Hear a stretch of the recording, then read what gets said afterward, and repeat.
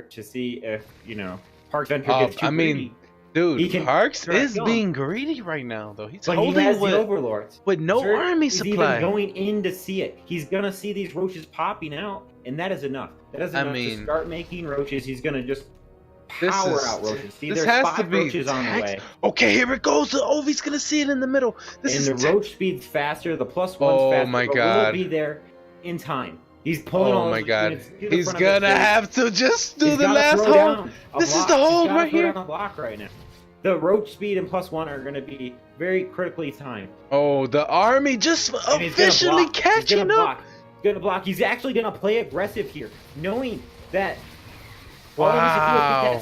Wow! The roaches just got the +1 upgrade, so the roaches are going to be a lot better in this situation. This is a huge upgrade advantage to have in ZDZ.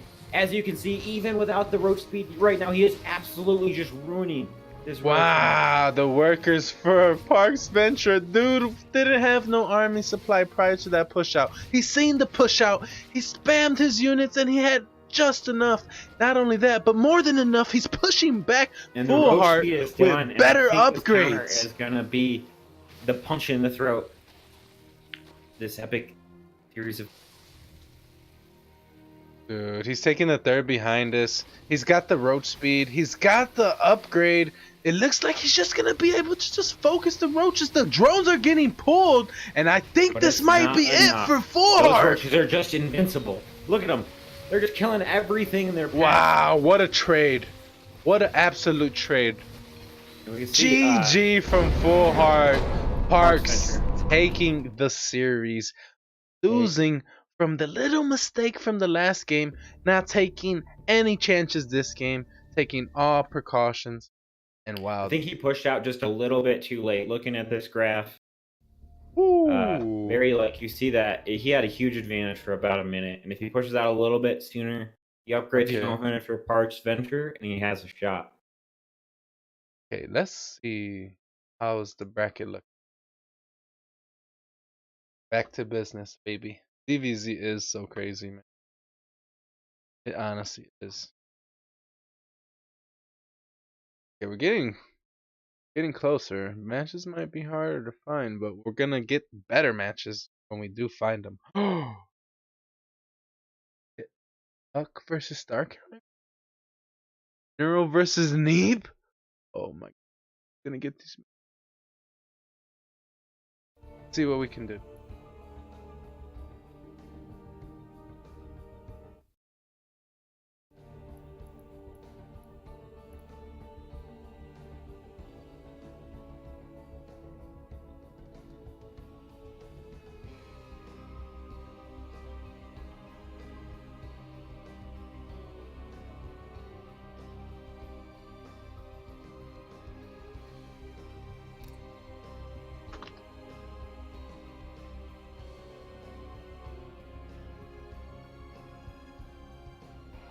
Oh, I got Puck versus Starkiller. Let's get it. Sick. Let's get it.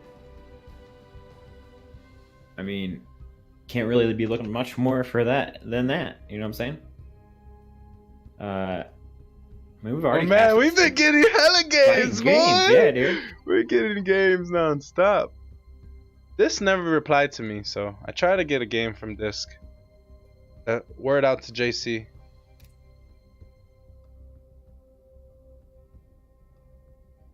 So who do you think the favorite is special in this? Well, Puck versus Starkiller. I do think. And brackets here. It's gonna be tough one. Neeb special. Yeah, Neeb definitely another favorite there. Puck here, you know what I mean? Oh yeah, Puck. Looks like Maynard is gonna be casting with us. Nice. Maynard. Damn, you playing Puck? And Zombie Grub.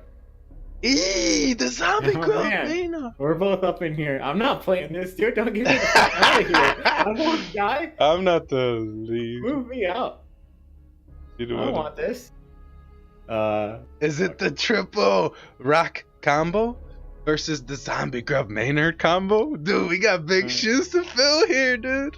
We're just gonna get rolled, man. We're not even in that. Oh league, my god. We're fucking master casters versus the GM casters. Pros, right? It's like 2K MMR. Dude, is someone gonna fix this or what? Someone please just move me. You're giving me stress. Is somebody gonna stop I'm stressed right now. stressing out V Triple for being versus Puck right now? Need that. Oh. Alright, let me go ahead and change my title while I'm ahead of myself.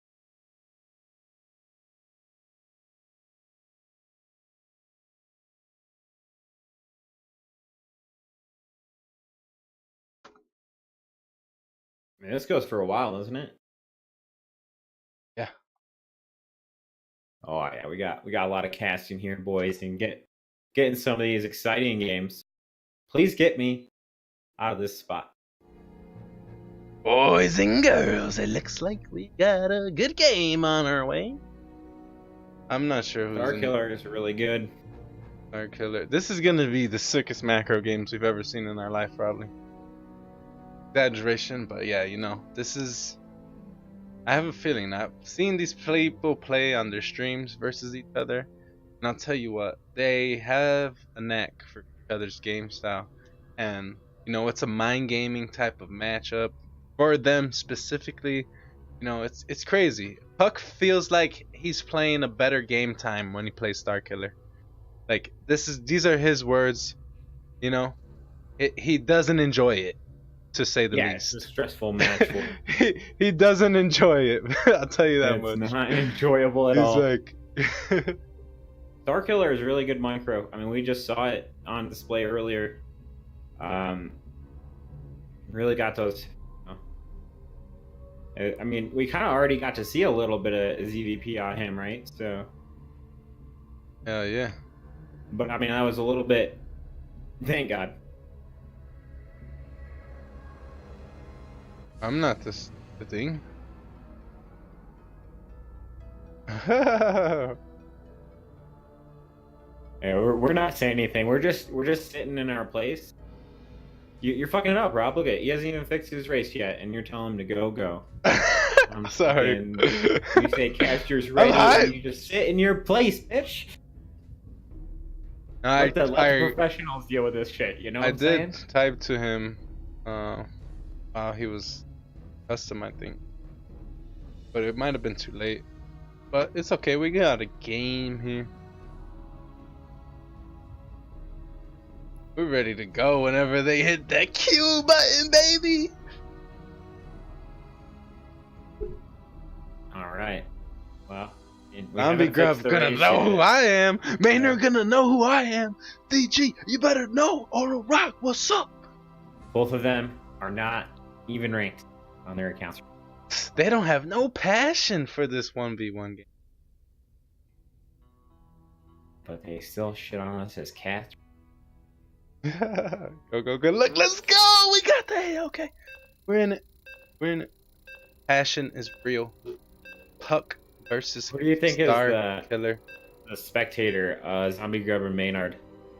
Oof. I think Zombie Grub is definitely the observer. She's a beast at everything. So, I give it to her. But it looks like we're in game. Protoss versus Zerg on Parasite. Okay, in the bottom right corner. In the red trunks, it is Root's very own Puck. And in the top left-hand corner, we have Blue Zerg, Star Killer, who has already won a series on this stream. Will he take another? Our second match casting Star Killer. He already beat up on one Protoss. Can Big Brother Puck going gas before Gateway? Very interesting. Take him out. And this is awesome, actually, because this gets you an opportunity to instantly throw down that Stargate, get your Warp Gate and Adept almost right away. That's why somebody would do this opener. Because, and not only that, but this opener shows 100% confidence in knowing that it's a macro game, or at least an expansion build from your opponent, because you can get countered by just a 12 pool, because if you notice when you do gas first, you don't scout. You need that extra probe to stay home to get you them extra minerals because you fill up the gas a little earlier. So you don't scout at all until way after your Nexus or Cybercore. So like this is a really risky opener, but Puck's gonna be super confident doing this, and he's gonna get into a great mid-game positioning with that early Oracle and early Adepts. And the biggest thing for Starkiller is, like, while he's getting the faster pool, he doesn't have the gas on the way. So there's not going to be any, huge potential for this attack. Well, I mean, he has got the gas. I'm done. What am I talking? It's more can't about see. like actually, like if he's all in or not, and he's not. He's just gonna Make some drones. He's just gonna make the regular stuff, So Starkiller just going for this eco opening. Pretty standard so far. And it looks like Puck coming on over. Once you scout after the Cybercore like that and you see the creep already when your probe gets there, it's like, okay, that's what you want to see. But if you're like sending your probe out and there's Zerglings already on the way, you're like, oh damn. That's when you're like panicking, throwing down Yeah, gateway. it's like, oh crap, yeah, this pylon is gonna get sniped, my Adept's not gonna be able to make it, I gotta pull probes from the main, and it gets super crazy. Puck on top of his probe control, seeing the Zerglings right away off the bat, being able to save that. It's only 2 Zerglings, nothing crazy, so it's not gonna third though. Not gonna be able to even get the probe because Not to scout it. Okay, 6 scout, going back with that probe. Puck on top of it, macroing back home. Like I said, Stargate, everything on the way. Look at that. Oracle gonna be, or might be a Phoenix opener. Who knows? A lot of players go differently with the opener. So it looks like a Phoenix opener, going straight for that Overlord. And the Adept getting a good scout in here, seeing this Queen gonna shade out of the main. That's a good scout. Now gonna get some drones here. Oh, meeting up with the second Adept. That was so sick. Oh, is he gonna save the second? Oh my goodness, he almost saved both Adepts. You should just let Zombie Grub take over your viewing. She's so much better than you. No offense. Good, huh? Hey, dude. What is it? You just click on Zombie Grub, hit follow. What is it? Camera. 3? 4? 3. What do you mean? It's 4. I got the different number. Might be 4. Oh, it's 4. Well, 3, sorry. Man, she ain't got nothing on me, dog. I'm good. No, it looks like this is a good scout around with the Phoenix, knowing that there's no banelings coming on in or not. Just standard stuff here. Bane Nest coming down actually in the back of Starkiller's main. Oh man. Okay. Getting back just in time. That shade was sick because he's gonna poke out, get a couple kills, and then save the Adepts. Wanting to take his third, but it looks like Starkiller's gonna make extra lings here. He's going for more lings, and the Bane is completing.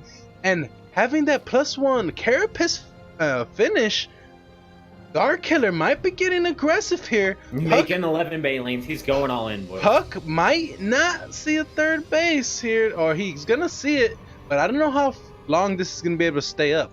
Having the double Oracle come swing into the natural, getting 3 drones here, but Puck they're gonna has to know with the lack of workers at the third. He's gonna have to come back with those Oracles.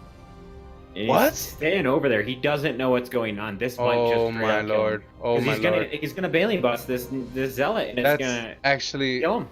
a lot of And he stuff. still hasn't brought the Oracles back. The Oracles are still on the other side. The of Banes the are map. going for the natural. The Speedlings take out everything at He the doesn't third. see the Baneling still, and it's gonna take everything. Oh my god, this is not good. Natural Oh my 13 gosh! Workers. have already 16 gone down. probes! The Oracle's getting recalled to the main. The Banelings And the coming Oracles on in. It's started slow now Banes. starting to Banes, but 39 workers just died. 40. It's over. Oh my god. The respect GG tap. Oh my god. GG. It was just absolutely downhill once that got unscouted like that. Wow. Well, he did that fake out where the lings hit, and he thought it might have been just a little bit of lings while the Banelings got up to speed to hit the natural. Damn, that was GG, yo. Because it's such an awkward timing for Baneling Bust to hit you that you're never gonna expect it that late.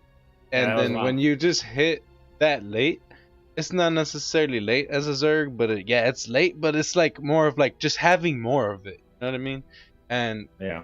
when you have more and then you're spread out getting the third base as Protoss, like you have no sentry in the natural, your oracles are on the other side of the map, you have nothing to stop Banes. Even if they don't got speed, you have nothing.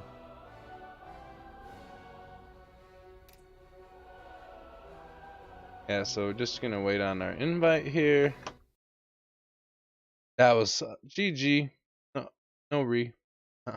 That was rough for a Protoss heart to take, definitely. Definitely easy to get caught off guard by stuff like that. Never really know when. Did you get it back into the next game?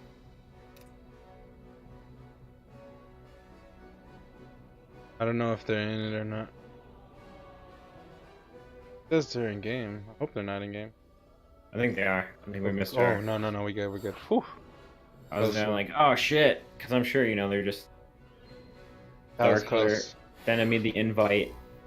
Luckily, They were getting some pull in the community. They're kind of knowing that we need to get in the game or something, I need some pleb casting. Y'all need the pleb casting community. Like I'm Bronze dead. Heroes Masters. Alright,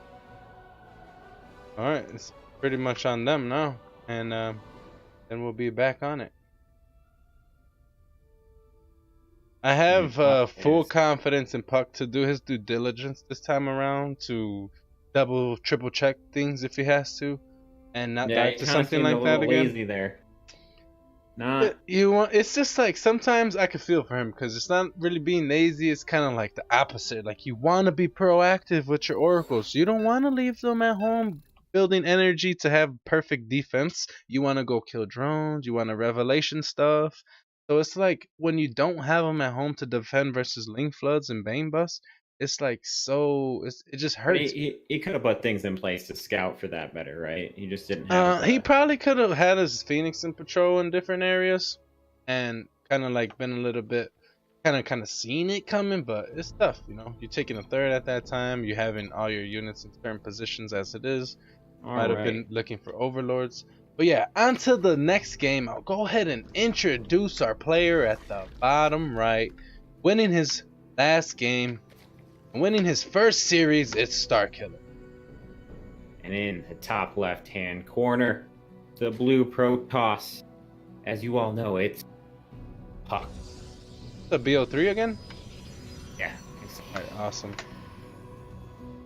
If you guys just tuning on in, this is WCS Winter, America's Qualifiers. It is actually super hype right now.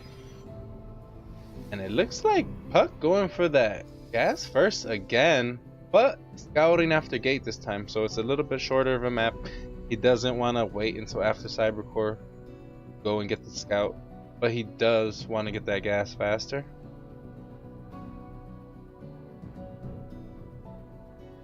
Gonna come on over the expansion.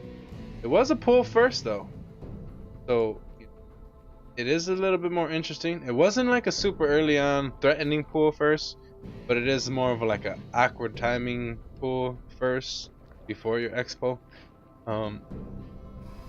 Feels good to see though when you're Puck, because like it's not gonna be super crazy all in right away, but it's something that you could possibly just like chrono out a zealot for and even get your wall off out.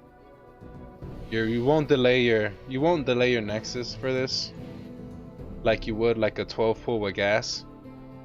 Oh my god, Puck body blocking those Zerglings to just delay them as much as possible, even risking a full surround on it.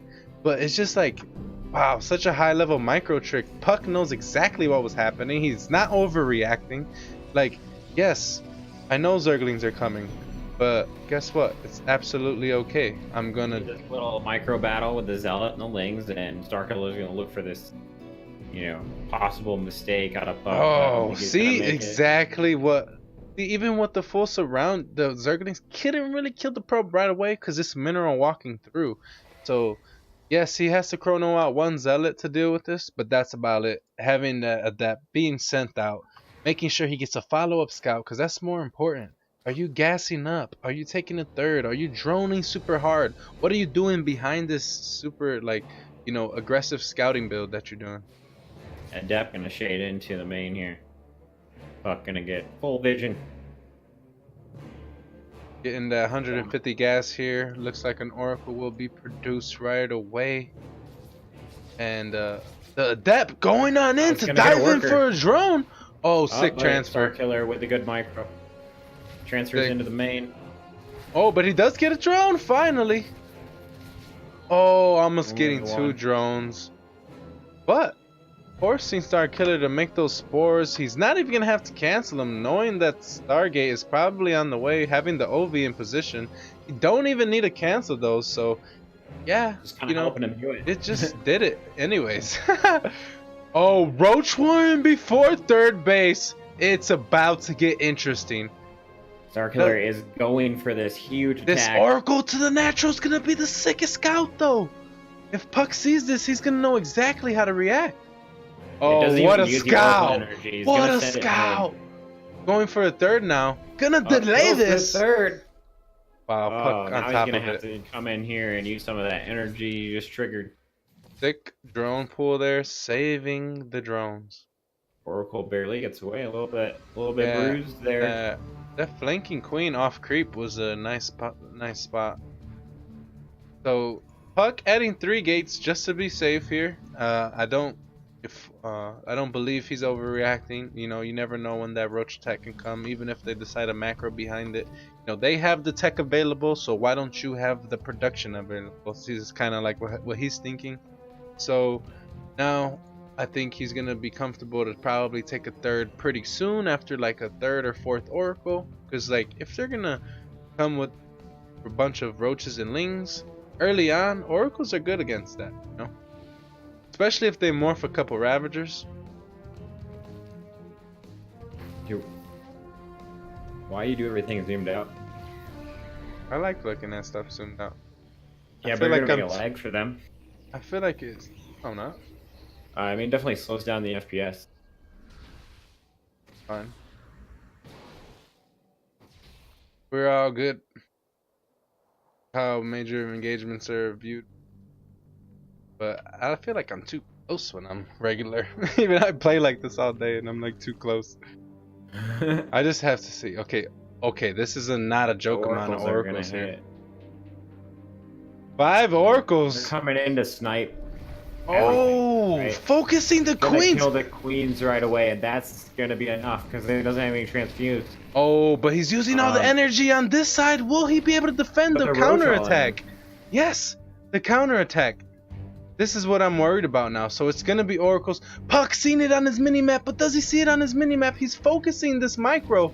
Oh, it looks like the Warpins are now available. The roaches are coming on in. Puck is gonna need to hold this. Oracle's being turned down here. Stalkers and the Adept blocking. Oh, I don't know, because if you get in, these roaches. But the Oracles coming up here, they're gonna have enough energy. Oh, these Oracles!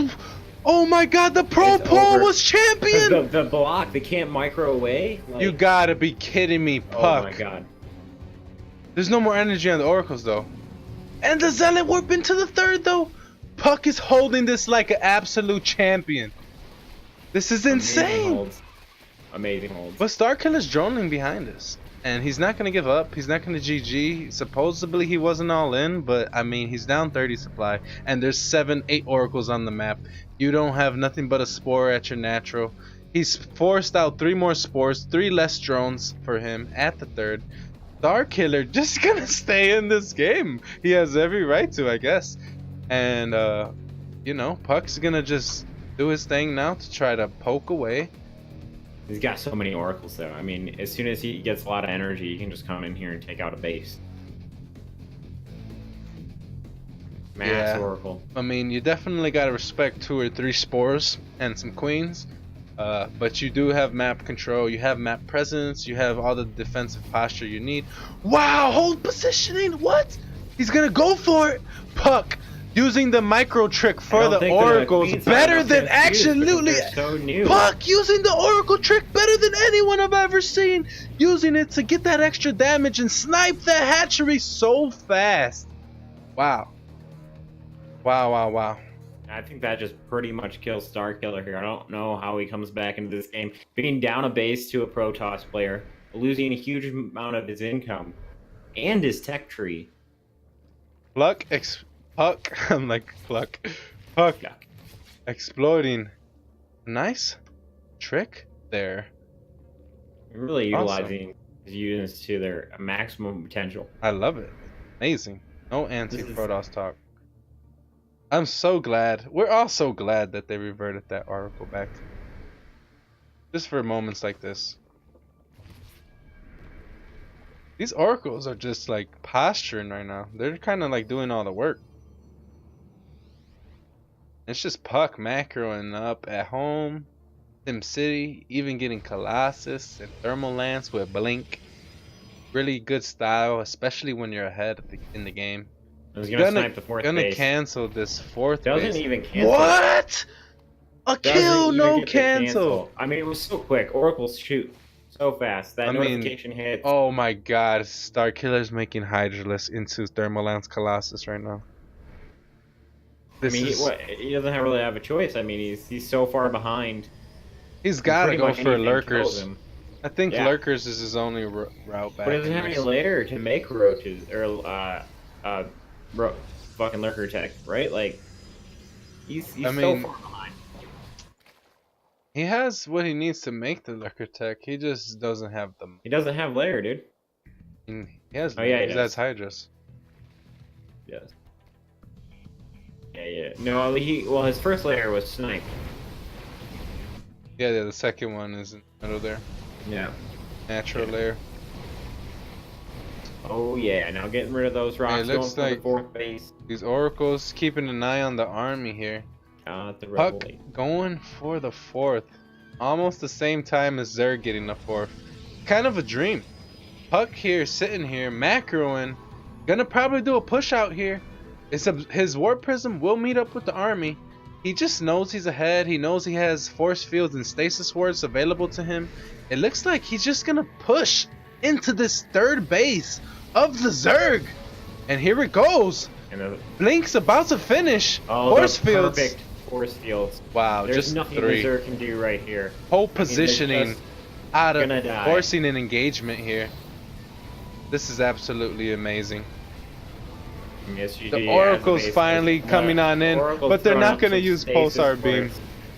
Oh my goodness. Wow, Puck. Puck is just absolutely rolling through here. He's actually just going to take out the 4th after taking out the 3rd.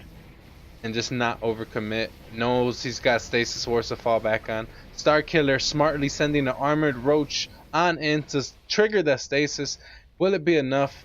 Most likely not. Puck sitting up 40 supply. Hydra's diving on in, but it looks like there's just too much under the Colossus, even with the Colossus surviving. GG, we have a series on our hands. Wowzer. Wow. Yeah, I mean, Starkiller is so far behind after that failed all-in attempt. Wow. Really tries to come back, but doesn't. It just looked like. Is that over then? Do we just like catch the later half of that series? I'm not sure. Is it? He said, "Good luck, good luck." Or that's like my last chat. Never mind, I'm done. So yeah, we just gotta get the next one. I think this was the 3rd. So it was a 4-team pool. He did it a 4-team pool to put on like a little bit of aggression, force the Zealot out. But I can't just help but to believe that, you know, Just going Yeah, for that put him a little bit far behind in the early game, and then Puck just never looked back from there. Then going with the follow-up roach aggression and delayed third, like everything he did, he put himself into position to force a Protoss overreaction, and Puck just never overreacted. He countered with the oracles. He knew that he had enough production back home to stay safe with the probe pool and the pulling back of the oracles and the new production of the new oracles, that he'll be able to hold the attack, kills the spores and the queens and the drones at the natural. So it was just like such a good play by him by not overreacting to anything Starkiller did that game, and that put him ahead and just dominated in the end.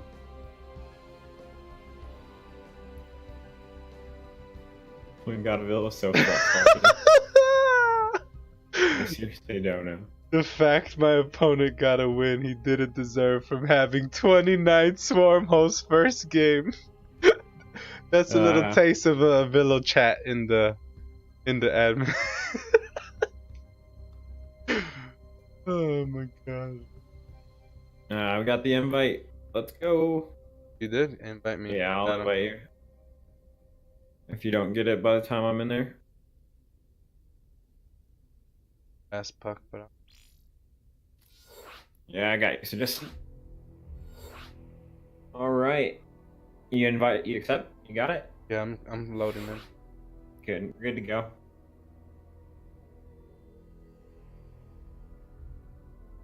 Gonna cast this game for you. 1 sec, I'll be right back.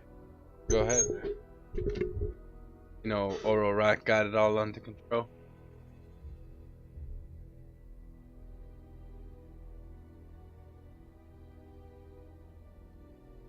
Baby. I know he's not talking to me. I'll be ready to enter. Ready.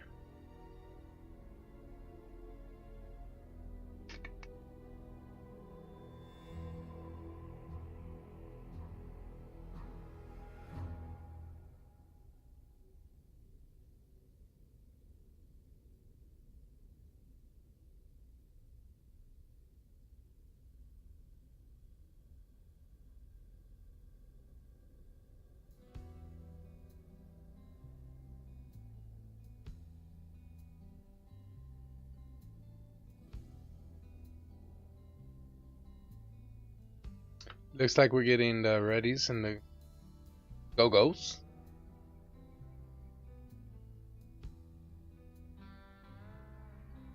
Ooh. Fuck. All right. There we go.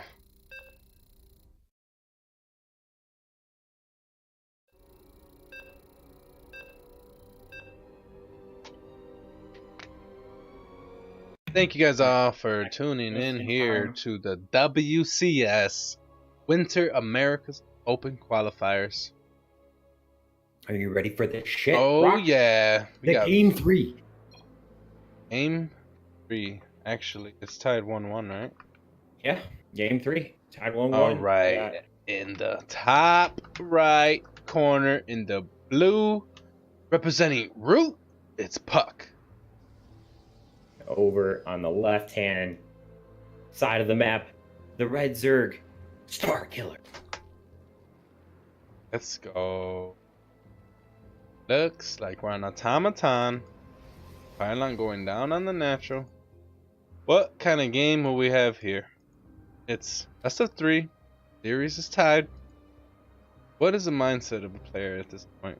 Kinda probably just to play safe, play macro. Who knows? Maybe take a risk. Come on. It's the early stage of qualifiers. What kind of crazy things would you pull out? Star Killer already being annoying. Proxy hatch. Already being annoying.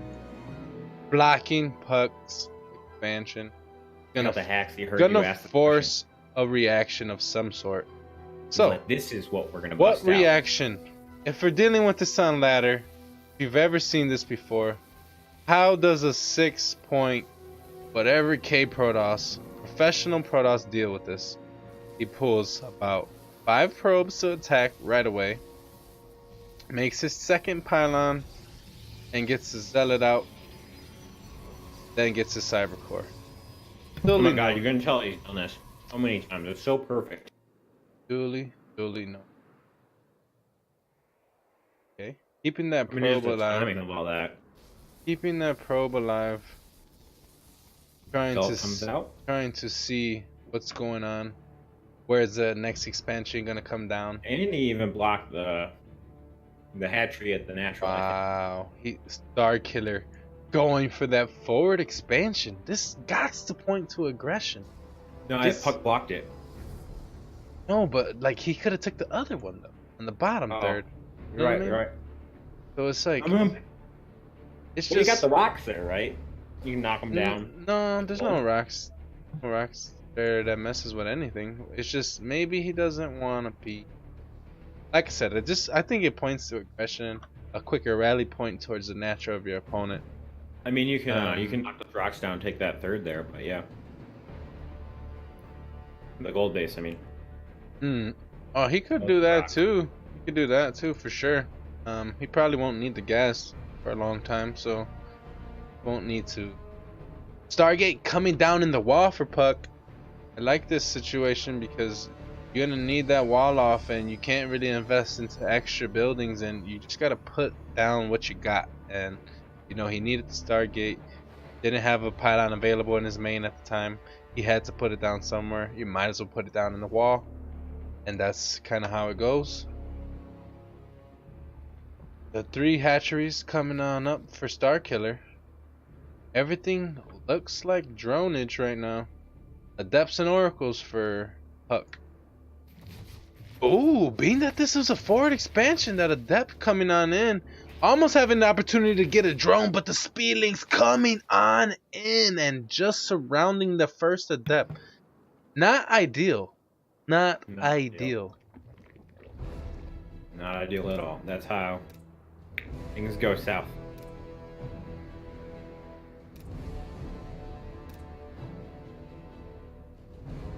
I once heard Cyril say on his stream, when he didn't kill the first Adept, it was GG for him. He still won that game. It shows you the perspective of Cyril and what he would prefer in that situation, and the ramifications of not getting that Adept. So what you're telling me is Protoss lost, right? No, the Protoss won. Oh my jeez! Getting on in right before the drone actually, I mean the spore completes. 4 workers there. 4 workers. Now that better than ideal. That is because I mean better. Because now if oracles have evolved, right? Ideally it started with like getting 6 or 7, right? And then it evolved to being like, okay, these are things that are defended perfectly, now I can get 0 done. Then ideal turned into 2 drones. Ideal now 2019 is 2 drones. So if you get anything above 1 or 2 drones, you're doing better than ideal. The key is to not lose them. That's the most critical thing about That is Oracles. definitely the key, as we talked about in previous Starkiller PvP, where he killed the 2 drones that the oracles that sacrificed themselves for the 8 drones, which he just came back and made massive Ling Bane with. And then won that game. 3 oracles. 3. Scout gonna stop. Wow! Killed it!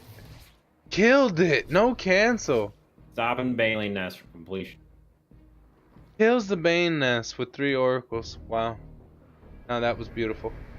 I mean, that's just so painful. It's gonna delay speed so much longer. And he hasn't even restarted it yet. The double robo coming down behind the triple oracle Phoenix play. This is beautiful. I love it. I seen stats do something similar, except he didn't make 3 oracles. It was just 2 oracles. It's kind of like the standard PvZ build I've been working with now. Is just kind of like make those 2 oracles, make the Phoenix to kill the overlords, and get double robo behind that, and kind of just pump out those immortals. Oh my god, look at that. Double immortal production. Hydra Bane attack might be commencing here. Starkiller moving across the map. He's moving across the map. He's gonna be morphing the Banes across the map, and it looks like he's gonna be poking to see what's going on. Hydralists are being spammed. The Hydras and the Bane timing is coming. I don't know if this is gonna work. Just with the lack of the losing those drones early, the snipe on the baleen nest. What do you think? Oh, the and trap on the force field. lanes! That was sick. That was a sick catch. The Lynx are not gonna get anything done. Oh, the my God. catch. The He's actual not gonna catch. let a single one alive. Oh, and there it Your goes. second caster curse almost. Nope. Oh, he got it. He got it. He got it. Thank you, Puck. Oh my goodness. Saving Dude. me. Dude, I don't know if this attack's gonna work now after I think losing he's that. dead. After I mean, losing those Zerglings, like that was the poke and prodding to kind of like buy more time for his attack to like synergize well. But you lose those Lings now, and you're sitting like trying to break Force Field Shield Battery.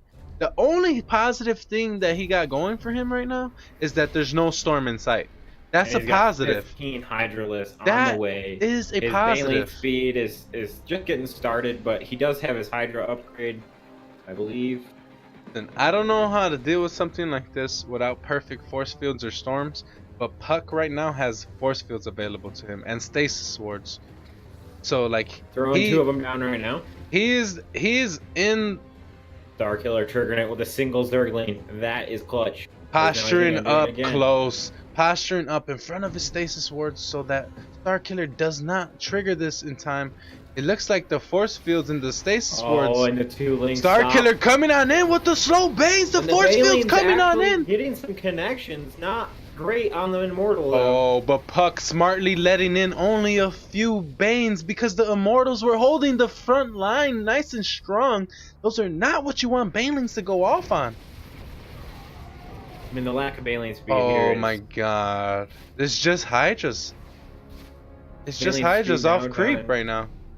But the He needs some kiting more is on his math side things. though. Puck stepping out is it's a little scary for my liking. No creep spread from Starkiller moving across the map Okay, either. these stasis swords are good. This is a little risky, Puck, to do Yeah, it doesn't something. have He didn't see the stasis! Hydralisk, that's gonna be so painful. He didn't see the stasis ward, dude. Puck needs to Yeah. play this a little safer in my mind, but maybe he knows what he's doing. He's buying time for Storm, and that's exactly what he needs now. He's posturing so forward. Oh my god, I would be so scared, but Puck is a monster. But he Just knows he staring has at to the be- face of danger. Oh my goodness. Making the Zerg commit. These the Banelings actual- all stuck behind. The Banes are Canceled his Baleen derping. speed at some point. They're What actually happened? derping. He canceled the Baleen speed. Why? It was never on the way. It was just a it Hydra wasn't. on the way. Oh, it was a Hydra upgrade? Yeah, Oh my the god, Hydra. the Baleen just not. Oh my god, Storm's about to finish! Puck was just staring at the face of danger. He The didn't even make Archons. He didn't.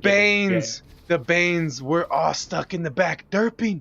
Now he's coming forward with the High Templar, and this attack is over! Starkiller has 48 workers. He cannot turn around in macro. I mean, he is all in right now, making 26 Zerglings. How did Puck hold this? How did he do it? This Six was force so fields. this was so godly. I mean, it all comes down to the lack of the Baleen nest getting sniped early. Oh my god, the storms are absolutely insane! GG, well played from Starkiller, and Puck takes the series. Wow, that was insane, dude. I would have died like 10 minutes ago. Yeah. First attack. Oh my goodness, dude. That was Yeah, insane. I mean, the huge thing with the Oracle's getting those drone kills and then getting that Oh Baleen my nest. god, let's take a look at the bracket. Puck is a monster, dude. He's actually a monster. Special moved on. Of course, of course, of course. We have Epic in the next game. It looks like Raze, Reinhardt, Happy. We got M Canning and Expect. Maybe. Neeb 2-0's Neuro. Facing No Regret possibly next. Jim Rising and Jon Snow. That's a ZVZ. I'm straight sworn. Puck versus Silky. Another PVZ for him coming up. Man, we gotta get at least one Terran game in here. My soul's gonna burn. Soul. As long as it's not any. Like, I mean, if we find Still somebody. I don't want to talk. I don't want to watch that shit.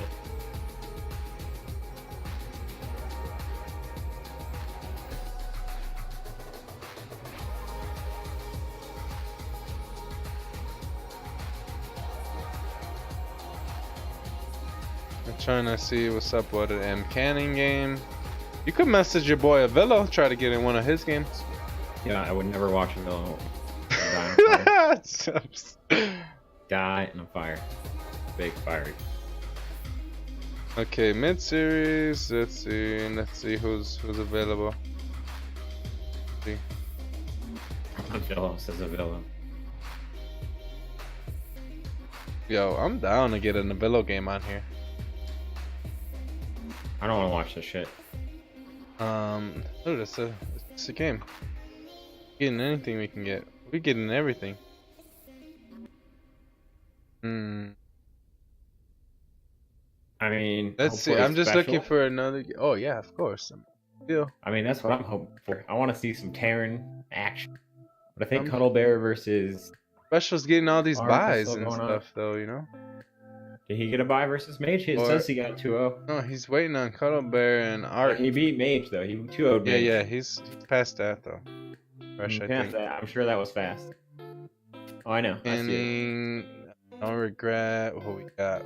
Future. We can get in. No, Future's got the winner of Gym Rising, Jon Snow. It looks like.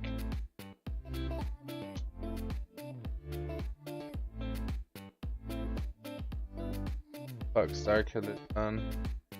Losers bracket we can look into. What is your stream title right now? What is it now? It was Puck versus Starkiller. WCS so. Winter American Qualifiers. Why? Yeah, it's not showing up for me because my Windows too. Yeah, got it. I was just making sure it was like playing. I'm done. Ignore me. Who's in the game? Anyone looking to cast game? Who's White Shadow? He got a game for him. No regret.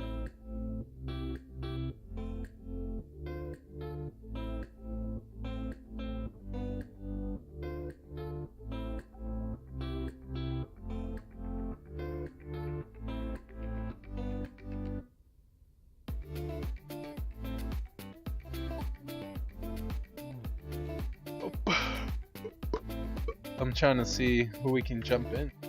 Yeah, dude, I'm trying to figure it out. I think looks like Zombie Grub is out, so maybe they're gonna jump into something soon. Refresh the page again. Leave Hilly's away. Pig's available. Oh wait, I think he's casting. Yeah. Yeah, because I seen him earlier say he didn't want to cast his EVZ. Like, what, man? No, you're the ZVZ specialist, bro. I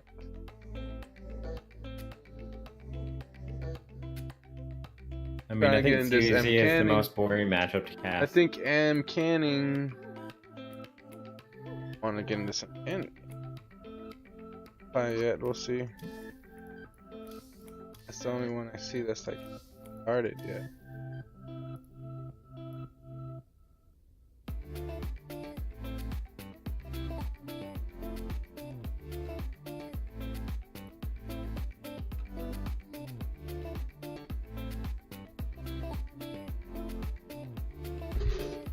So should we wait for a real good one? I'm just trying to get an ending game here because I think one. I mean, at some point we're gonna be only down to good ones. Or we might not be able to cast them at all. Why is that? No, this because then it's gonna get tighter with the casters. Yeah, it's gonna get real tight. I mean, there's a lot of casters that can be in a game. Yeah, it's true. But you know how players are, dude. Players don't want no type of potential distraction or lag to happen, so they would just, or probably less people. Yeah, I mean, we didn't cause any lag yet, so we're good. No, we haven't. I think we're good. Now comes our As connection. long as we don't like cause someone lag, then yeah. If you ever have it happen, they'll hate you. I'm gonna just PP next game. Like, yo, hold on, who's at the door? Get yourself blacklisted for life. Hold on. Get hated by everybody.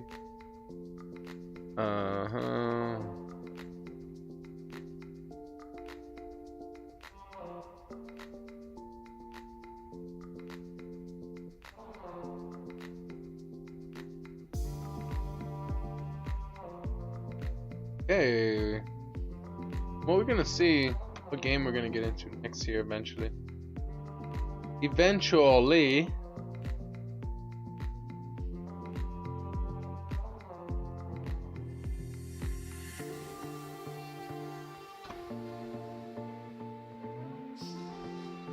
The bracket's so big, man. I guess I gotta look at the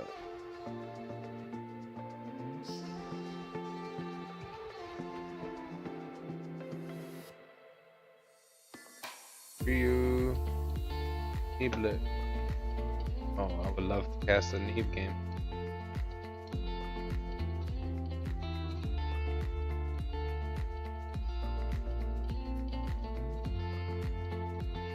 I mean, we can get in probably Puck's game again.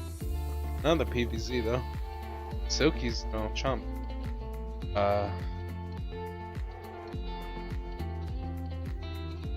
It looks like they're already in game.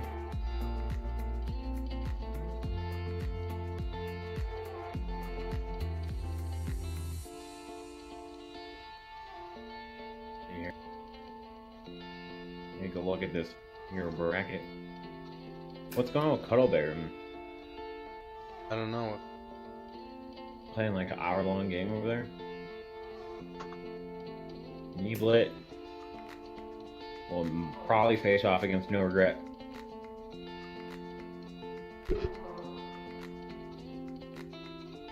Paco Mike gonna play somebody, I think. Yeah, I mean everyone just happens to be in game. We hit up real bad. I mean, we were flowing though. We was flowing for a while. Dude, we were hot. We even got some sweet. Like games. we couldn't even talk about analysis in any games because we were getting games too quick. I know, right? Just like, okay, well, next game, back to business. Let's go. Getting that the early pro games in. Pro gamer. Well, it looks like we're gonna be in a little bit of a downtime here, which is not a big deal. How you guys doing out there in chat? Sorry, it's on 180-second delay, 3-minute delay. If you're out there listening, appreciate you. Look at the bracket with the exclamation point bracket command. Tell me if you want me to try to jump in any specific games. I'll try my best. Be on the lookout. There's like a humor guy in here that I feel like was supposed to be this guy's first opponent. But I'm like, well, no. Who knows?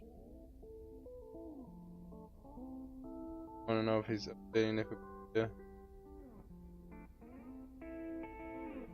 Okay. What is going on with that Cuddle Bear game? Still don't see any updates. That's wild. There might be in the latest TVT ever, dude.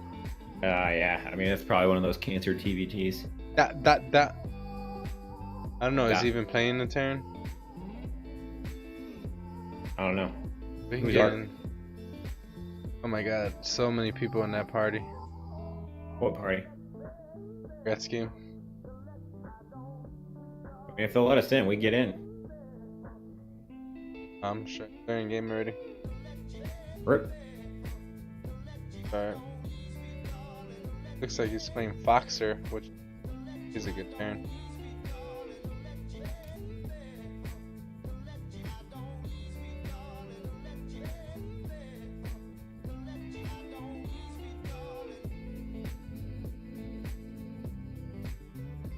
Are they in game already?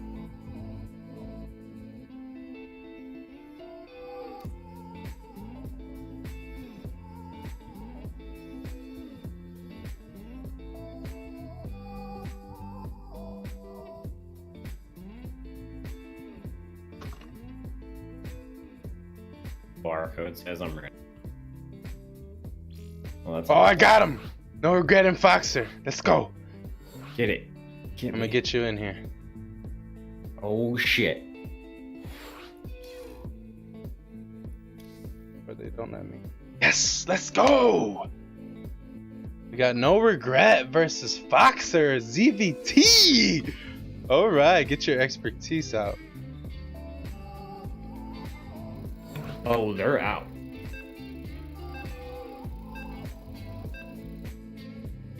All right, let me turn my pause. Get on the right scene. Let's pop on in. It looks like we have a super high level PVZ about to be on the way here.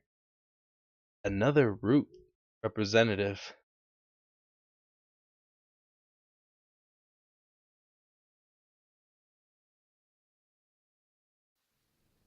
All right. Turning on the... I'll go ahead and introduce the Mr. Infamous Code S, the best coach, the team house owner. I think no regret.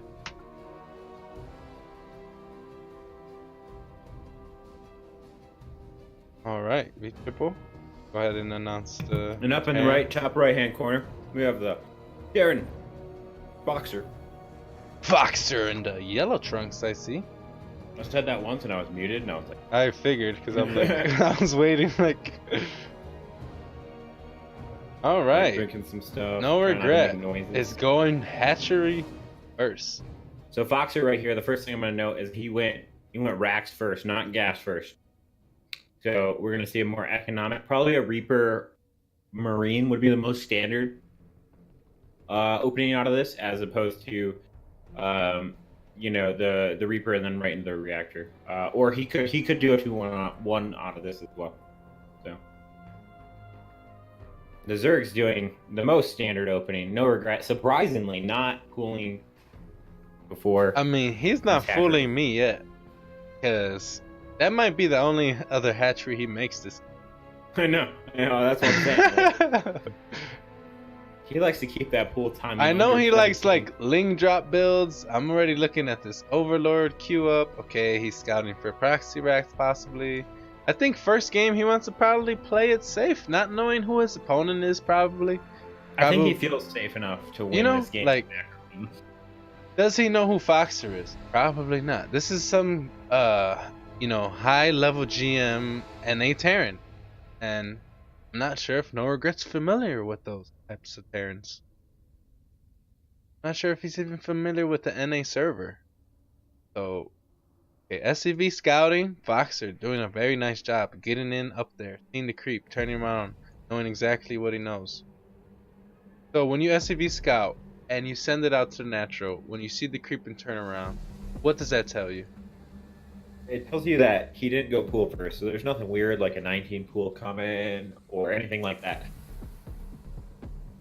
Hey, making that Marine Or 19 after Roach Warren. I'm done. Making that Marine after Reaper, coming on over, scouting for the third, not seeing it, sending the drone out, but having to pull it back. The Reaper was right there in the front. No regret pulls back the weakling. So the Queens is going to take his third at a 3-minute time. Great job being active with this worker, this Reaper. Oh, going on over for the switch right as the Zerglings come on over to delay that. Not going to switch it until those Zerglings get cleared, because that will delay it further. Only having one Marine, yes, is going to delay. No regret, whole positioning in the drop zone there, delaying really those delaying Hellions. those Hellions. That's actually pretty huge, because How big of a deal is that? So what can happen here is he could like mass a ton of Zerglings. I don't know if he's gonna do it, but if he does, like basically those Hellions being later allow Lings to get in here and do a lot of damage to this SUV line. Oh my god, those Hellions being late exactly just gave him a mule and pulled the line. And killed a few workers. I mean, that's so much value so early against the Terran. You know, Terran not having the best production speed of workers, this is huge. So no regret sitting up 7 workers right now. Make that and make that 10.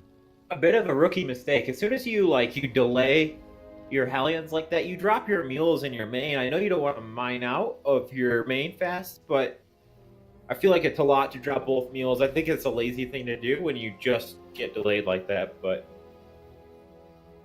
Yeah, definitely probably would have took the safer route and dropped the mule main. 500 minerals, right? Like, Yeah. that's a lot. That's a lot of minerals, and that's what I look at. I mean, I would have done the same thing because I'm lazy. No, I'm just kidding. But you know what I mean. So yeah, I mean, definitely when you're in StarCraft games, sometimes you like to try and cut corners, and you Yeah, know, I mean, it's less APM essentially. And- You're already kind of looking there, putting your workers back on there. and when you that's get why it's away such a with natural it, habit. it's cool. You feel good about it. But when you get punished for it, and you just know, like in the back of your mind, you should have probably never, or you should have never took the greedy route. You know, should have Yep. did your due diligence. The Banshee coming on over, but the Spore will be ready in time with the Queens in position. And it looks like it just got shift clicked there and not cloaked. Cloak just finishing right now. Getting a few Trying to more. get the Hellions Oh, run by. the shift The click! He's right on the Hellions. Oh my god. But sick micro out of Fox are really punishing those lanes, and he's gonna get a lot of the Zerglings. That's Yes, huge. but the Banshee died to the Queen at the third. That was just sitting there. He didn't even cloak himself. So that's definitely gonna hurt. So I mean, the Zerg's definitely in a better position here. 100%. That drone count, it tells the story 59 workers to 44. Yeah, when It's you just open so- Banshee and you get 0 work done with it and lose it, that's not good. What's that plus the workers in the beginning and the mules, like, and the Snowballing unit right delay? now in No Regrets' Yeah. favor. It's all just adding up. And I mean, the thing that is going well for the Terran is the production and the upgrades are going. He got a lot of that macro stuff perfectly. I mean, so- look at No Regret just macroing his ass off right now. Like, you know what? You guys know me as a cheeky Zerg, F2 Zerg. Look at what I'm gonna do. I'm taking 4 bases, macroing versus the Terran, taking my edges and just moving on. Wow, setting up this run by, but the Vikings in sick positioning to see that. The Hellions coming on over, but the wraparound from the Zerglings. This is not going to be good from the Zerglings, I don't think, because No, this the is a Hellions waste of could links, I think. actually. because they don't get any of these workers. If he just hits an extra minute, after those Hellions move back Oh, out, but that one Bane coming on in, the slow Bane. Going Gets for the the Hellion. Hellion. but not really worth it. I don't think. I mean, as we see out of the Zerg player here with no regret, he's going mass ling into Muta now. So, You know, it's little Really, stuff like that's that that fine. can get Foxer back in the game. Just no kind of. regret throwing links like this? Yeah. it can certainly, definitely, but I think Because he's going to have, like, less powerful map control. yeah, but that's the thing, right? Is like he hasn't pushed back any creep yet, so he's kind of keeping the Terran on their side of the map. And right now, Terran needs to be cleaning up creep because that stuff it's about to get out of hand. I mean, we're already halfway through the map at 740, right? Like no regret has had no resist. Oh, this mine. Oh, the mine. Oh, they hit the late perfect split chunk. and loses. Okay, that is how you throw a game. See what I'm Um, saying? Let him get things like this. Getting Foxer back in it. His worker Yeah. count is right there with the Zerg, and his supply is now ahead of No Regrets. You The tied thing, in the though, is worker that count. The creep is huge, though. I mean, he hasn't pushed back a single creep tumor. Here it goes. Starting off, So top this left. has got to be good. He's got to so. This is critical for the Terran. This is what the most important part comes down to. Is cleaning out the creep, not Oh, losing but the units. Zerglings finding Perfect this micro. drop. The Bane speed on the way, but not quite done yet. Gonna just take. Oh, sick targeting before the pickup on some of those Banes. And that's exactly what he needs to really get back swinging at this, sir. Because yeah, he's ahead, but But only like you starting said, his it's fourth base still now. not pushing down the creep, and he's actually Yeah. let that creep tumor advance extra. Yep. And you look at the middle map. He's about to send more creep tumors out, and he's going to be at the 3/4 The mark. Viking getting picked off, bottom right. Oh, you can't Transfuse have on that the happen. transfuse on the Overlord. He's got drops going out, and he's got Banes coming over here. 6 split from Boxer. But he takes out the depot, so it's going to. Oh my God, stuff happening all over the map. Snipe one of these medevacs before it unloads. Nope.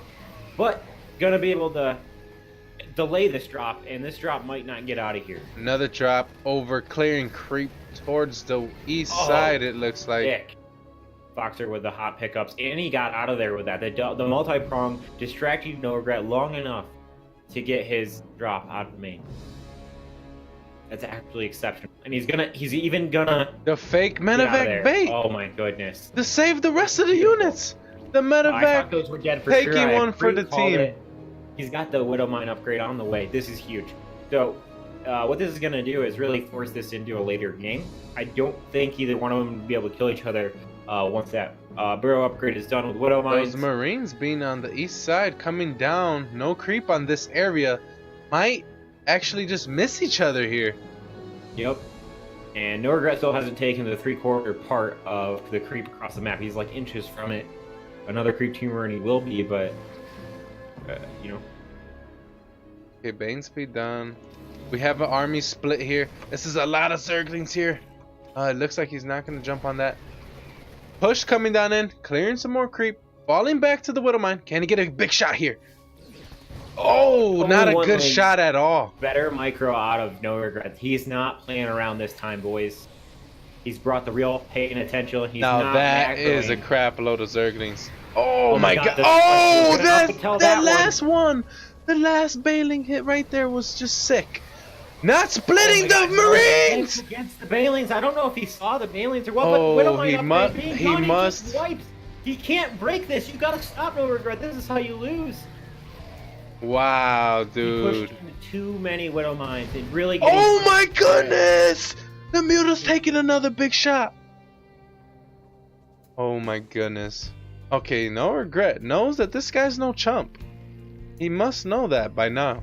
The Sim City is sick. The Widow Mine upgrades is sick. The Marauder count, the Thors, like he's playing versus Ling Bane Muta perfectly right now. He's doing pretty good. That engagement went. Oh, he's gonna have to hit the repair. Oh, instantly hitting that repair. This guy's on top of it. Who is this guy?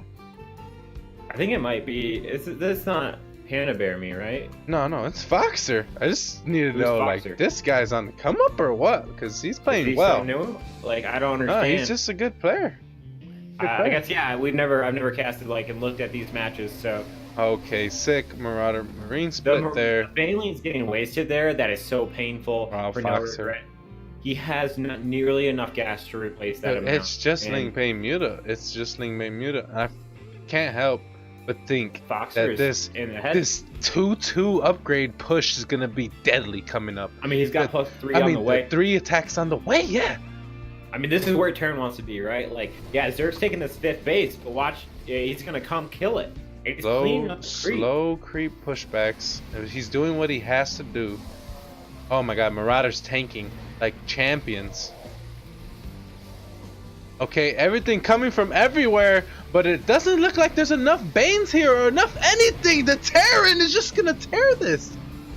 No Regret just hemorrhaging units right now. I don't think he can afford this at the moment. He really needs. Oh my god, he's down upgrade. Okay, he's even in upgrades now. At the last minute, he's just getting +3. The mines. Oh, he's retargeting. Is he retargeting? Oh, okay. Oh my lord. Oh my lord. Coming in with a surround. I think trying a magic box. But I don't know. The Mutas are disappearing. The Terran is not going anywhere. Coming. If these 24 lanes get off, he actually might be able to overwhelm them since they're on. Dude, it's over. No Regrets dead. I'm calling it now. Oh, the Thors and the Marauders, they're just not gonna die. No, this is still a match. Like, he can lose his entire army or he can completely win. Right? He's down double the army supply. He cannot kill this. Splitting. There's gotta be army elsewhere though. Oh yeah, dude, Terran's just got too much. No Regret's gonna have to GG soon here. Game now. The engagement was not good for No Regret. He lost 8 Balines to a single Widow Mine. And now the. Oh my goodness, dude! Is No Regret gonna drop this first map? No Regret has Ultra Tech, but he's only just now making the Ultras. I think it's a little too late, but if it was just a little mixture of like of being a little too A little bit too overconfident. behind. No Regret Oh, was in those a main- No those Regret mine was hits in are great huge. spot. Honestly, he was in great spot, but he just got over eager with some engagements. I don't know, dude, And- these 3 ultras, if they finish, this game goes back into a possibility for No Regret. Honestly, Yeah, ultras on you're the map, right. Actually, and his upgrades are going to be almost in line with that. So 3-3 but the ultras are 3-3 huge. bio coming here, and the hemorrhaging of the units. Holy Okay, cow. this ultra's gonna be a nightmare to deal with. But I feel like One ultra Foxer can't even get out. Foxer is making 4 lips at a time. He He's doesn't ready have for any this. ghost tech. He's ready for it with the lips. Yeah, he's got liberators. How Oh many? my God! Is No Regret coming back in this He's game? only got the 2 liberators. This is what I'm talking about. With that ultra tech, Oh, this is man. really dangerous. For I Foxer pulled the because he only has tasteless! 2 libs. We pulled the tasteless. Called the game early. No Regret why you is have to actually Terran here coming back. No, what can But happen to a but Terran? no, I don't know. You're acting like these Maros. Yeah, Maru in that position wins the game. But this isn't. Maru. No. I'm still standing by it. It's just too many libs at this point. So, No Regret's got 81 workers. He just needs time, But technically. he's about to take out this 5th base. Like, if potentially, he I'm not gets sure. the time, if No Regret gets the time, I mean, his 3-3's done. he has He's got 81 drones. Like, how much larva does he have? 7 larva. I don't know if he has the larva to keep up anymore. He just needs to make corruptors. Yeah, it's over. It's over. There's too many Marines for corruptors to do anything. That's not true. There's really not that many, but I think he has won the game. I mean, he's definitely way ahead. Supply count is Oh, massive. that splits though. Corruptors are just now happening. This This is fucking where this parade Terran's push in is trouble. insane, actually. Yeah, it is. And I think he just made a little bit of a mistake there, but we'll see if it pays off. I mean, the libs are taking a while to kill the Yeah. ultras, but you Got pick the up fix. and you stay safe while you're on top of them, under them. Yeah, he just made the corruptors too late because he's got a ton of money. Wowzer. No 'Cause that's regret. What worries you as a Terran is No if he's regret. corrupted Sitting on ultra, 80 you need drones ghost still. lib. He's still not losing he drones. forgot the chitinous plating. That explains so much. Oh my God, Chitin is plating. Barely getting started. Barely getting started. Yeah, I Those think that's libs GG sieging for up No Regret. so close Haphazardly. like that, yeah. But you know, It's, I'm sure he's doing a lot The with this Balins, parade though, push huge coming hits here, right though. there. He gets a bunch of medevacs right there, which is huge. Oh, the Balins just finished, and he doesn't have a split, Oh man, and he just lost almost all of his Marines. That was huge. No Regret, wrapping his way like as much as he can, trying to fight his way back. I'm just staring at this parade push clawing. of He's clawing out of this pit that he has dug himself into. okay. He's now even in workers. It's 3-3 versus 3-3. No chitinous though. Still no ghost in the way. The It has me so corruptors are concerned. taking out the libs now. You need the ghost for the corruptors. I've been saying this all game. There are these hard laws of Terran, and that is one of them. Oh man, I'm just surprised No Regret's sitting on such an amazing drone count during this whole time. He's been defending a push for like 5 minutes, bro. What is going on? This is like What is actually going on? when you're in that position. It's so hard to kill a Zerg because, I mean, he's the benefit for the Terran is he's way ahead. He's making He's got ghosts the and creeps I mean right not back. ghosts, marauders and Thors. He's trying to just take the band-aid route to the ultras, and not really You really need the ghost. not really go with the hard counter. Well, it's not that the ghosts don't really counter the ultras as much as the liberators do, right? The ghosts help kill the corruptors more than anything. Yeah, you can snipe a few ultras in the front, but ultimately it's to take out the corruptors at range. CTY 3 is an ghosts on the expert way. at that. Finally, Finally to the ghost making the transition that he needs. If he Oh, picks up those here, aliens it's gonna be almost tough huge. because the corruptors will snipe this. Bro, this has But the been the minefield. last. How long has this push been Oh my going god, the on? liberator siege on the Oh, fourth base, the taking out fourth. 5-6 workers. Sick bunch of multitask drones. right here. This is Finally, exceptional. not just trying to be a Protoss and just kill him with the army, but pull him apart like a true Terran, and then push when you have the advantage. The ghosts are being rallied up behind us. It looks like he's finally going to be able to come on over and just have better units this time. Oh, the snipe's being canceled, but the Ultra's still being The Ultras sniped. are dead, and he's got no more. So I think he's pretty much he's in trouble now. I just been watching the mini map of straight yellow. GG from No Regret.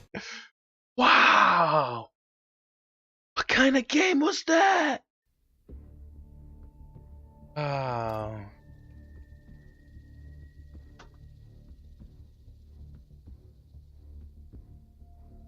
Yeah, you see the ghost come onto the field, and it's a better fight for the Terran. Even if he had some of those snipes canceled. This guy is a 5600 Terran on NA. I mean, but No Regret tried to play him in a macro game. I feel like that's not No Regret's strength. So. And I know this guy, and I was familiar because I think I played him on ladder once. He's crushed me, and it's like this guy was on top of it, man. Like Code S level Zerg, you just beat in a macro game. Like, I know that's probably not No Regret strength, but he had the Ling Bane Muta. He had the lead. He was doing everything right. He had even more drones at the end. He just took some bad engagements, I think. Yeah, it really snowballed from the beginning. I think it was that first fight where he overcommitted into the natural, or the third base of the Terran, and lost a ton of Banelings to mines. I don't think he expected the burrow to be done that fast, and he got it. And then that's really, I feel like, the tipping point. I don't know if that's the same feeling you had, but yeah, definitely. Like, it was around one of those big Baneling hits that, I mean, big Widowmine hits that you feel that kind of like was just overboard. Yeah, maybe, like, I don't know, I feel like a lot of these players mind game themselves sometimes, because it's easy to go in and look at someone's profile and see, hey, this guy's 5600, you know, I'm a certain level of player, I'm gonna play this certain way. And we got to take lag into account too, because those are some high micro units from the Zerg, and I don't think he's here, right? He's in Korea. He might be off server. I think he's in Korea, but might be, but we're not sure. Just something to take into consideration, because that could be the difference in the game right there with such, you know, glass type of units like Bane, Mutas. So let's see how No Regret takes this. So if he plays a more aggressive game, more his style and less, you know, ultra glass like Lin Bane, if he goes like Lin Bane Hydra or some kind of early cool, that's what I expect out of No Regret right now. Oh yeah. That's just my analysis. I mean, I'm not a No Regret specialist. So.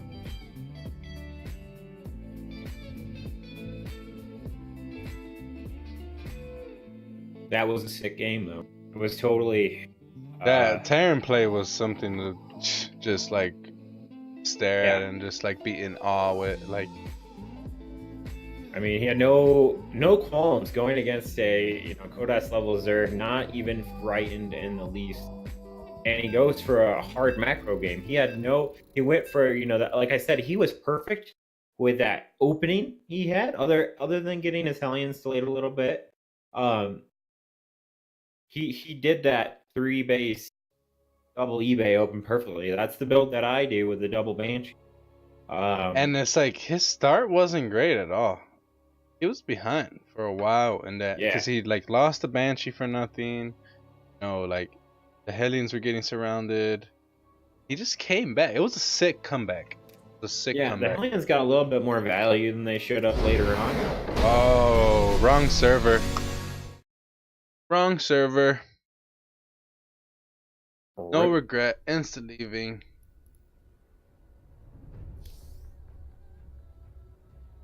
I think we just figured out that he's probably not on the US server. Otherwise, he probably wouldn't care. Right. I don't know if that it was Central, or you should put it on Central, but that's still...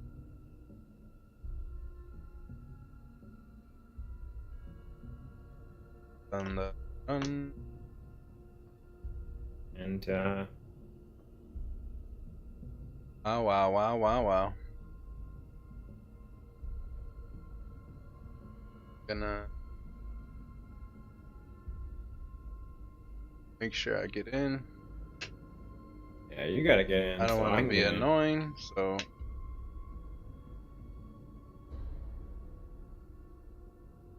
I mean, Fox is a beast. He's trying to add everybody he can. He wants that exposure. Yeah, it is. Oh yeah. Jesus. He's like, Temple? What? You want to come in? Come. We got space. 300 casters over here. No regret. Shut your. You're a caster too, bro. Show some love, bro. Show I some know, right? love. I think he's just fucking around. I know. Because he don't want these hands. He really don't. You in here? Go run house.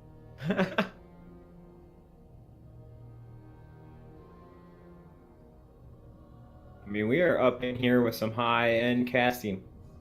He doesn't want this many people to watch him lose, maybe. And I think he just doesn't want the lag. That is that prima donna pro gamer stuff right there. Yeah. Love it. Love it, love it.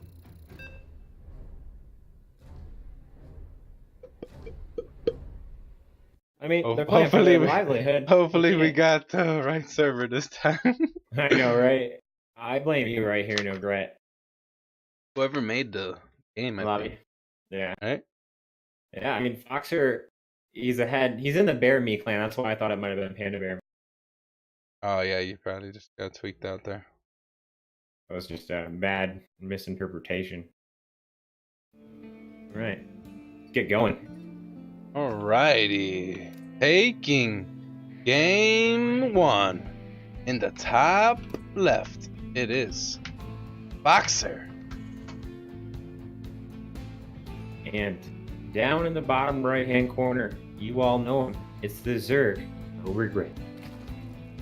All snaps. I mean, are we going to see an early... Don't see nothing picky yet. I would... I mean, what do you feel? You go into the macro game, you're in a position that you want to be, you just make a few execution mistakes. Do you change it up? I don't think so. You just That's know. true. I mean, he's like, if I micro one of those situations better, it's a whole different game, right? So. Right. So it's like, maybe it's a different story. Like if he's like, pulls his best macro build out and just gets stomped, and you're like, oh shit, I gotta cheese this guy now, Or like, right. I gotta switch it up. But he was in a beautiful spot, So aggressive. Maybe that's just the style that's been promoted and viewed the most. But it's like, this is the first time we cast this guy. If we never knew who he was, we would think this guy's a macro Zerg, right? It's just like, I mean, give him the benefit of the doubt. No, he's not, because the macro Zerg would have got their third faster. I'm sorry, like a macro Zerg gets their third at like 153. They're so greedy. And that's what they do. They skip their first 2 queens and they make their third right away, so the Reaper can't harass it. That would be like definitely a greedy opener. It's what a lot of the Zergs are doing. That's 2-1-1? Do I sense a 2-1-1? It has to be. No, not 2-on-1. I'm talking about. No, I'm talking about now. What's happening? Yeah. Foxer dropping that extra barracks. Gonna 2-1-1, no regret here. I like it a lot on this map because the rush distance is very short, and that boost timing of the Medivacs will hit that third so quickly. Ooh, diving deep with that. He's gonna get that lane. Ooh, that's bad for no regret. He didn't even micro that away. I think he's kind of underestimating his opponent a little bit. But maybe he's really off server, and he doesn't want no micro links. True. But the SCV! The SCV blocking it! You go for the third faster. I was just mentioning it, is that they go for the faster third because they don't want to get blocked by the Reaper, and this is what happens. This Reaper is champion right now! So What good. is he actually Foster's doing? displaying some amazing skill. Look at the money from No Regret. He's floating. Got stim on the way. He started his stim. He is perfect timing with his build order. Are you serious? Are you serious? And he's gonna He get the blocks drone. it. No way. The drone. He's an No Regret absolute is making madman. going all in. Dude, He's No gonna Regret. get one upgrade with this evolution chamber. I'm positive of Does it. that tilt you? As a Yeah, Zerg? it does. It does. This is why I don't think No Regret has really prepared for this macro style, because he's getting punished for essentially why Zerg's changed to the meta. And I find it, just a little ironic is all. This guy is hitting his 2-on-1 like faster. He hasn't even been sniping overlords. Oh, but having these Marines in a choke point And No here? Regret just coming in here making Trading links. these That's never gonna links, work. I don't know. No Regret had no idea that this was what it was, because he hasn't pushed out with those Like, Marines. he Overlord. could have pulled back though, like instant. Yeah, but he didn't see him right away, and then once he had already committed, like. This does weaken the 2-on-1 though, so It does. I see that as a positive right now. He's making more Lings and Banes. No Regrets going for it. He's got to kind of go all in. He's kind of behind at this point. Oh, so, this is the No Regret we know. Yeah. He's absolutely going for eBay it. is so close to not finishing. His Carapace is about to finish. His Bane's about to finish. There's no more drones in the production tab. My man's is going for it. But the double eBay finishing is a huge That's win huge. for Boxer. Huge. He's got to repair that second eBay though a little bit, because that Oh, the is SEV! too easy for That's a Baleen gonna bust. spot He doesn't perfectly. see the Baleen best yet. He doesn't know it. He's not repairing the eBay, and this could cost him the game, honestly. But he's got stem now. I don't see this working for No Regret. Watch this. Around. Oh, the target firing was Target fire's so insane! sick, but he kills so many of those Baleens, and now No Regret just gonna I'm make telling more. you, with stem, it's not gonna work with slow Banes. Off creep? Dude, he target fired those Banes like a god. Is this Maru? There was some perfect target firing, 100%. And he's got the gonna get 2-on-1 this on the Overlord. map. The Getting rally both of point, these getting OVs! Oh my goodness, this is This so is bad not for good. No He's Regret. already He's gonna supply lose supply blocked! block. That's game, I Oh, think. He's not gonna get Overlord. this is done in not time. good at He's got a all. mass Baleens, He's and it's not- backstabbing though. He's backstabbing though. Oh my god, that eBay. Oh, he's but the good. tank, if it The sieges. tank doesn't siege. He's not microing the tank. Oh, it's Oh. gonna have to be on both. He's not gonna get he it. gets it. Oh, He gets it. He gets in. This is so bad for the Terran. Oh, the door's down. The door's down. Terran pushing in the Base Zerg trade. lane. We He have- has nothing to defend this at home. Yeah, but the He has no Zergling Baneling. reinforcements can't do anything about this. Yes, I But think 12 Zerglings Terran might just not holds on actually one be base enough. and wins. Yeah, Terran Terran's wins. gonna win this match. I'm confident of it, because. Oh my God! No regrets. Is he gonna get too old? Is he gonna get too old right now? I think we were gonna watch No Regret fall. I mean, he brought the Lings back. He knows this is a dire position. The but tank is out. Micro He's gonna. from Zerg. Oh my God! He's taking back the natural. Terran's macroing comfortably. He's got one attack. Oh, he's feeling good, bro. Baneling There's 30 God's workers. got no Zerglings Baneling. fighting Marines with no. He can't even make Balins right now. He can't even get Balin's speed. He got sniped. Oh my The God! counter attacks are huge. in He No lost Regret. his Baneness. The thing about this situation, This- though, the is Lings! this favors No Regret, because this is what he is trained for. Like, this But is how he no, plays. he's throwing Lings. I promise you, if there's a situation No Regret This wants is to be in, definitely it's a no regret game. I'm not even gonna lie. But this- the Terran has showed us only impeccable defense and offense. I think is something to take note of. Like you said, he's playing like Maru. He's getting those pickups. He's getting the reactions. A little bit poor on his scouting to see that counterattack, but other than that, his control has been exceptional. Okay, pick it up. He's gonna go push this third base, but No Regret's gonna see it with the Lings. The situation I think No Regret most comfortable in. So Oh, he but got he's the only tank just in now there. getting If the he lair. gets this tank positioning up. Oh, The No Queen's Regret getting doesn't know where to involved. cut this off. He doesn't know where to cut this off. And he's going to boost over here and get in position with the tank and Marines. This is a beautiful position for Foxer.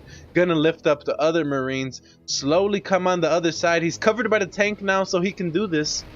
But no regret going for the deep Setting up the surround. surround. Set. That's huge. But he got no speed on the Banes. He's actually going for the full-on counter. No surround. Well, it's the best decision for no regret because it leaves He's getting on top of Boxer the in a tank. situation where he can't micro these units as well. Oh, I'm not so mindful. scared for no regret here, dude. He can't drone up. He's gonna have to spam units, and he's gonna have to get the second Baneling hits with no Bane Boxer's speed. Third is getting hit too, so this How are you could gonna be get- a hard situation for Terran to micro. It's honestly very difficult. The fact that he has a third down right now, though. No This- regret coming in, flanking the tank. This push is now officially over with those lanes there to clean up. Oh no, this push The is tank. just beginning.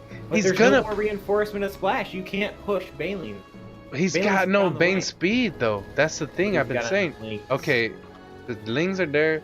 Lings are don't really scare stem the Marines, you know, with Medivacs healing them. He had It's, upgrade it's advantage the up Bane until speed right that's the threat, now. and it's not on the way yet. Okay, but the flanking Banes, he's gonna have to come. The targeting is insane. But even with the targeting, losing a number of Marines, I mean, he gets so much value out of that, but he really needs to kill this third base, and if he doesn't, I think that's going to be huge. Dude, if he gets his third base and he's got his third base up, that's humongous. That's game. I mean, like, this is the tipping point That's of the match. production Either facility. overextends Dude, he or needs wins. this production facility. He's gonna target these Banes like a god. I can see it. Oh no, that's too many now. Yeah. Yeah, Way too once many those melee. popped, yeah. I think He's this is a got to grow perfect opportunity for a double prong attack into the main. Look at the other two drops. But does no regret see it? I don't think he does. I think He he's has too no focused on idea, this. and he can't split his army. He's already split it for the counterattack. How is he gonna come back? There's nothing in the main, V triple. He's gonna snipe the Baneling speed. Oh my god, this is gonna No, be massive. no, it's 1 second The away. lane's just Okay, in time. complete. It literally Save it. just complete. Wow, But my heart dropped can't for morph him. any more Banelings right now. He needs another Baneling nest right now, and he throws it down, knowing exactly the position he is in. No regret. Coming back for on the third! ropes. And he snipes Oh the third. my This could be goodness. game. I mean, Boxer No is Regret has to double go kill the him supply, right dude. now. He said Double double the supply. He everything. has to kill him absolutely Dude. right now. No regret on the very tips. How? He doesn't have enough of anything. I mean, like I said, it's his only chance. It's now or never. Dude, he's got Drilling Claw Widow Mines already done. Yeah. But Banelings are a huge difference. I'm telling you. Oh my god, but No, Drilling the Claw splits are Mines. terrible. He's over. He's microing But the past. production is on point, and the supply is way too much. No regrets gonna have to GG! Not getting enough of the army there. Wow. Wow, dude. No regret getting too old. By the Terran Boxer. No chump. Showing that he taking on no regret.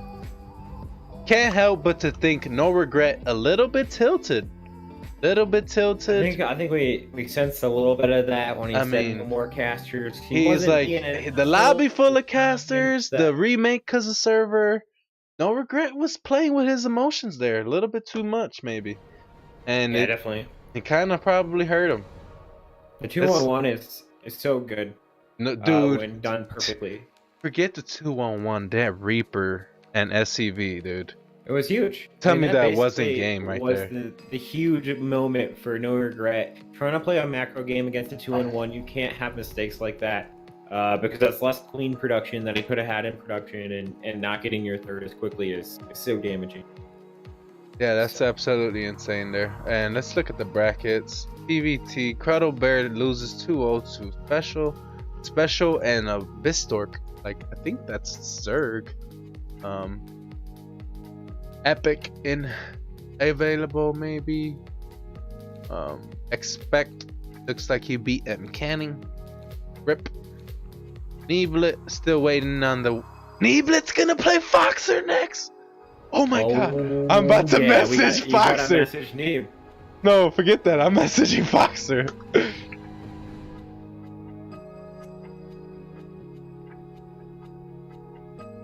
I should message him and tell him he's got amazing.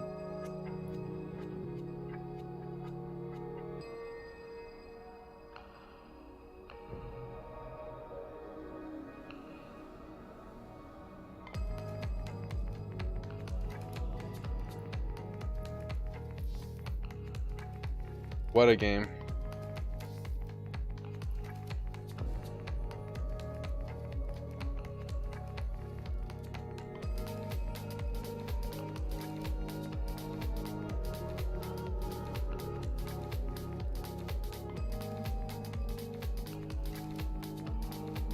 Oh, we're getting in. I got Fox. Let's go! I told him I heard your terror play. Let's said, "Well, go! really, Neeb versus Foxer? I mean, I'm excited. It's a TVP. We're gonna be the best. I mean, this is situation. perfect, dude. We got Boxer who just took out No Regret. No, He's put here in to No show us Regret play up. in the loser bracket If now. Boxer beats Neeb, we have a rising star. Oh my goodness, dude. I don't think it will happen. I really have confidence in Neeb. He's an amazing player. Neeb, I was watching his stream earlier. Wow. Wow. Is he cleaner than a fresh batch of laundry? That thing was just amazing. Neeb is a scary player when he's on point. Kind of reminds And me right a lot now, of Cess. you know, Like, exactly. If he's on point, he's just gonna snap your neck, and you're gonna just fall dead, right? Like, and there's no like stopping it. But when he's not on point, it just looks like there's something missing. And if you're saying he's bringing his A game, that's pretty scary.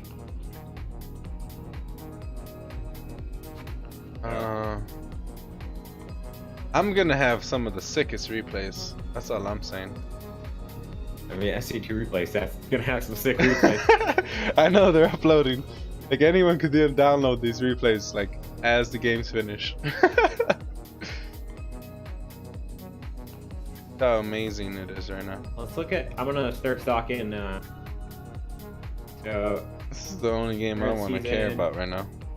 1v1. He's 16-1 on whatever this account is. This guy Foxer, dude, he's on it. I fucks with this guy. He's like asking any casters if they want. See, that's the mentality. Yet you have no regret on the other side. Like, oh, there's too many casters in the lobby. And it just shows when you have a positive mentality, like Foxer, you might actually win games. Are you in the lobby yet? Not yet. I'm waiting. He's still waiting too.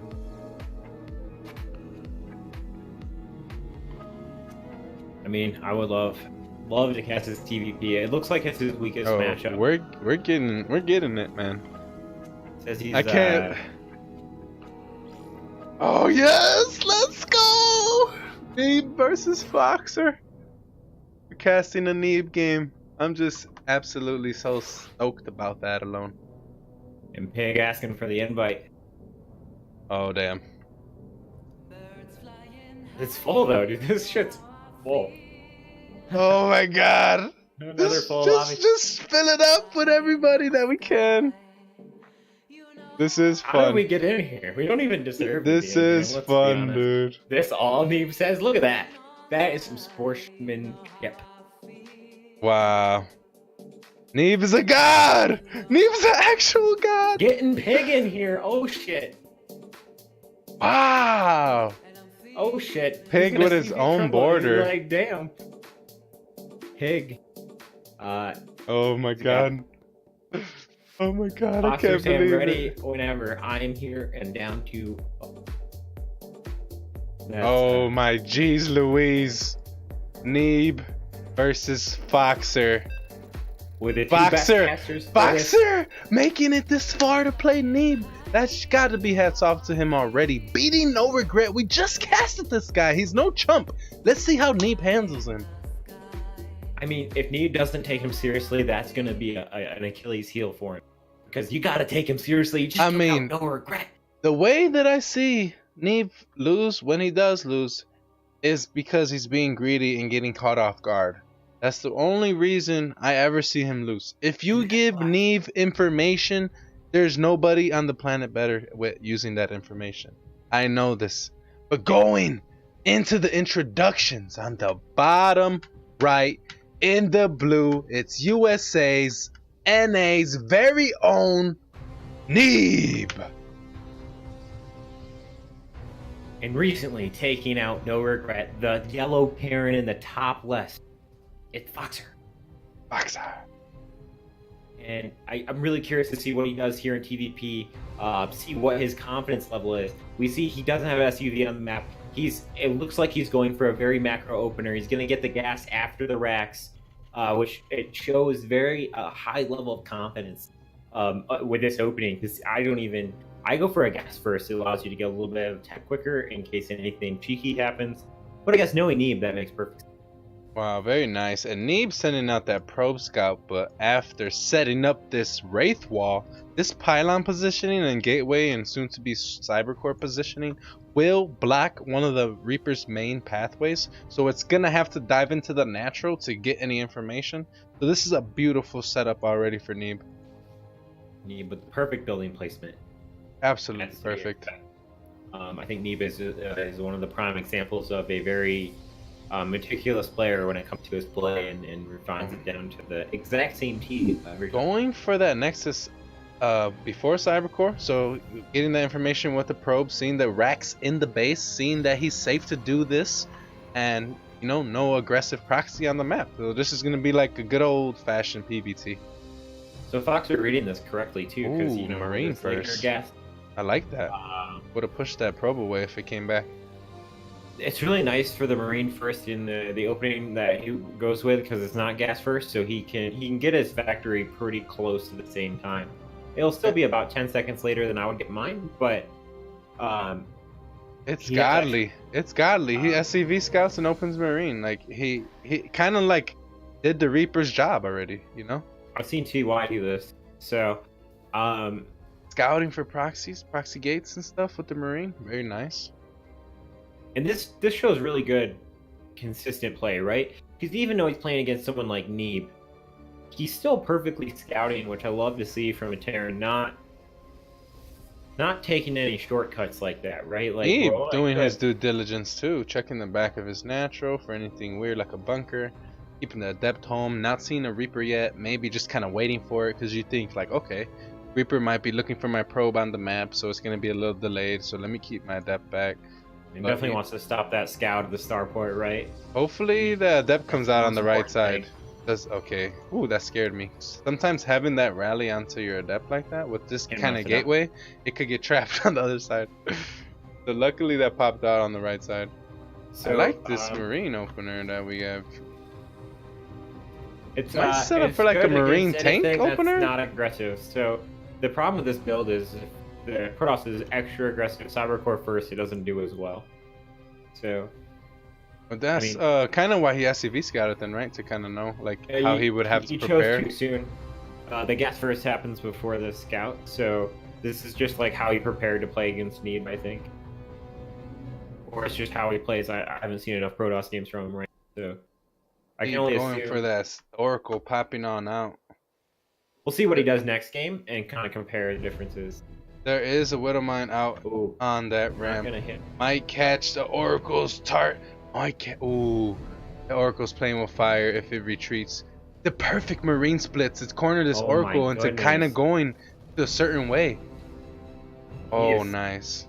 So aware. I'm so impressed by. Oh no! He did it! Foxer! He kills Neeb's first Oracle. He perfectly knew what Neeb was gonna do, and he's gonna push right now with a Marine tank push. Banshee, and Neeb doesn't get in there or cloak Banshee. Neeb doesn't scout. Oh, this is a so dirty build. I know what this build is, dude. This Marine tank Banshee push is so hard to hold, especially Neeb when you lose the first has to get this information with a revelation. He cannot use anything but a Yeah, okay. But he needed to save that revelation because the Banshee's gonna get over there. I guess the other Oracle. But usually you open triple Oracle with Stargate. And then you go like a Phoenix. So even if you lose one Oracle again, or not? Wow, he's got that. He got that. Yeah, he made a third Oracle. So he lost one. Is he gonna get an extra one? No. Okay. Well, he is actually. Because I was gonna say he really does need that energy right now, right? Like, if he uses the revelation. Well, the thing is, he's seen the Marine tank push, so I think he wants extra DPS. For the Marine too, because it's possible that they don't even have stem right now, and he knows that. And Oracles versus Marines without stem. Oh my god, pushing here with no medevac or anything quite yet. Neeb posturing with the pylon and making some Foxer zealots, with a just bunker making tank anything, push. bringing some units back to recharge with a shield battery. But now he's making the bunkers, and the setup is going to be harder to break as time goes on. Does Neeb jump on this right now? Yes, he is. He's does. not going to let it shade set in up. on top of the tanks. The oracles come Oh in. my god! This is actually going good for Neeb. Wow! He's gonna need the anti-air for the Banshees. He's But cleaning tank up in the tanks. The with the bunkers are not getting up. Oh my god, the 3 gateway Oracle production just handles this. What? This is so classic-esque, like hitting every single warp in with your 3 gates and warping in all and getting oracles non-stop. Like, that is what classic used to do to push back all these Terran little pushes that were awkward like this. Because if you're a greedy Protoss and you're not hitting those warp in cycles and you're just trying to get up to your infrastructure and upgrades, you will die to something like this. But Neeb hit all those warp ins. He revelated, he knew the push was coming early on, and he wasn't skimping on units. That was awesome. He's gonna get this. Wow, maybe not Doesn't enough commit to energy to it. commit. Yeah, it's a good decision by Neeb to be more passive. He doesn't have to kill him here, but he certainly can. He knows he got the three bases up. He's got Bink finishing. Oh, this is ballsy. This is super aggressive. Splitting. This is bad, Neeb. I don't know why you're doing this. This is definitely a flex base. move. I've seen Neeb do flex moves like this. He does these things sometimes, and it was like no regret last time. Maybe trying to flex too much, and you might get ahead of yourself. Not taking But Foxer seriously. It's honestly something that great players do, though, because you always want to see if your opponent knows how to deal with these situations. You know, Right. whether You it's definitely tested them out. like it's like with a clunk of Marines running up a ramp to the sniper High Templar. You don't do that. You're gonna get stormed and die. But if he's not paying attention, if he's not looking, you can get away with it. You know what I mean? So like, great players love to test the waters like that, but it can backfire sometimes. But I don't regret it. I wouldn't look back on that. That's what makes Neeb Neeb, And Foxer is still starting his third at an alright time after that 2-base push. 4 oracles is no joke. We really gotta see how comfortable he feels. In this 4 game. oracles can even snipe a turret if you don't repair on time. So if he snipes this third, it's gonna be a real trouble for Foxer. Wow. 'Cause he On can't- location? What kind of balls this guy got? They're huge. He's doing it on location with 4 oracles on the map. I think he needs to, though. I think he knows he's behind a little bit. Oh, and- the quadruple stasis ward in all the paths. But Foxer sending out the Marine Scout. Wow. I'm so impressed by Foxer, even though he's like behind and he might lose this game. This guy is good. He's good. It's definitely good. I mean, that was good timing, and Neeb just kind of like barely held on. And Wow, Neeb though, just having the Archon charge lot set up behind us, going for that 4th base. The 4th base is fully mining. Neeb got 75 workers. What am I looking at? yeah, Zerg Zerg, exactly. Power You Protoss. might think he's a Zerg right now. This guy's playing so greedy and he has so much. Yeah, I mean, this But is he's- the heavy gateway style. that But it's we- perfect. It's not great. At this point, he's like hitting everything on time and like clockwork. He pushed back to push, and he's ahead, rightfully so. And he's getting his charged out Archon. I don't think Storm's on the way, but he doesn't need that right now. There's no ghost or like crazy amount of threat on the map. He has just more of everything. You have Foxer's getting Burrow. He's making his third a planetary. That's really interesting. He has no choice, I guess. I mean, probably because he absolutely has to hold Okay. this piece. If he doesn't hold this, oh my He's god. dead. He's down 20 army supply. Let's see what happens. Blinking on into a planetary and tanks and bio. Not the best decision, though.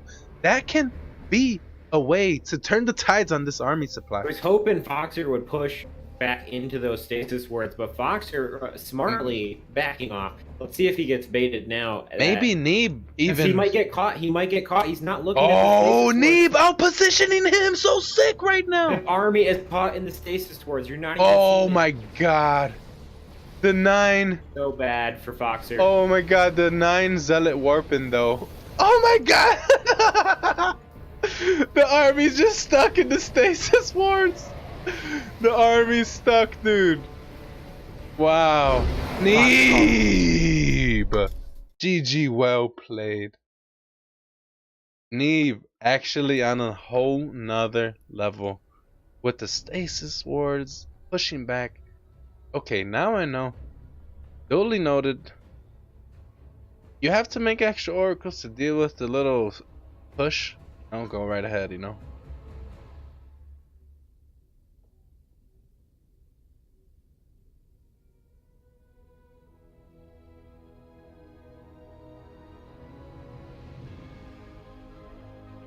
Make sure you try and get this invite if I don't get it. Ryan. That was crazy, man. I like this community casting, man. Getting in these lobbies, chatting with the players. Yeah, dude. I mean, getting to, you know, read the dialogue sometimes. This is fun, man. I'm glad we get to experience this for sure. Definitely will be applying to more in the future. yeah, I think we're prepared with a big old meal before I cast, though. I know, I'm right? getting hungry. I was eating a little bit of food earlier. That's why I was muted for a minute. I got some water, though. We good. It's because I looked at this bracket and I was like, oh man, this is gonna take a while. Are you? I'm in. I'm in. You're in already? Yeah, I'm in.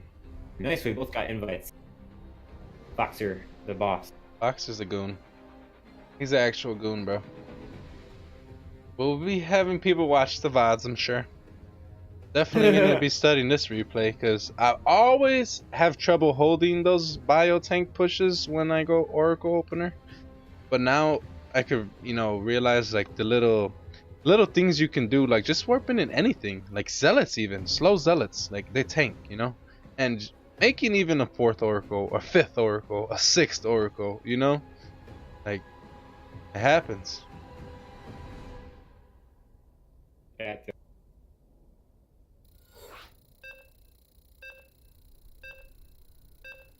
We got the Neve good unit in there. Need good unit. Get us kicked, bro. I said a funny thing.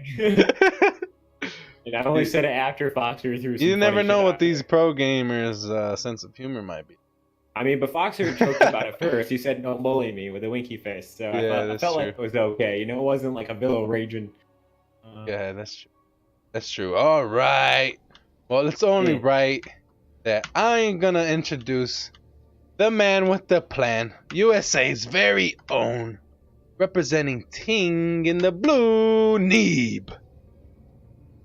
And down in the bottom left-hand corner, the yellow Terran. It is Foxer. Boxer. And it looks like he's gonna do the same build. I don't think he's gonna gas first. It doesn't look like it.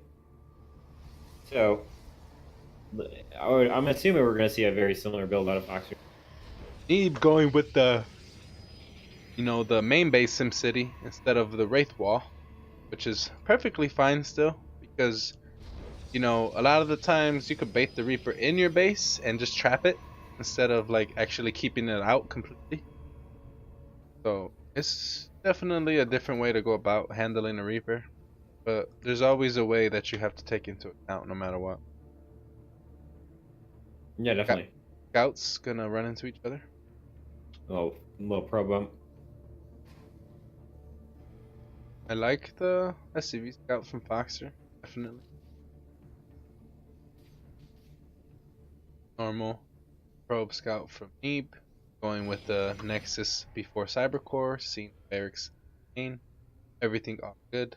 Not trying to do S move like send the adept and delay the CC, or just be safer versus any proxies, because he knows it's unnecessary now. Getting in, even seeing Neeb's good enough to know that that was a Rax before gas, especially with the Marine pop in here. Oh, is this SUV gonna wing? Nope. Ooh, Probe does, though. even going for a tap. And pro's like, let me Because you hit never one. know. It's awesome to get a tap off on an SCV because you never know. Like if your adept can get across, Easy then one shot. it's just 2 shots on that instead of 3 or if your Oracle gets in 2 shots it instead of 3. So one one probe hit will literally like cut your other units work by like 33% because they don't have to do that extra hit. Oh, opening Stalker though and sending it straight out. I feel like this might be a Twilight opener with the Stalker opener as opposed to Adept opener. This might be a more of a Blink opener map, and he might actually just get more aggressive too. But going on in with this probe here, seeing that there's no bunker, get aggressive with this micro and just put down a pylon, probably get aggressive. But this SCV's intuition right here though, going on over. As I stated, Neeb with the extra gates, seeing no bunker, gonna have those 2 gateways finished by the time warp gate finishes, and these Stalker pressure is gonna absolutely make sure that Foxer does not ever see his natural. Oh, but the probe might be able to bait the Widowmine. Oh, he unburrows like a god. Okay, let's go. That repair though is amazing. The repair. With the SUV to be there just in time. Neeb's gonna. Oh, but not. Oh, he's on top of it again. But Neeb snipes it this time. The repair wasn't good enough. Neeb's micro. Neeb's micro. That Stalker so you gotta be kidding me. The 3 gates are gonna finish. This guy, dude. This guy, Neeb. Foxer called him a bully. He's like, oh, you haven't seen anything yet. This is just simply a 3 gates. This is not all in by any means. This is the 3 Stalkers that you needed at home to defend the drop with. However, the Robo's coming up. The Banshees might push this away, but the Natural's going to be so delayed. It's just going to be like... I don't think he oh my god, dude. The Stalker at the front is asking to die. It finally goes down. Oh my god, dude. The Robo is gonna have to produce an Observer right away. I think he sees. Yeah, he sees the tank and the Banshee. Oh my god. No, Neeb's actually pushing on in on the tank, but he's getting the Banshee before Cloak. He got.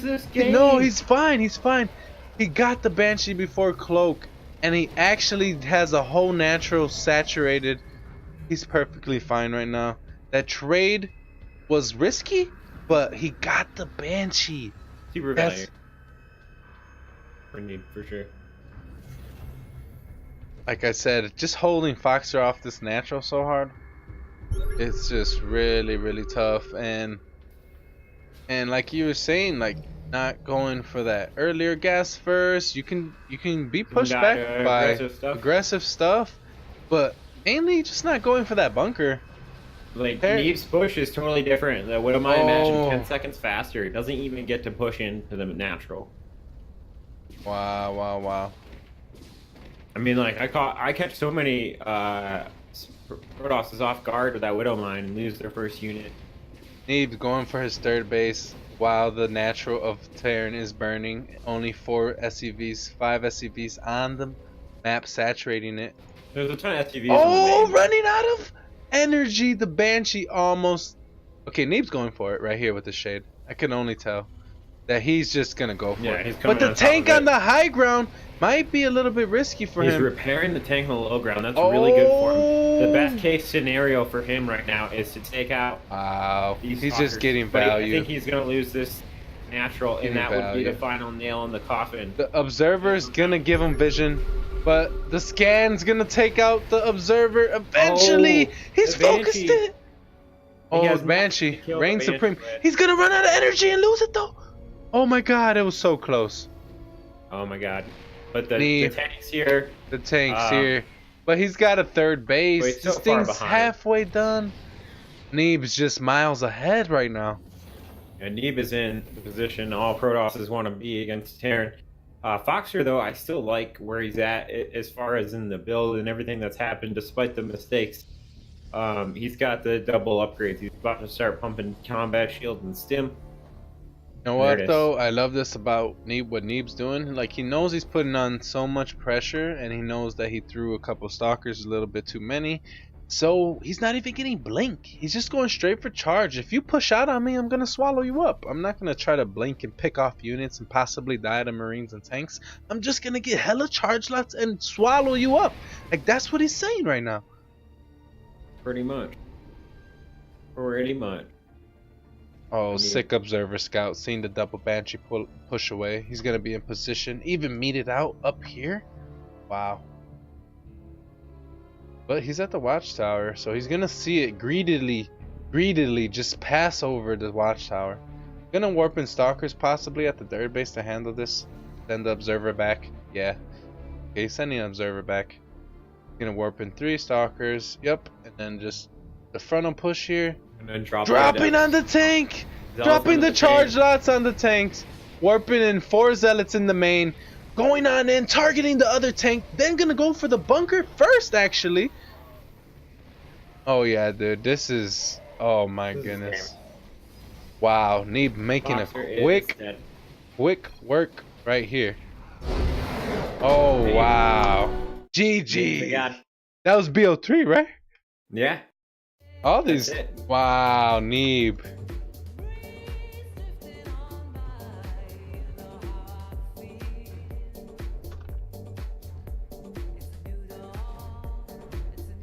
Wow.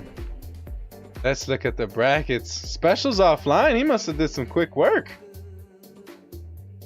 Did he advance? I don't think so. Neeb advance? I mean, Neeb advanced it, but it's yeah, not over specials. Yet. This is a long thing, dude. But when do the matches are all today? But I don't know. Okay, well maybe he's just taking a break then, because he's got Gooey, Joey next. We got Happy getting 2-0 there. Expect versus Reinhardt. What are we looking at? Neeblet beats Foxer. So Neeb versus either Future or Jon Snow next.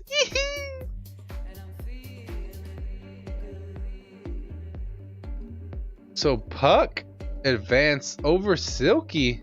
Nice. He will be playing Web 2406 next. Whoever that is. Maybe some loser brackets going on. So, who's we getting into next? Question. That is the question. I'm just stoked we got into a Neeb game.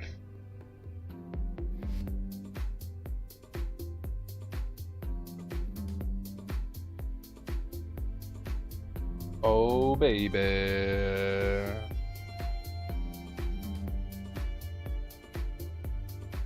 So epic right now.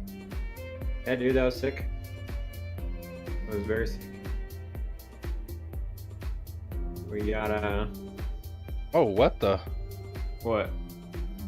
It's always nice. Get an email from Twitch of a payout. Like, hey, we're casting here. Finally. That's awesome. We eating better tonight, boys. Eating better.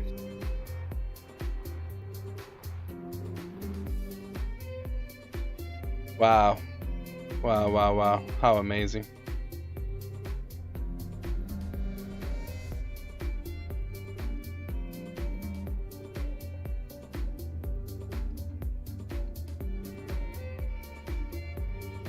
I wonder if I could upload this to YouTube.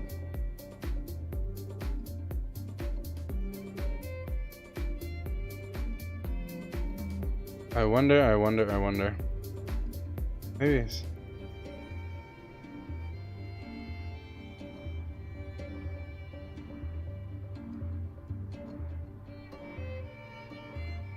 I'm gonna send out a quick tweet.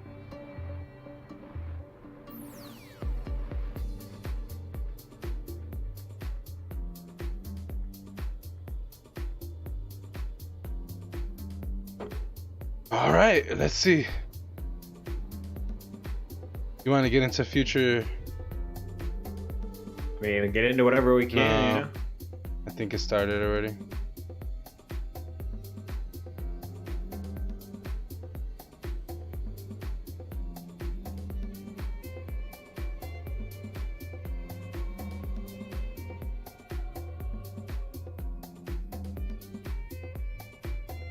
GG, man. Yeah, I mean, Boxer definitely put on a great show. Just taking out no regret and just looking like a whole level below Neeb. Like, not to be bogus or nothing, but it just shows you Neeb's where he's at right now. Like I was saying, like his MMR is like 6.9. Like he's killing the game right now. Also, specials on Asia server to play against Go Joey. Oh, what they're The doing special now. is in Korea. Okay. That makes sense. I bet No Regret was in Korea as well. I don't know why I wouldn't be. You know, he's got a house and stuff there. Make It sure you doesn't make exclamation point there. bracket the Exclamation point bracket in the chat will get you the bracket. brackets. Bracket. I mean, maybe he's saying we should have it up on the stream. The board? Yeah, you can show it while we're not doing anything. Lazy bitch. Man. Yeah, I can definitely do that. No problems.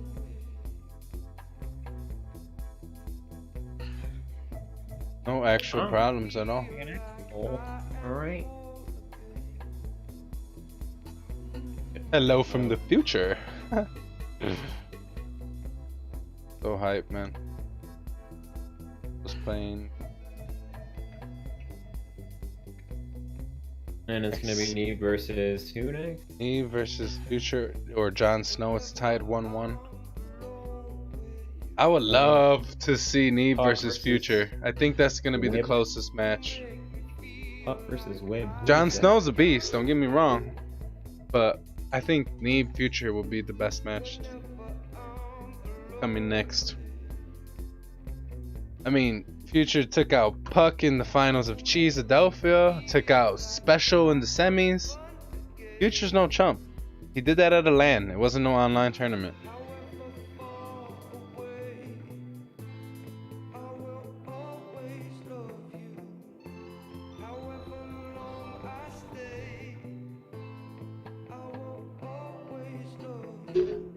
I will always love you. I guess I could look for this picture now. Oh, we got some downtime. Stay on top of those games, bro.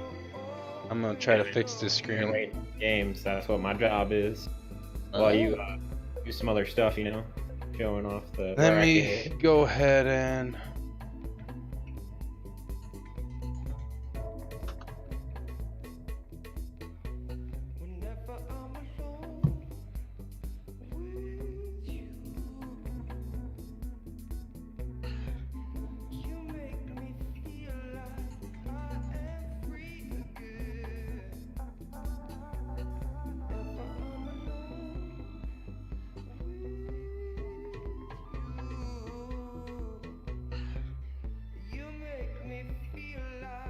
Trying to get this background again, but I don't know if I can find it.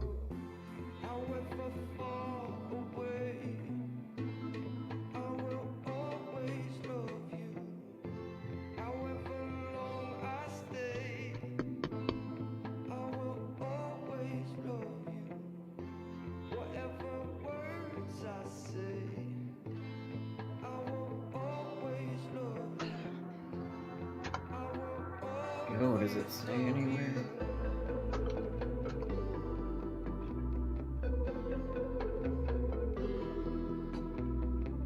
I mean, there's a loser's bracket and everything. Yeah, I know. We could get in some of those too, probably. Yeah, I'm sure there's good ones like Pilly Pilly's down in there and. Pilly. What a guy.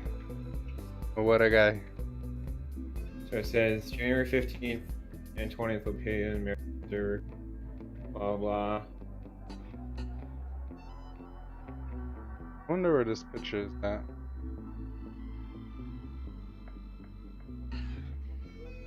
Got it from somewhere. I don't remember.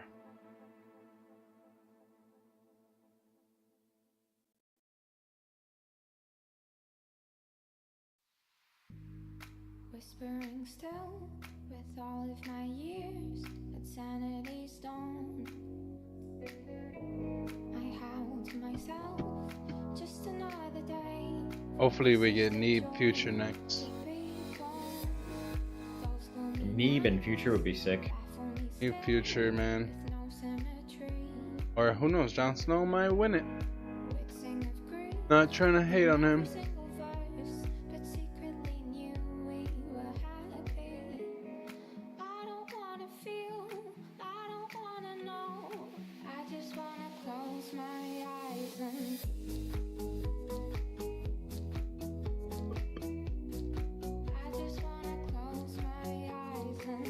Okay, where we at here?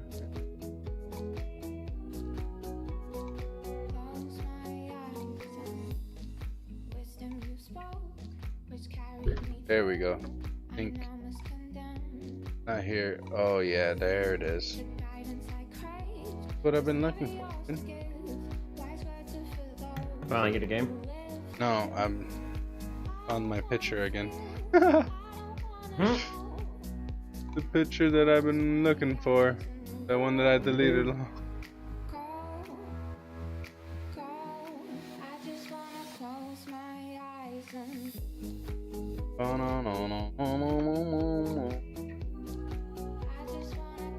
Alright, we found the picture that we deleted a long time ago, earlier in the stream. Now we can fix this. Brace yourselves. Okay. We're gonna put this under.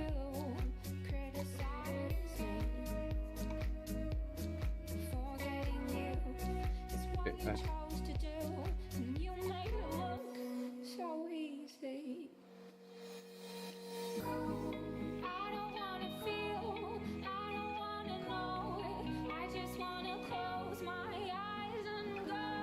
There it is. There it is. Perfect. Figured out. I found it again. I think we might have a game. What? Jardozer versus Mage. Loser bracket? Oh, I don't know. It's a game. Yeah. I'll invite you. Just got in. Oh man, are we gonna miss the Neeb Future? Or I mean, this is a guaranteed for us, and there's no one in here. I invite you. Alright, I'm in. Right. It's just because, like, yeah, like if Beggars can't be choosers here. Because if you read the rules, like the main streamers get priority. Priority. So I mean, you it looks wait for like something they've like a bigger been. match. Looks like kind of waiting or letting people in.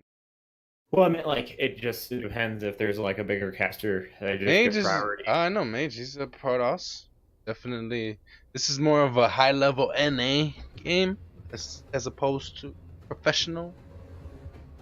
Even Right. asking if casters are ready.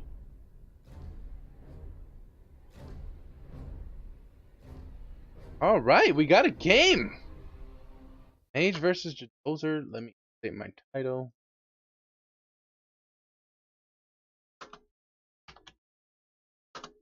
That nice courtesy to the casters.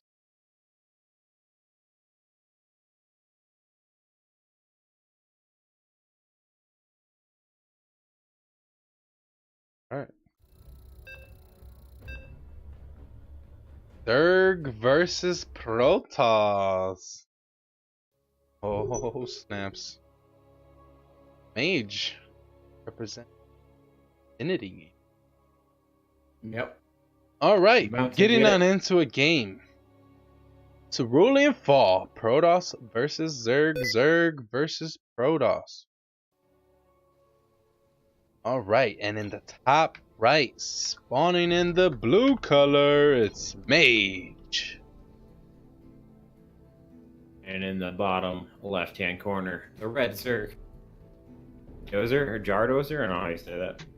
Jardozers.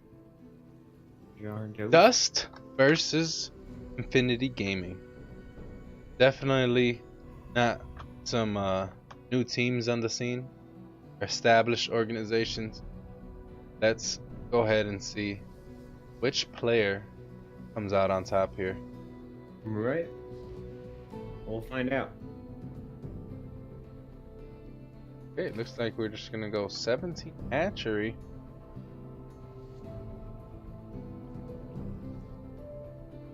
Go ahead. Not be a pleb here. Of course, people are going crazy. And there's a 3-minute delay, but it's okay. We'll figure this out. No big deal. Mage sending on over the probe. Getting the normal scouting information. Seeing the full timing. Oh, he's gonna block it. Wow. Wow. Gets to block on the spawning pool for like second delay. It was pretty important. Yeah, it was definitely like a couple nanoseconds, but it was good. It was good. It's annoying for sure. Because he had to take a whole nother drone and just make it on the top side. That macro feel at the beginning of the game. Players spamming their control hotkeys, spamming their other hotkeys and their camera hotkeys, you know, while we're just watching the game really slow. Players are going crazy right now. Look at that APM spike. Third player's just sitting up there, you know? 500, 300. You know, that tapping of the buttons. That being chrono boosted out, it's gonna come across the map to scout. Probe being sent back by the lowlings. Maybe want to go back in with the probe and confirm the third. It's always nice to get the confirmation with the probe if the third is down, so you can just kind of go straight into the main with your adept and not have to look at the third with your adept, because you want to get the shade to see the drone count or possibly get into like the off creep in the main. Wow, letting that finish is not intentional, I believe. Not good. Getting caught with this adept. This is not good. Maybe could survive off a creep. Oh, the adept maybe. Out. Wow. Oh my god. Wow. 6 health points. Gotta actually be kidding me. I mean, he's seen, what was it? 6, 8 links? 6? Making a stalker, shield battery, and a sentry. Wow, how safe can he actually be versus anything right now? Pretty safe, I'll tell you that. The robo in the back. This is off meta. Not going for the Stargate opener. Adding extra gateways and producing an immortal. Mage is gonna do a push coming up soon. Building up sentry energy. This guy does not want a third base whatsoever. You fixed your overlay, right? Oh yeah. Yeah, we got it, boys. Alright, well the Roach Horn's almost done. It was only like a minute game. Well then you're good. We did the controls on the wrong overlay. That's my fault though. Not a big deal, as the macro is barely kicking in for both players. As I said, Mage going with the extra gateways. He's adding 5 extra gates, getting the warp prism. This is departing old school Soul Train. This is like Wings of Liberty, Heart of the Swarm. What? Let's go. Blocking off natural. Yeah, you definitely don't want to deal with a Ling run by when you're pushing out. He's gonna warp in shit tons of zealots from here on out.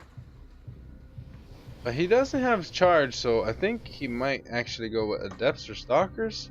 But even slow zealots in a situation where you can use force fields to sandwich an army, they're still good. Yeah, they still hit. So Jadozer finally seeing the warp in here, getting the scout off on the immortals and the sentries without Ravagers. Okay, as I say that, Jadozer is gonna morph in Ravagers. He's gonna need to break these force fields. 24 Lings on the way, 3-4 Ravagers. Can he actually break this? Oh, this is a beautiful map for force fields. Mage is not gonna waste any time on the third base. He's going straight for the Just throwing jugular. on the force fields Whoa, now. but One that's... Immortal goes down. Oh, But he's gonna... now warp in the warp. He doesn't get the Wow, he's not going for the warp prism with had the to get that warp corrosive prism. vials. I think this might just outright kill him. He went for the army. Jadozer, he's holding though. He could pull the drones and still get away with it. Oh, but I don't know if Protoss is gonna die. Oh, those zealots are so weak. But he's just gonna change those zealots out for new zealots here coming in. Oh my goodness, this nasty, nasty build. It's just So good. 7-gate sentry with two immortals right now. Just killing so many workers. The and- roaches are actually flanking though. But Those he are got now so many workers finally in a deficit with workers. He's not going to be able to just macro out of this one. The immortals are standing strong. There's only roaches left. This has got to be GG's GG. call. Wow. It's GG. Old school 7-gate right there. Mage. Pulling out a nice build. Very nice build. Okay, specials back on NA. Maybe we'll get a game later on.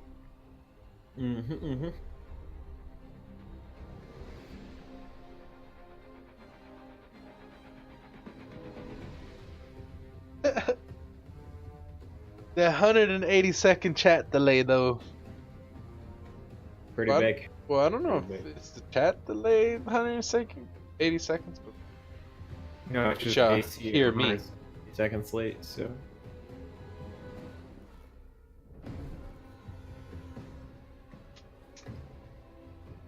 waiting for new invites.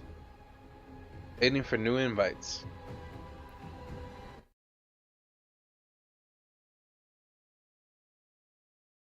Got it. Got it. No. I sent me a party invite, not a game invite. Alright, we got it.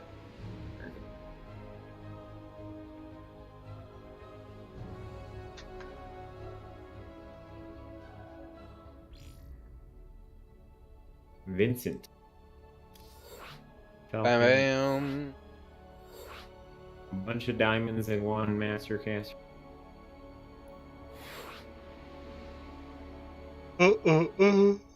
It'd have a caster fight off.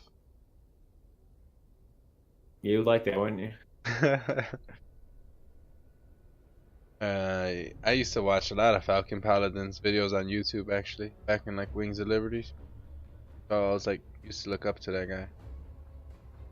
No, yeah? Little pleb in the scene. Just following Little pleb. YouTube channels.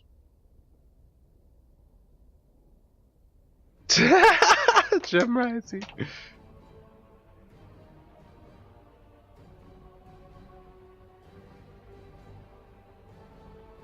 Someone tell Avillo fake, I mean the Riddler, to unignore me, please. We have to play. Yeah, that's pretty funny. I All mean, these Mage is, players that they block each other and shit. It's like when they actually have to play, it's like, how do you talk to them without unblocking them? You have to just have to realize unblock. it. Well, I know Jadother's not a chump, so I don't expect him to lose to anything like that again.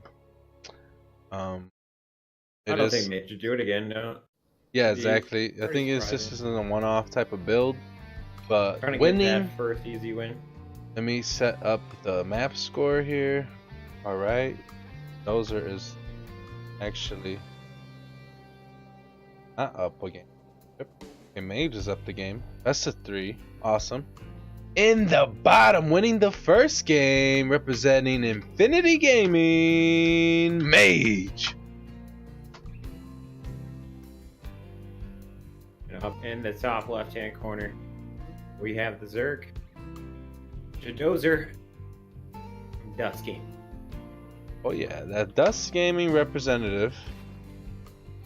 Looks like he's going for that 17 hatchery again first before his gas and pool. Maybe realizing that scouting was the only problem last game, and maybe a little bit too much dronage. But also, I could feel like a few more Ravagers, or even adding in a Bane Nest. He holds that. Like any 2-base Protoss attack can be slapped down and just straight up pushed away, if not obliterated, with the old school composition that Solar made popular, which is the Lingbane Ravager. So Lingbane Ravager will actually get up on top of anything Protoss, and obviously the Ravagers break the force field. So like if you have any type of Zealot, Sentry, Stalker, Immortal comp, you're just gonna get wrecked. In order to deal with Lingbane Ravager, you need Immortal Archon Storm. You don't need Gateway, Sentry Immortal. So if the Dozer could realize that, next time he's getting 2-base all in and just make a Bane Nest and Ravagers, you pretty much could just slap it all down. Right, yeah, the splash damage is huge. Yeah, Banelings can do it by themselves, but then the force fields become tricky, so that's why you got the Ravagers to break that. So, like, you don't need that many Ravagers, and you don't need Roaches at all. So it's like Lingbane Ravager is so good.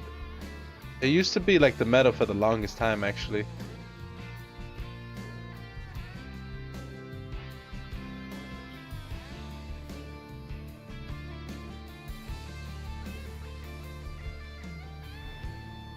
That pushing out for the scout. Hopefully he doesn't play with fire this time. No, he saved it last game, so essentially he'd never lost it. But he did get it down to 6 HP, and that's dangerous if you're getting countered by like a Ling push or Bane bust, because if you have any less health on that Adept that you need. Oh my god, this is actually more Zerglings than you normally make. But I think he's about to go all in on him. But being that he makes 5 drones right now, it makes me like, yeah, I thought he was gonna all in, but I feel like he's just being safe here, because usually we make that 6, right, and not the 8. 8 is it deals with the 2 Adepts. Sometimes Protoss comes in with the 2 Adepts and try to just sacrifice them for 4 drones minimum. And if you make 8 Lings instead of like 6, you can deal with that a lot better. Right. Making the spores, being safe, sees the Phoenix. Going for the Robo follow-up after the Oracle, so it only leads me to believe that this will be an Archon drop. Standard old Archon drop right after Oracle Phoenix. Might even get another Oracle, but I highly doubt it. Just 1 Phoenix and Oracle into Robo Twilight, then you add Archives and extra gateways. You have 4 gateways, and you warp in 4 High Templar, morph in 2 Archons, you harass and take a 3rd. Pretty standard. Definitely not going to be an all-in build this time from Mage.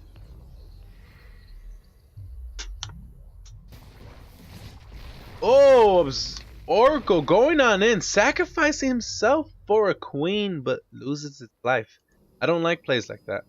Yeah, you get damage done, but you lose your map vision and you lose your ability to take a 3rd base easily. Now you have to remake Oracle or make extra Zealots with your Warpins, which you don't want to do, because then that's going to delay your Archon Warpin, or it's going to delay your 3rd in general. So losing that Oracle is not a good decision from Mage.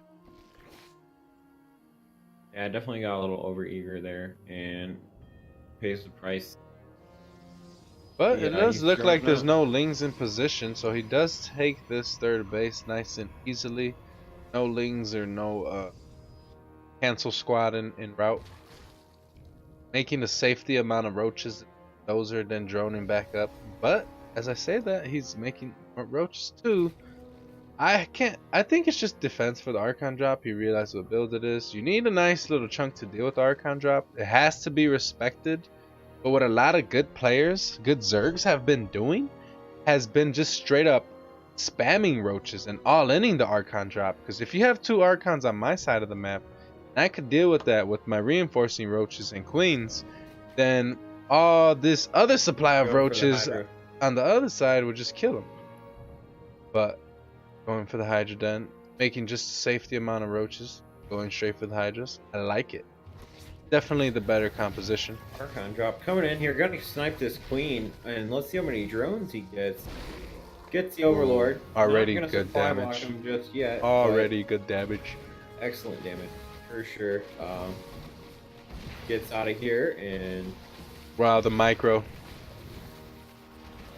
Oh my god, pushing it to the absolute limit, Mage! Getting hella value there. Getting a queen, an overlord, and like 2 roaches and a half. keeping him on his side of the map, making him defend. Absolutely making him make more units right now. Roaches, which he doesn't want. He made a Hydra Den. And he's just gonna just clear creep this observer. Those Archons are weak though. He has to be careful. But he's doing it perfectly.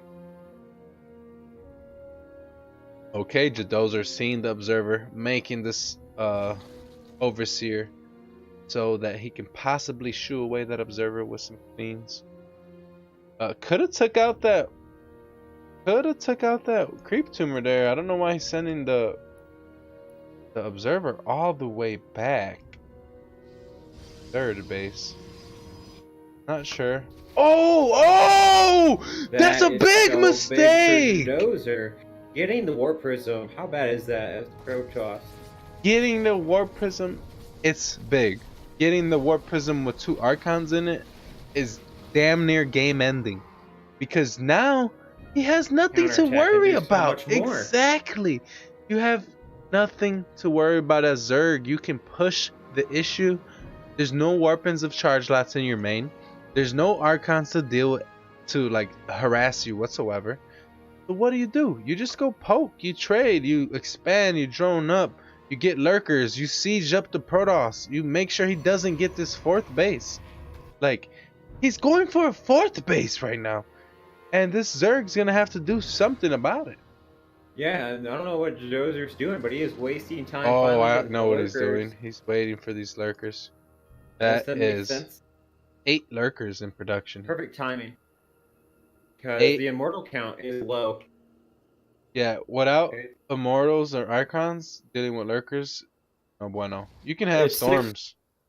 Immortals right now, and I think. Okay, that's a good amount actually.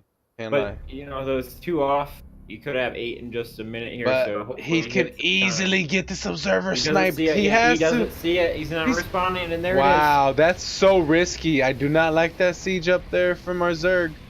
But getting on in. Much damage. So much damage, killing. The High Templar are gone. There's only 2 or 1 left. Totally so not any good storm for the that Zerg. he would have had isn't going to be available for him. He has 1 left, maybe 2. That's not good for the Zerg. Plain and simple. I like the risk. We talked about it earlier. If you can get up on that unpunished, it works perfectly. If he's paying attention and storms you, you just made a bad mistake. And that's what happened. You clump up, you try to get the most possible splash on everything. Snipe this 5th base here that's coming in. Oh my god, what a turn. Hydra's here to defend. But I think the Zealots have enough power to make him have to cancel. See, usually it's like, yeah, see, this is more or less what I'm used to seeing. Like, more closer to 200 supply like a minute ago versus about a Protoss 140 now. This is normal for Protoss to be lower in supply, but not this close, you know? Like, this is too close. That means Protoss is in a beautiful spot. But get into a nice position with these lurkers, really good. Yeah, you can't. But leaving them open, though. Leaving them open, undefended, very bad. Fighting the 3 cannons on the top. He can't fight there, the shield battery. Wow. Getting Another run by in the natural. He's getting all kinds of damage done. Okay, now that's now good. Getting cleaned up. That's a good run by in the natural, but it was a bad attack at the 3rd and 4th. Again, bad engagement. I can't help believe. Like, yeah, he puts the lurkers there to zone the army, but then, like, lurkers by themselves without any, like, fodder or, like, tanks by themselves. Like, you need something to protect them, to let them get their splash damage, you know, more and more. And then you go into 3 cannons and a shield battery and you just try to focus fire that? Like, while your lurkers are getting wrecked in the back. So it's crazy, you know, it's definitely crazy. Now Protoss has the superior army on the ground. Nothing stops this. Nothing stops this other than Broodlords. Yeah, and as I say that, the Spire's coming down. So like there gets to a point in the mid game of PvZ where Protoss doesn't lose a ground fight anymore. That it's all about the Broodlords. And the only possible way that they lose the ground fight is if you throw into lurkers and you have these sick like lurker positionings. Fleet beacon on the way. Like rogue-esque. There we Going go. to- Double Stargate Fleet Beacon on the way. Getting ready for the transition behind us. Mage is absolutely on top of it. Getting flanked by the lurkers, but Lurkers behind him. having So to big. go into the lurkers, that's so not much good. damage. But focus firing them very well though. Storms and He Immortals doesn't have very that much good. Storm left. All gone, so the Zerg can just push this, but he's gonna back off. Wait for the He has less reinforcements. army supply now. And yeah, getting the best trade he can there, but I can't help but believe it's Yeah, getting there's that no- extra Snipe that fifth base. Staying in on the layer meantime- tech, remaxing on layer tech while carriers and motherships in production is never good. Now Protoss is up in supply and it's his game to lose. Like the table's just flipped now. Yeah, definitely. I mean, he didn't get the most value out of that, and he lost. I've his never base. seen lurkers just so bad. And like they usually get more value than that, you know? Yeah, they're just all by themselves, so it allowed the army to just quickly take them out and fight the rest of the army, which is. And what if we want. Mage move commands through that and like panics, runs away, instead of like kiting and focus firing the lurkers perfectly, he loses so much more there. But he did it so perfectly. But this is a Zerg good is positioning up here. into the natural here. This is good Mage is positioning. so far out of position. Oh, Could but be- the carriers flanking and the observer reigning supreme. The storm coming down. The observers, they're here, and the overseer's not in position to snipe any of these. Wow, lurkers again getting taken out with no value. Oh my God, Zealot Let's run just by clean again. up another base. and they're Zealot's stop gonna this snipe base two from bases. Making. Oh and man, think Mage that's- is on another level with these Zealot run bys. Pretty much the dire end for the Zerg This is player. I mean, he's textbook gonna go for PvZ Brood macro right Brood now. Lords, but I don't know if it's a little Hex. too much too late. The PvZ macro, yeah, this is getting the carriers out now. Just, I mean, Zerg's making roaches. That should Yeah. just tell you everything about this 14-minute point in the game. Yeah, you don't want to be making roaches right now, but he's gonna take out these carriers. Yeah, he's but I gonna don't lose them think all he to has the any Archons, lurkers though. to defend this, so Yeah, it's the ground army's not the gonna roaches be. are not gonna do it. Oh, mothership coming to cloak the last carrier and save the last and carrier. that's the nail in The coffin. salt on the wound there. The salt on the And actual the wound. GG comes out. Mage wins this. Wow. 2-0. Mage with the shutdown. Mage, man. Bowser. What kind of games we got up now? What kind of games are available now?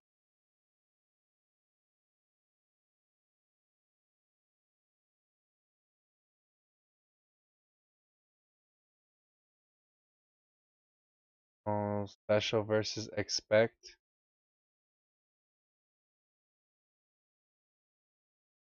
Oh, Neeb versus Jon Snow. Jon Snow be future. Kidding me? Oh, we're almost there, dude. We're almost there. Kind of almost there. I mean, there's still the losers bracket going on. I think My God. maybe my not. God. Are So they playing much. these right now? So, what's the next one? Special expect. We have Neeb versus Jon Snow. I might have to miss out on the next game because Do your thing, dude. yeah, I need to get dinner. I'll be back in a little bit. So if you get a game, just Yeah, dude. solo it up. I'll be back. Yep, for sure, man. Do your thing, dude. Alright, let's see. I think I'm gonna grab a banana, so I'll run downstairs really fast. I think we should see. Oh, we prepared for this moment, ladies and gentlemen. Prepared for this.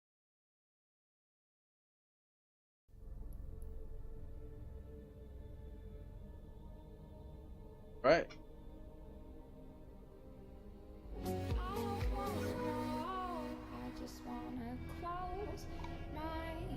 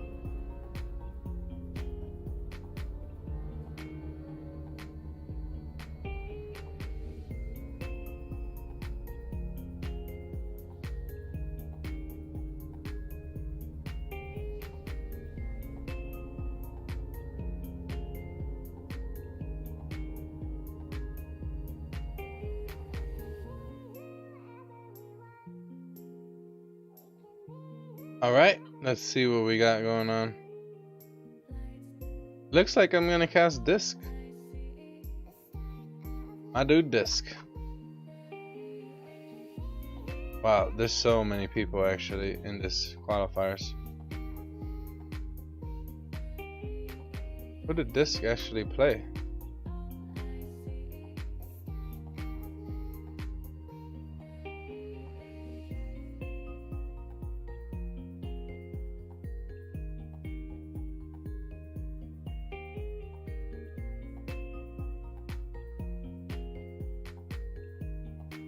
Oh my god, so many people.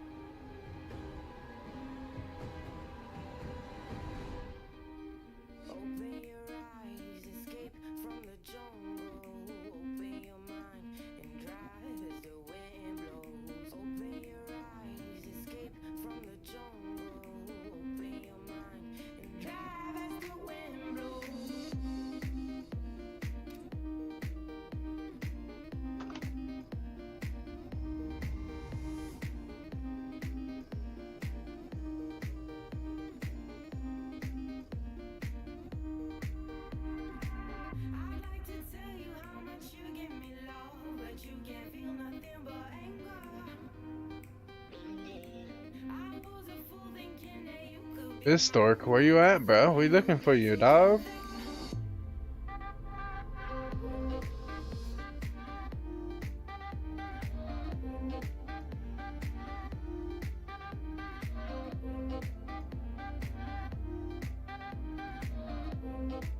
We're gonna get disc.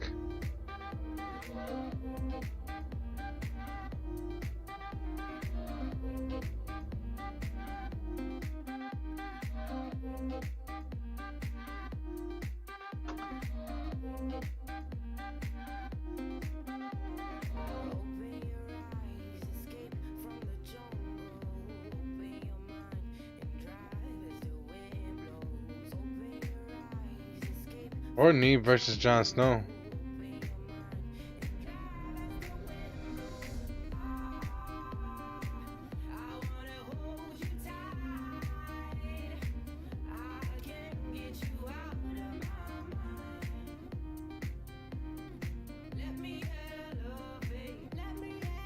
I'm gonna go for the Neeb game.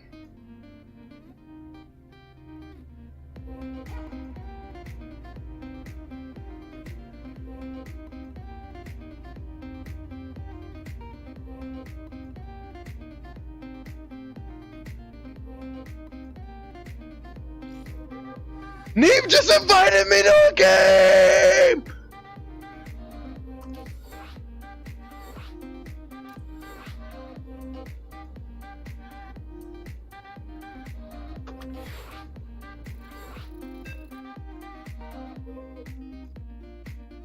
Yeah, that's what I was looking for.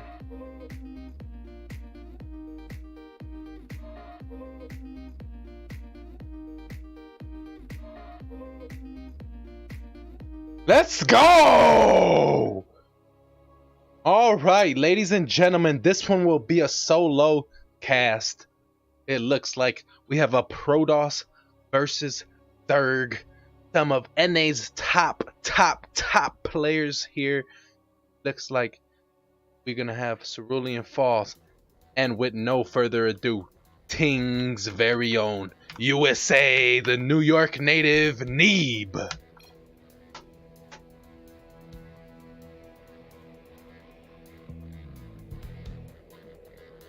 And it looks like on the top side, already down a game, it's Jon Snow.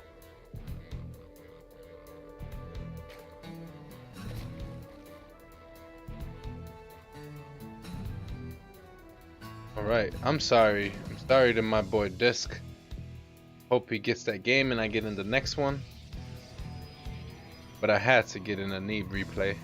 Have to get in a Neeb replay. Everything is normal schnormal at the moment for our boy Neeb. Jon Snow, also known as the NA Gatekeeper, one of the guys that holds it down in every qualifier that there is, that he will make sure you do not qualify. He will be the gatekeeper to a lot of great players. They have to run through Jon Snow. If you want to make it into WCS, you have to get through Jon Snow. Everybody knows this. This is just how it goes. Alright, let me update my title real quick while the early game is going on.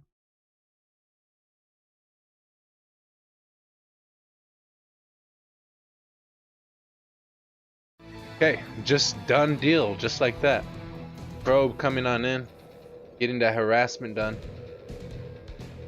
You know what, it's not a big deal. Not a big deal at all.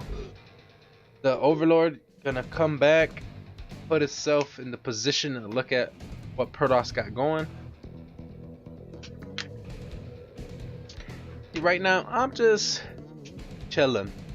We're just chilling, having a good time, casting WCS open qualifiers. It's amazing. You know what I mean?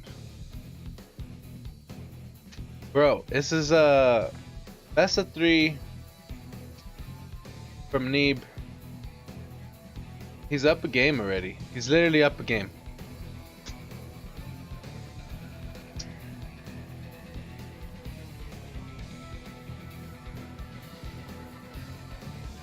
We had to get in a Neeb game. You know what I mean? The more Neeb replays, the better. That's how I see it. The channel here, you guys, be aware. Subscriber replays. Y'all gonna get these replays. Don't worry. Wow, Neeb denying that third base, forcing the third base in the awkward location, meeting up with a second adept here. Only Neeb does this. Oh my god, it's so good actually. Shading on in with the shade. He might let it finish off creep and just trade with the lings. Oh, going on into the choke point here. Staying in the choke point. Such a high level play to keep these adepts alive. He's going on in. Faked the shade into the main and then quickly came down to the natural into the choke point. How can I begin to explain how high level that was? Wow. The Phoenix being produced, the Oracle coming out. It looks like, I don't know, is it double Stargate? Is it Robo? We don't know quite yet. What will you do, Neeb? What will you do? Okay, it's the Robo. Might be an Archon drop. Might actually be going on in with another 2 adepts. Oh my lord. You gotta be kidding me. Neeb's up 10 workers. With 1 adept in his wall. Getting ready for the Archon drop. Doesn't even need a shield battery because he's...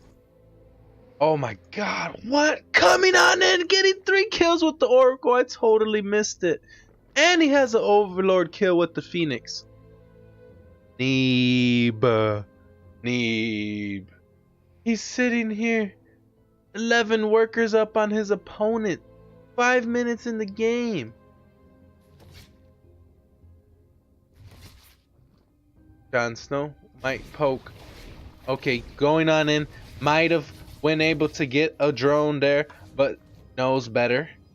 Jon Snow pulling the drones. Neeb getting ready to take a third base. Knowing he didn't need those adepts other than the 1 adept in his wall.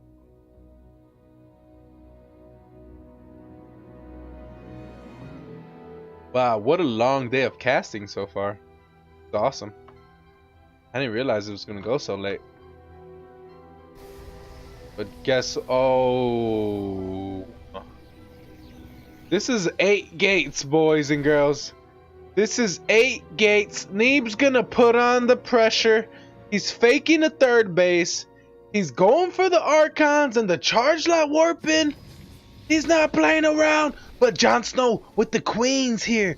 Being in position. Pushing that back only temporarily. Looks like the Archons will be morphing in. And the charge lots will also be morphing in.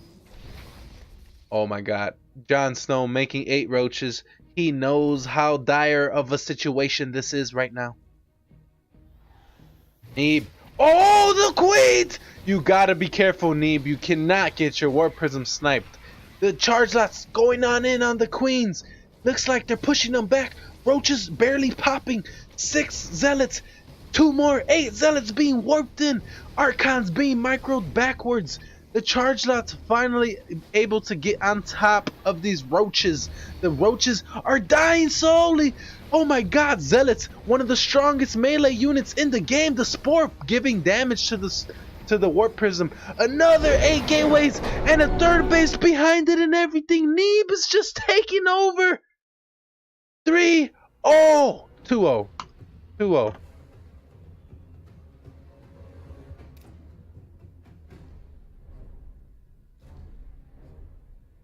Oh, I think I got in time. In time for the disc game.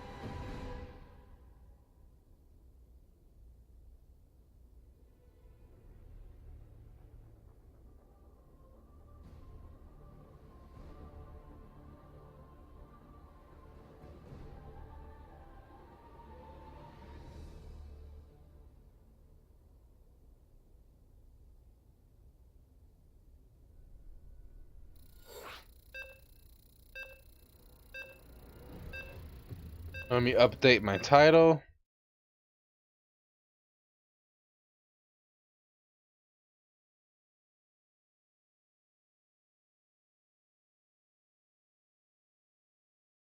Bistork is a Protoss.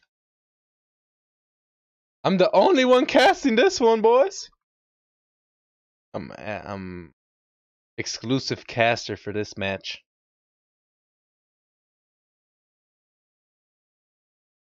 Alright, let's get into the game. In the bottom right, in the red, representing Storm Gaming, it's Disc. Very good player, high level, 6K plus Protoss on NA. Very good streamer as well. And on the top, in the pink, it is Bistork. Alright, we got Bistork. Standard PvP stuff happening. So far, so good. Checking for cannon rushes on both sides. Both high-level players doing their due diligence. Making sure they don't die to a cannon rush. Making sure that cannons don't get sim-citied and walled in by themselves or uncontested. After second gate is usually when you scout. Sometimes after Cybercore. Disc is going after Cybercore. Bistork going after second gate. Such a high level plays on both sides here.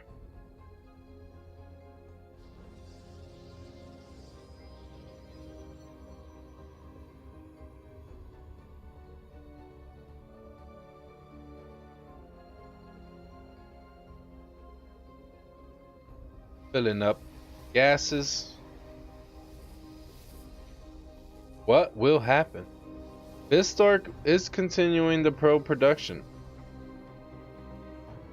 Disc is making the units.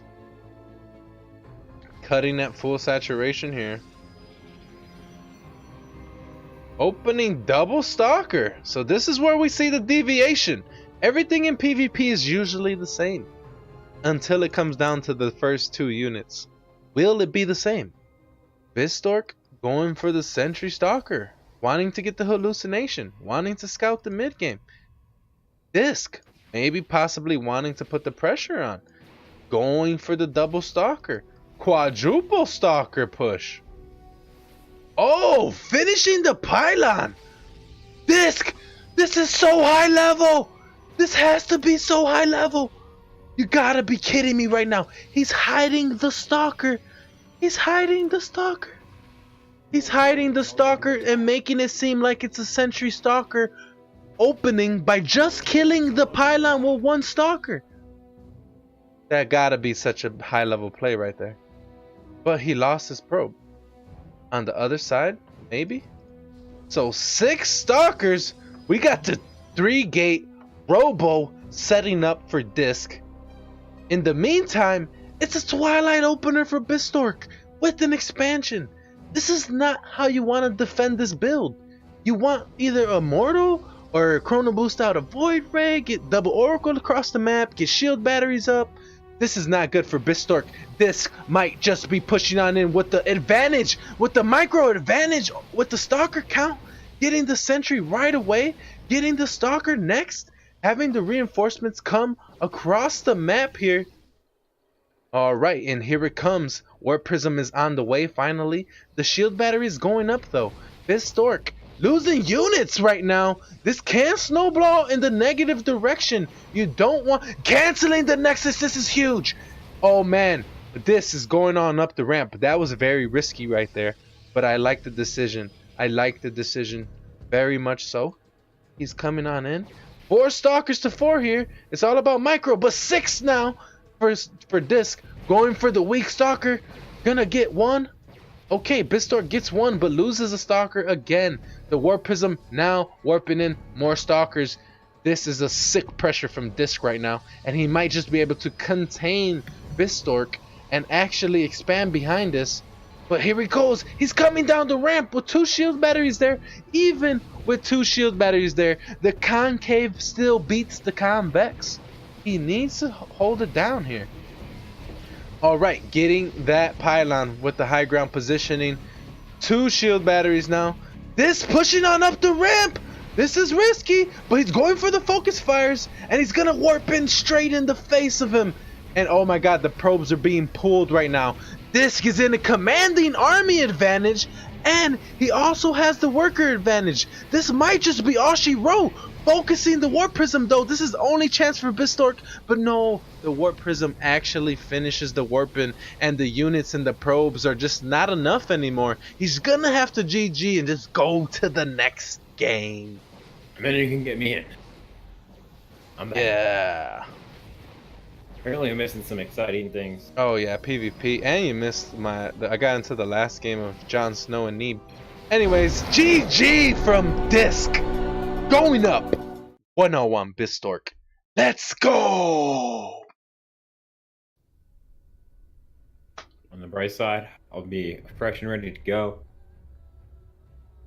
You know, when we got that invite.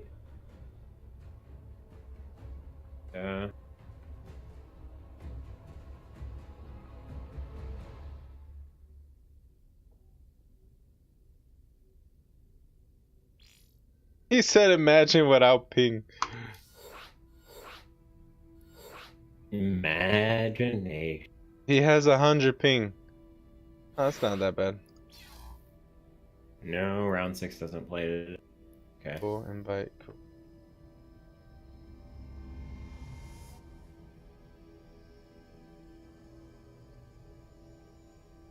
Where is he from? All right. Wow. Make my name banner bigger.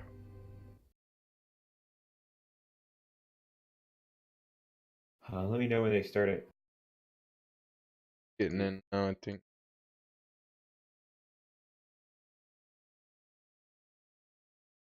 I mean, I'm in the lobby, so we got that.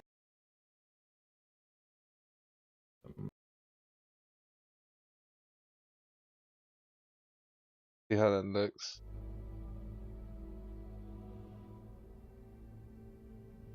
Yeah, I was the only caster in this game. This gets hilarious. That's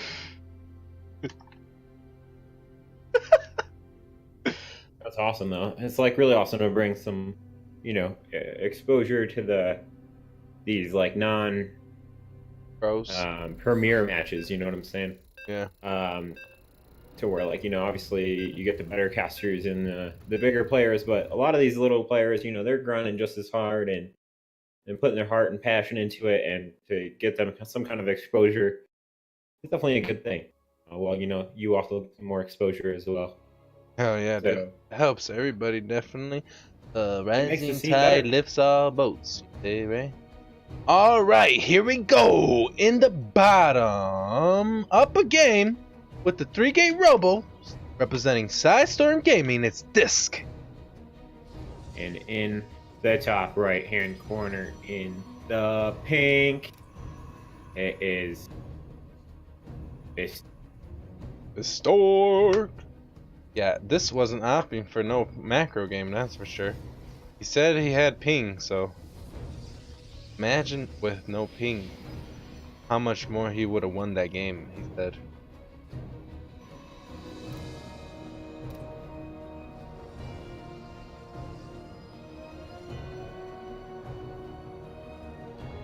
Alright. Just gateway shenanigans, build order shenanigans. Blue shift is similar to the last map in a PvP kind of way, because it's aggressive. Shorter distances make for, you know, proxies and warp prism plays to be a lot more popular. And just like, you know, enticing, I would say. Not popular. What would be like your go-to aggressive strategy on this map? The same one he did last game, which is 3-gate Robo. Because it's pretty much one of the best aggressive builds, because you have the micro potential with the warp prism, and you have Right, the right. burst fire definitely from the stalkers. So like, even it's kind of a way to have early blink stalkers without getting a twilight or waiting for blink to finish. You know. Yeah, way to get up that ramp, get over walls. Really a tactical advantage. Like, how do I get blink faster than actually getting blink? Oh, get a warp prism. Like, Yeah, I'll do it. it just produces way faster. You know, you have option for, you know, immortals and observers as well. Yep. Going for it. All right. Not gonna get the probe. Definitely not something that's supposed to happen. So, Disc again with the double stalker. Bistork again with the Sentry Stalker. Sentry Stalker's, I believe, a superior opening. However, you know, if you get caught off guard by just like having less DPS because of that, it's just okay. Bistork does not. Disc is not showing his second Stalker to Bistork both times. You want to let that pylon finish? Go ahead. I'm gonna kill it with one Stalker. The other one I'm rallying away so that you think it's a Sentry. Because if he doesn't show that he's attacking with it, he's like, okay, you open Stalker Sentry too. Why would you not show me, you know?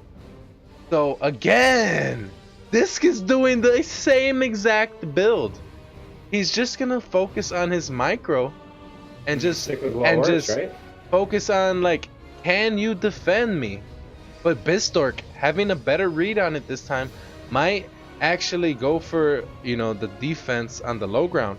And actually having a Stargate this time instead of a Twilight, it's way better for him. Because now he can make double Oracle, backstab Disc, force him to have Warpins at home. He doesn't have a shield battery at home. That's a greedy part of the build. You're not supposed to skip that if you believe the Stargate might do something. See, in this scenario, you just hold the high ground, you give up the natural, you get a robo eventually, but you just hold the high ground with force fields and shield batteries, and your double oracle kills everything across the He map. is warping in 2 shield batteries on Yeah, top of so the one your he double has. He is oracle, ready for this.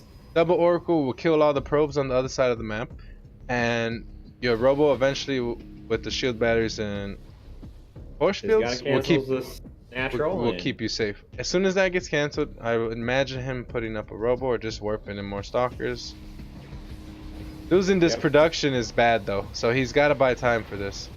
Yeah, Oh, the Oracle coming Oracle on getting in! 10 kills! This is big for Bistork! I told you, you need a shield battery with this build. Oh man. Now Disc is all in. 100% he's all in. The robo, no, extra gate actually, he never dropped the robo. I guess he just doesn't want it. He's gonna go with the shield batteries and the stalker production. Adding in 2 more shield batteries because he knows he killed everything with the Oracle back home. He knows Disc is all in. He can pull the probes here. Can he hold? This is going for it. Disc with an insane micro. Oh, insane micro, but he's up. Oh, losing the prism. That's big. Oh my god, Bistork with the nastiest hold, I think. Yeah, I think Bistork has held. I mean, he has way more workers, way better. Wow. Wow. Yeah, it just comes down to Bistork read that build. See, this is why you don't be super predictable. Yeah, the lack of the shield battery, like you said, you called it out, and he ended up losing his entire mineral line. The cost of less than 100 minerals.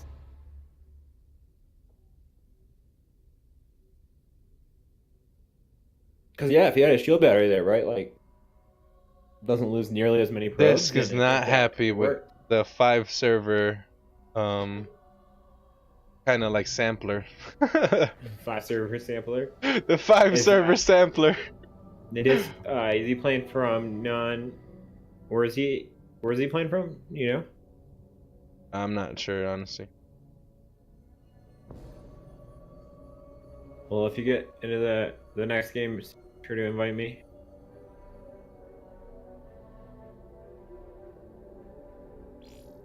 I'm just chilling.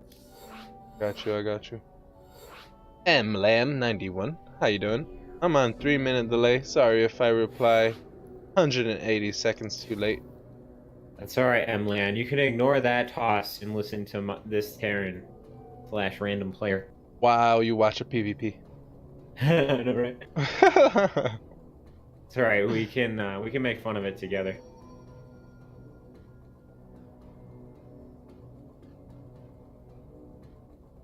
I don't understand why he didn't make the shield battery in the main though. I mean, maybe just a little mental slip up. See, yeah, it definitely has to be a mistake because I feel like he's good enough to know. When Parting better. does that build, he makes a shield battery every single time in the main, and he even skimps some units on the front attack just to leave 2-3 stalkers back, because eventually one shield battery won't save you versus 2 oracles. So if you could have like 3 stalkers in the shield battery, or maybe at home, and just kind of like depend on your warp prism micro to not like lose, because once you cancel the nexus and you're able to pick away at the high ground gateways with like the high ground vision to the warp prism and the stalkers shooting from the bottom, like you pretty much got like control at that point. And Bistork pretty much never added a robo, so like, but he didn't need to, because he read the situation so smartly that he knows killing all of those workers at home, I'm not gonna need time for a robo. He's not gonna have money to even warp in extra stuff that much, so I get extra shield batteries and stalkers only. He actually added a gateway instead of a robo, so going up to 3-gate Stargate with a bunch of shield batteries was actually amazing there. What do you expect to see this time? I do not expect him to do the 3-gate robo again, and if he does, he definitely doesn't skimp the shield battery. Right. But let's go ahead and introduce in the top, in the red, it is Psystorm's gaming disc. In the bottom right hand corner in pink, it is Bistork. Oh snap. The Failfish is out in the chat, guys. Failfish. Disc as the we got some disc fans out here, definitely.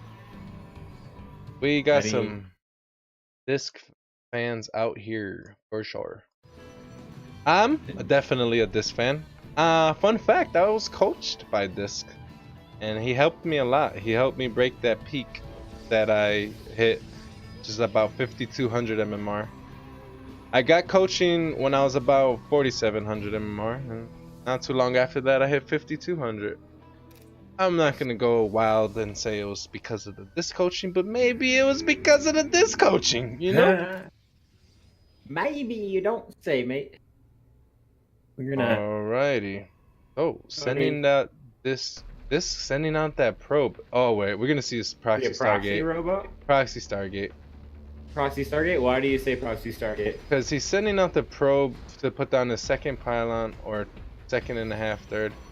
And yep, it's definitely gonna be an Oracle. It only makes sense. It only makes sense that his opponent opened Stargate last game. So what's good against Stargate? A proxy Stargate. You know what I mean? Like, unless he opens Phoenix and really hard counters. No? I like, mean, you're right. I don't mind him doing the same build twice. I just wanted him to actually execute it a little bit better, which is by just putting the shield battery in the main. Like, that's it. It buys him so much time. Like, the Oracle doesn't kill 10 workers. He warps in 1 or 2 stalkers, pushes it away. Wait, we got a double proxy Stargate. Yeah, I was gonna say, like, we got double proxy, but the thing for Disc is it's much faster. So I think by build order here, he's got a cleaner timing, and he's putting down, the one thing that is in the favor of Distork is he's getting the shield battery. They're doing the same build, but double adepts the shield battery. Yes, in the main. this is the whole difference right here. Disc is not putting the shield battery in the main, and he has no block. He has no block. If these adepts get in, it's over. Adepts get in, it's over. No, this is big. No, Disc. The Oracle is game ending. Oh, and he has no shield battery. The Oracle's gonna kill everything. No, Bistork is doing it right. He got the wall off and the shield battery. Bistork. Come in and not find. Bistork is in a beautiful position. Oh, he's going for Oh, he's gonna get the Oh, faces on God, all he the gets workers. the That is faces so on. sick. Disc making something out of nothing right here. But He's the Oracle coming in from this. oh, it's only one stalker. That's not enough. This is And it's GG. gonna just I would wreck not be probes. surprised if he just leaves the game right now. Oh my lord, he's gotta be rough. tilted. Disc is He is tilted, just- 100%, dude. Distork not utilizing the micro of that Oracle to the best of its advantage. If he throws down the shield battery, there could be hope in a dream. He's got to throw down a shield battery, right? He's like gonna throw down a shield battery. Ooh, Disc? Yeah, like I don't. I mean, Or is it cut corners time? Like it's how do you cut corners come back? time because now you're dealing with double Oracle and you doesn't matter anyways. It's more about stalkers and shield batteries right now. All right, so that's like he's cutting that ability and saying, hey, if we somehow hold and get these oracles. Oh man, they did the same exact build, but it just looks night and day. One Yeah, I person missed the shield battery. Same thing from last game. He cut the shield battery in the main. Yep, but he's getting Oh, damage but done. these It's getting oracles so are much, doing and it has absolute so much work! energy. The He's stalkers! also microing them so much better. Wow, And the micro from Disc was insane. He got so much value from those oracles. he's got to get those oracles out of there. Oh, He but left the them adept. over the natural. Is he gonna kill the extra oracle? No, they get away just barely. Just Wow, Disc. so low on health. Way to come back in this game. Even with the shield battery and stalkers in the mineral line, he finds a micro way. was so He good. finds a way to get still 10 workers. The stalkers were in position, but they weren't in position. You know what I'm saying? They were on the other side of the mineral line, and they didn't move in position quick enough. Wow. Disc loses an oracle. Wasn't paying attention to it. Just sort of cleaned it up with that Phoenix. That's kind of, I feel like, a blunder. Right? Yeah, it's a little bit of a blunder, but once the Phoenix catches it, it's pretty much nothing you can do. Yeah, he just couldn't move out. He really. But this needs is those awesome two- because, like, yeah, I know Bistork got into a huge, crazy lead early on in the game. He did a bunch of, damage with his. harassment. More damage going down in the main. Oh no! But loses the oracle. The second oracle is gonna get away. Okay, this is all in 100% right now. The shield battery's coming up for Bistork. He's gonna have to defend. He's getting pushed back. Guardian shields popped. Slow warping's coming. It looks like Bistork is gonna fight this out in front. He's confident Oh, to he take loses this a fight. stalker. They both lose. Oh, one but stalker. this coming on over. Nice. The posts are doing work on the sentries, Yeah, oh but my the God, shield sentry gonna battery. die. He Wow. needs to throw down that shield battery. This game is so close right now. Bistork is up 5 workers, much but the has army he got? advantage is in Half Disc's left. favor. He's gonna He have might to not push have enough back. healing left. He's gonna take out the natural. Wow, this game might stabilize again. This is wild. This Dude, is dude, dude, insane PvP. Oh my god, The this slugfest came out early. They both proxy. Oh no, the force field. super could turn the risky. tide here. Super risky to go up that ramp with not knowing what's up So there. greedy. He was spotting with the probe. He's seen the sentry, but he had to pull back. he Oh, needs that Bistark sentry. pulling the probes here. He Yeah, he's has losing a lot of about workers 2 here. or 3 of them. But workers going down in the Oh, main of sick Disc is pylon though. Sick pylon. Disc is losing workers rapidly. Oh my they're all God. pulled. The Oracle now running out of energy, but that Oh my Bat's god, getting this so game, much what's damage. happening?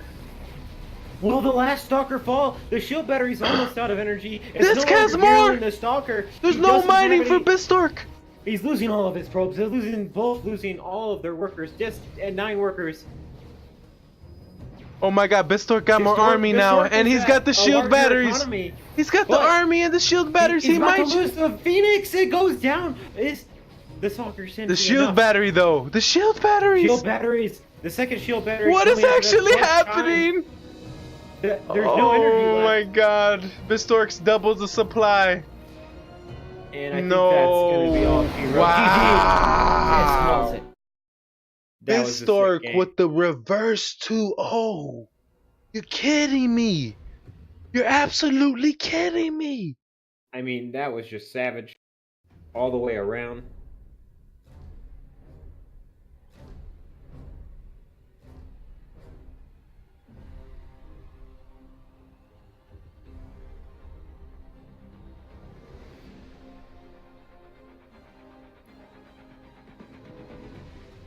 Okay, let's check brackets here.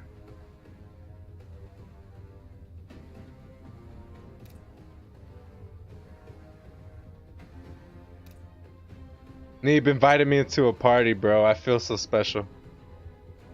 I'm getting up in there, bro.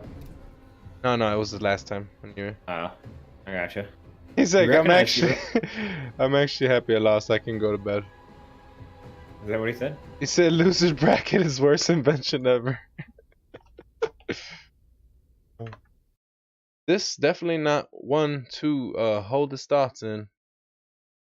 Always speaking his mind. Gotta respect it. Okay, let's look at the brackets. Definitely the fan favorite going on down. All good in the hood. Maybe not the best situation to play for some players. But you know what? Thanks for the participation for everybody, nonetheless. Okay, is actually. We might be the only pleb caster still casting. That's hilarious. Because I know like a lot of other people probably got rid of it. Neeb versus Puck though? Oh, I'm gonna message Puck right now. That was a sick series. Another PvP maybe?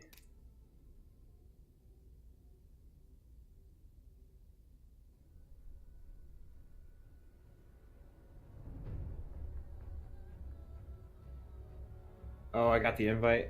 For who? I don't know yet. Here. Oh, it was just a message. Hey. You going getting no other games but Neeb? No. Oh, I wouldn't know. unless What would it's I be doing? unless it's special. Unless it's special. I think special's playing somebody. Another. I don't know. I think it's mirror matchups right now.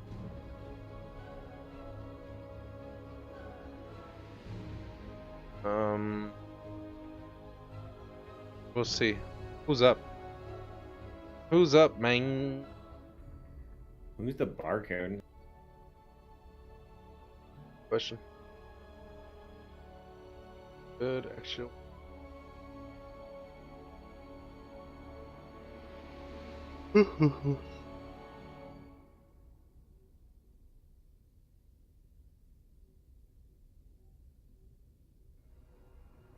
That game was absolutely insane. I cannot believe that.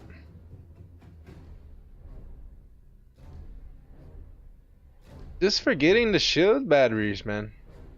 Definitely not a ping thing. It was just a mental thing. Yeah, I mean that was just a bad decision, not necessarily a micro failure, right?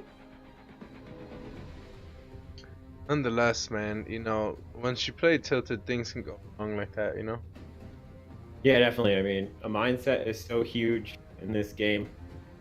You know, it kind of wins and decides matches, and that's why offline is so much different than online, and you get all that pressure and the mental aspect. That game was insane though, because even after he lost all those workers in the beginning, getting the adepts in the game, the adepts get in the wall, the oracle comes in, and he still like almost stabilized and won the game. Like it was still a close match. Yeah, I mean that was Like that it coulda went down either to like way. the last of every single unit was so crucial. Like it went down to the very last fight. Like every micro unit Went down swinging, It was crazy, man. knocking each other down, and you know, eventually one eventually wins. And Need Puck. it. Need Puck maybe? Eat their future.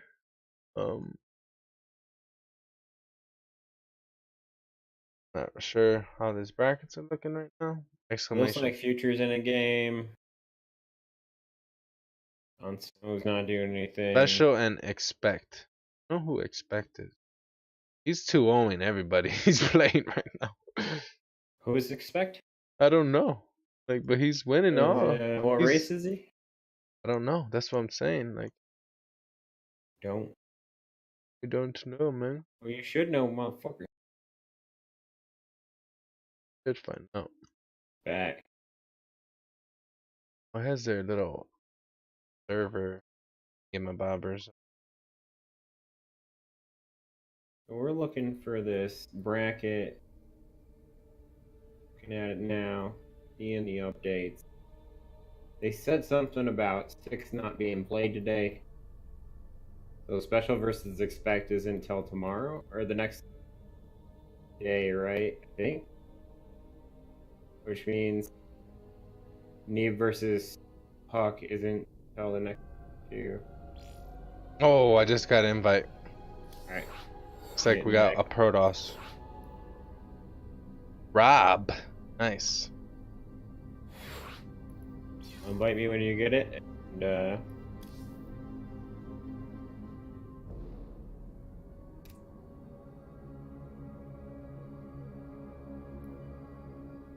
thanks for tuning in to Duplicid, sorry. Oh, it's Can't 1-1. 1-1. It's 1-1. Oh, right, Caster, let me- I was going to ask for that barcode guy, but unfortunately for him, they started it.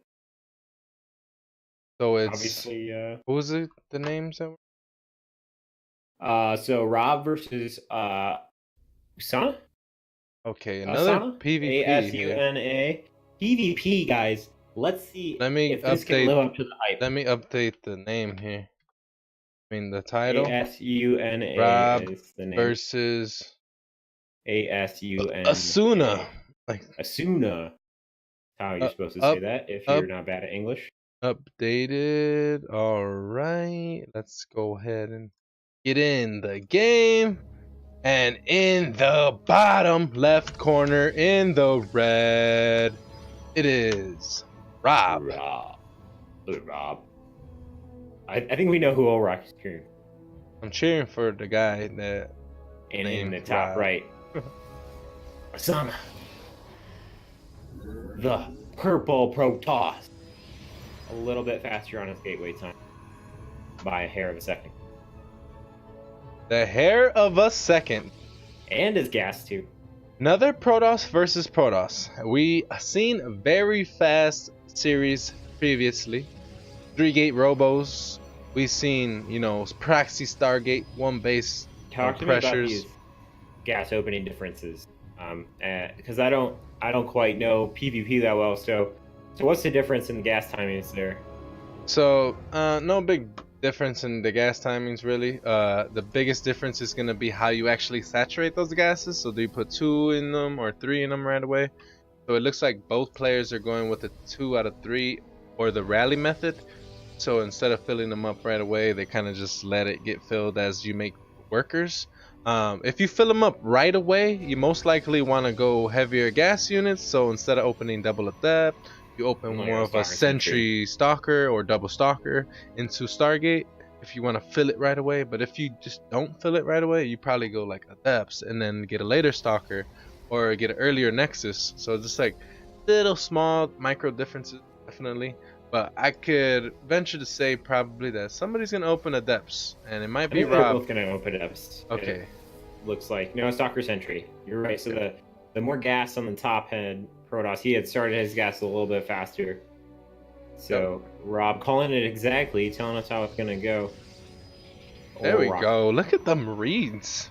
Look at the block. I've been balance. So doing tell this me, for a little bit. Okay, this is that even annoying. worth it? It's worth it only if they open double adept, because now you know, like, okay, this is gonna. I could actually let this finish, and the double adept is gonna want to shade across the map and not sit here and take forever to kill this. So now you're gonna have to deal with this pylon with your next 3 to 4 units instead of your first 2 units, because your first 2 units you want to go across the map with them if they're 2 adepts. If there's double stalker or stalker sentry, then that pylon guaranteed it gets cancelled.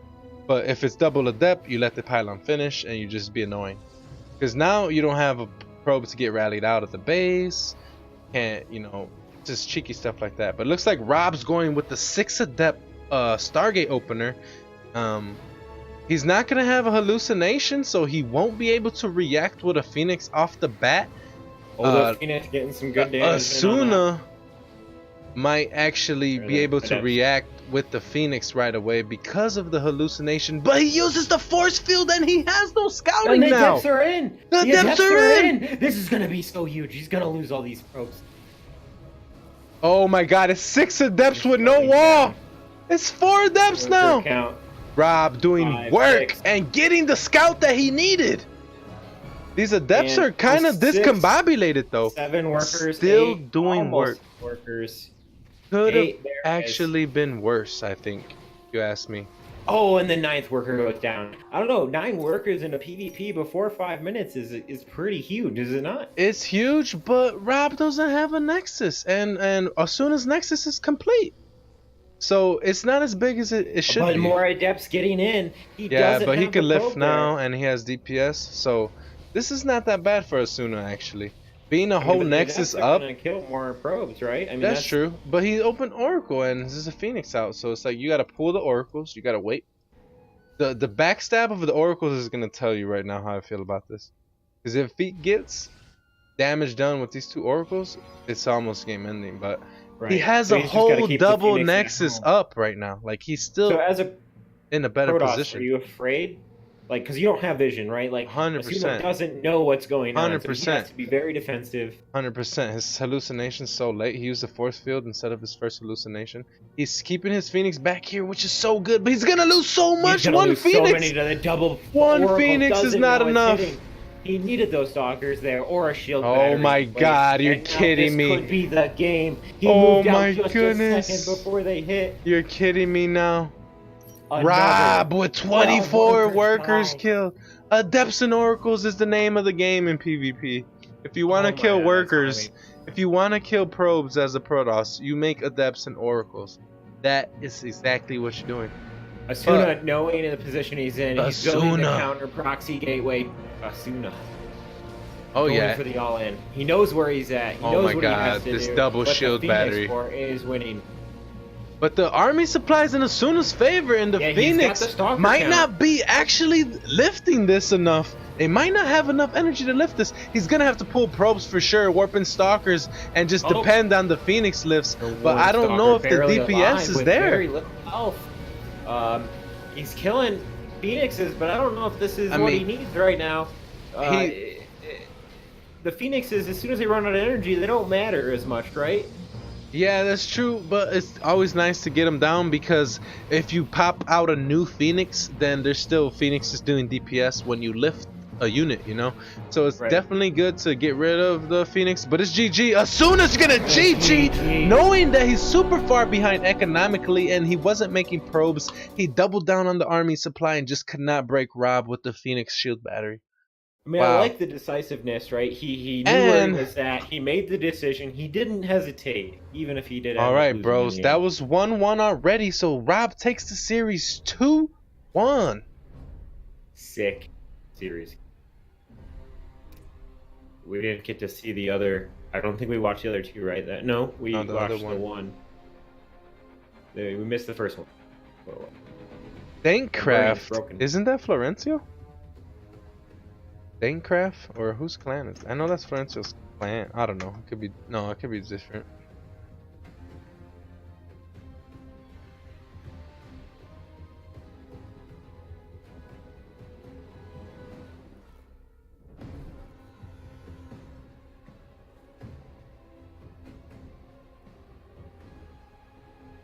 I gotta look at the bottom side bracket. Yo, Duplicit, what's up, dude? Sorry, I know B-Triple addressed it. Barely seen it in my chat. I thought you were talking about something somewhere else.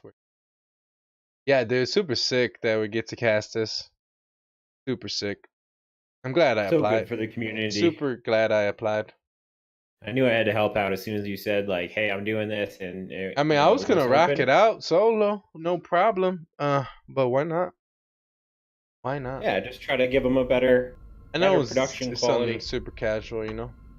Yeah, definitely. I'm just saying, why not, right? Like, Oh yeah. it makes it better. It's a fun experience for us. I enjoy it, and think getting to watch high level games is always a treat, and then getting the games that people wouldn't be able to see otherwise. Huge. Like Duplicit says, like, hey, like there were no other casters in that, and we saw some sick games, especially that disc game. Even this last one, that we got really good PvPs there. I'm really excited about that. Sometimes mirror matchups aren't as Yeah. that climax was Tomorrow we're just gonna huge have for both sicker games. games. Sure, because looks like special qualified, or that's the round 6 are qualifier. That's tomorrow. Yeah, okay. Is that tomorrow or the 19th? I'm trying to losers brackets about because I think that's the only They said the round of 6 isn't happening, or it is, because Bistork and Disc already played. today. Is Yeah, you look at the bottom, you can see Disc and Bistork were in the round of 6 of the losers bracket. So I don't know, what the deal is. Obviously, this is our Epic first versus time. Bistork. That's a PVT. Probably see what they're doing.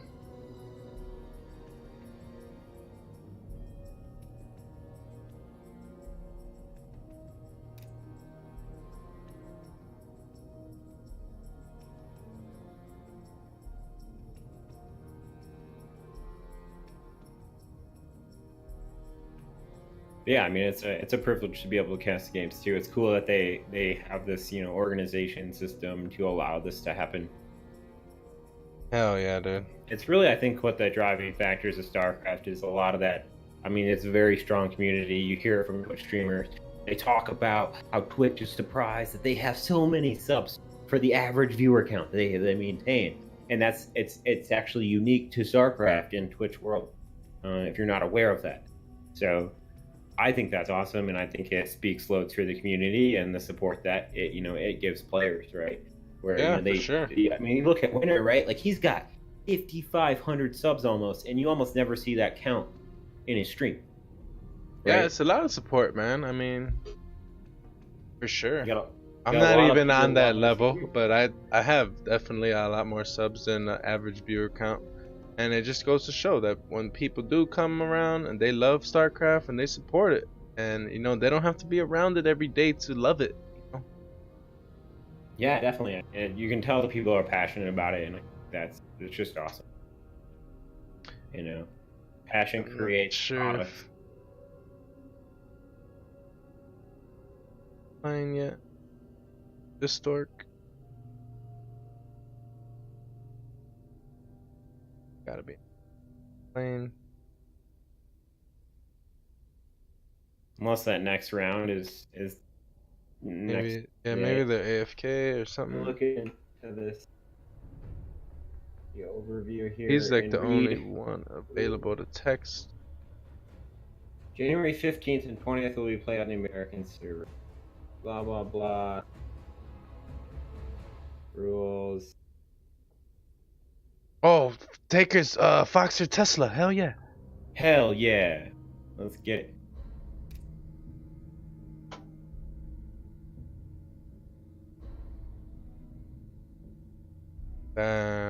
Foxer's the goon that we seen earlier. And Rob Tesla is the Protoss that we just seen. So This could maybe Foxer being up against someone little less than Neeb can, So I got invited to a party apparently. All right, well, get me in there.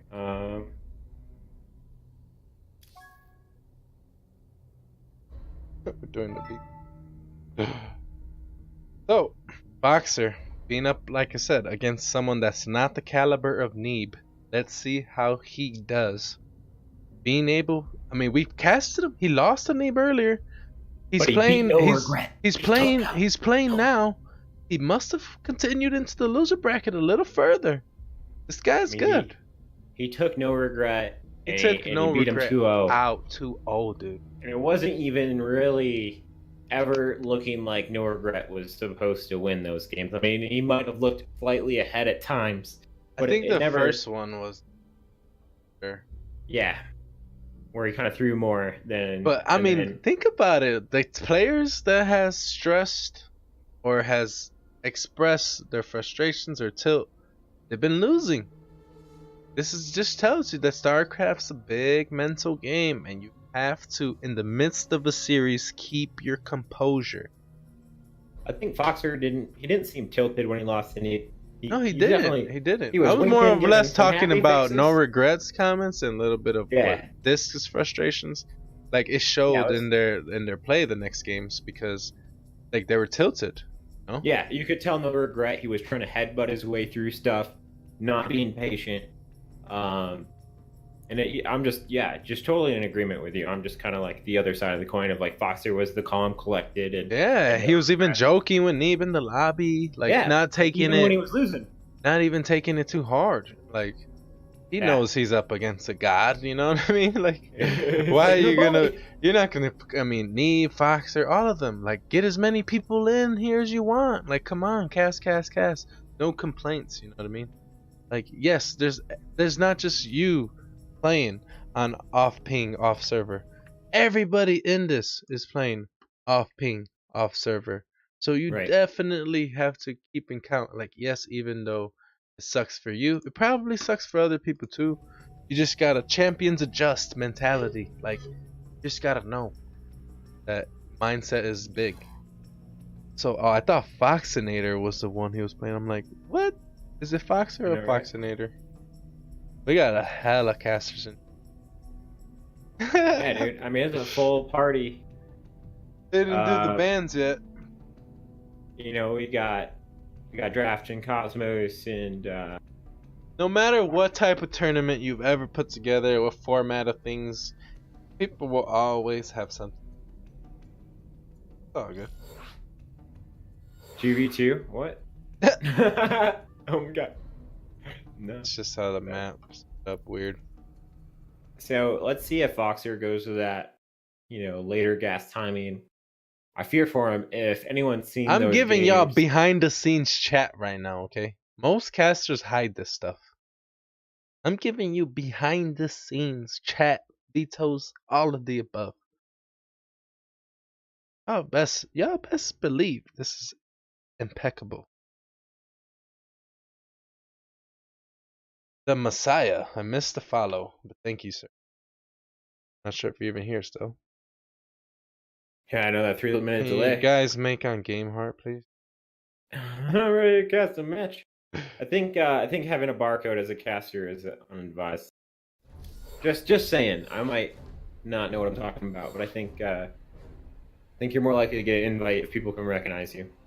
Don't. Yeah, I don't know about all that. I mean, it would make sense, right? Because they don't know who it is, and if they like you, like if you accept invites really quickly, they can at least build a memory of you and say, hey, this guy's not, slowing us down and shit like that. So, Yo, this is so lit right now. Foxer, I'm so We've been excited. I really fucking- like him. We've been going casting this shit for 6 hours almost.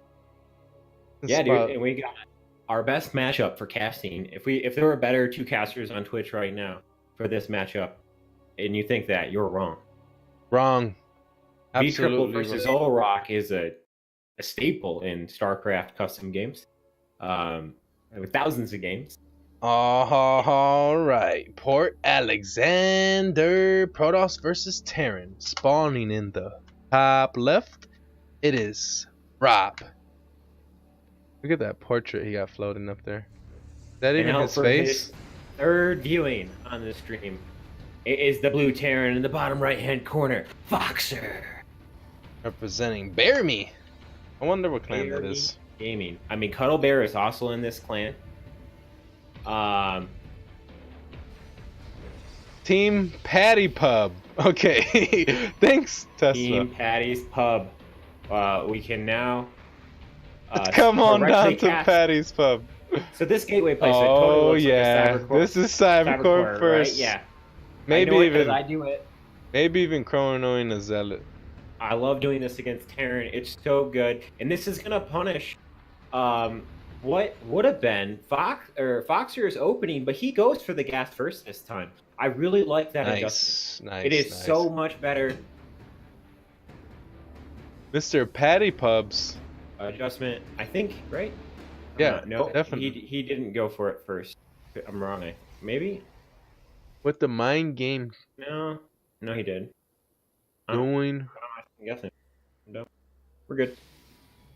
Okay, so No, he's going for not he's not gonna go for the zealot, but he will go for the early adept across the map. He will harass with the probe. It looks like Foxer though is setting up to take the CC on the high ground. He might be on Maybe top some of this. intuition. He might know the play style, calling it out, saying, Wow, "I'm not and gonna he's deal with even your blindly shit." scouting. He's blindly scouting He's for gonna get a proxies. faster. Oh, I don't. See, this is what I don't like, but I'm not that good, so I won't try to judge it too critically. But you know, the factory being so much later with that depot being so early. I mean, his factory is now 10 seconds late from what it was the other game we saw, so I have some concerns. A little bit just of because- adjustment though, because he did go with the Reaper first, gas first. He didn't actually go gas first, I don't think. Didn't? I think I said it wrong. But he did 'cause go with the Reaper first though. Normally he went Marine first. He had started the Marine and then canceled it. And Okay, went back to this the Reaper. pylon being able to. Okay, the depth's not gonna be able to time this out right, but it was gonna be possible. Oh, it looks like it will get through. The add-on's not adding because the Marine was still in production. The But the adept gets is through. gonna die.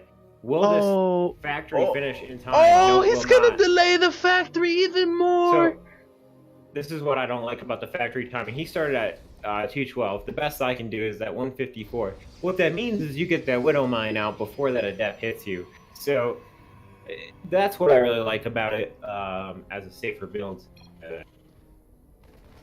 Is this guy casting or not?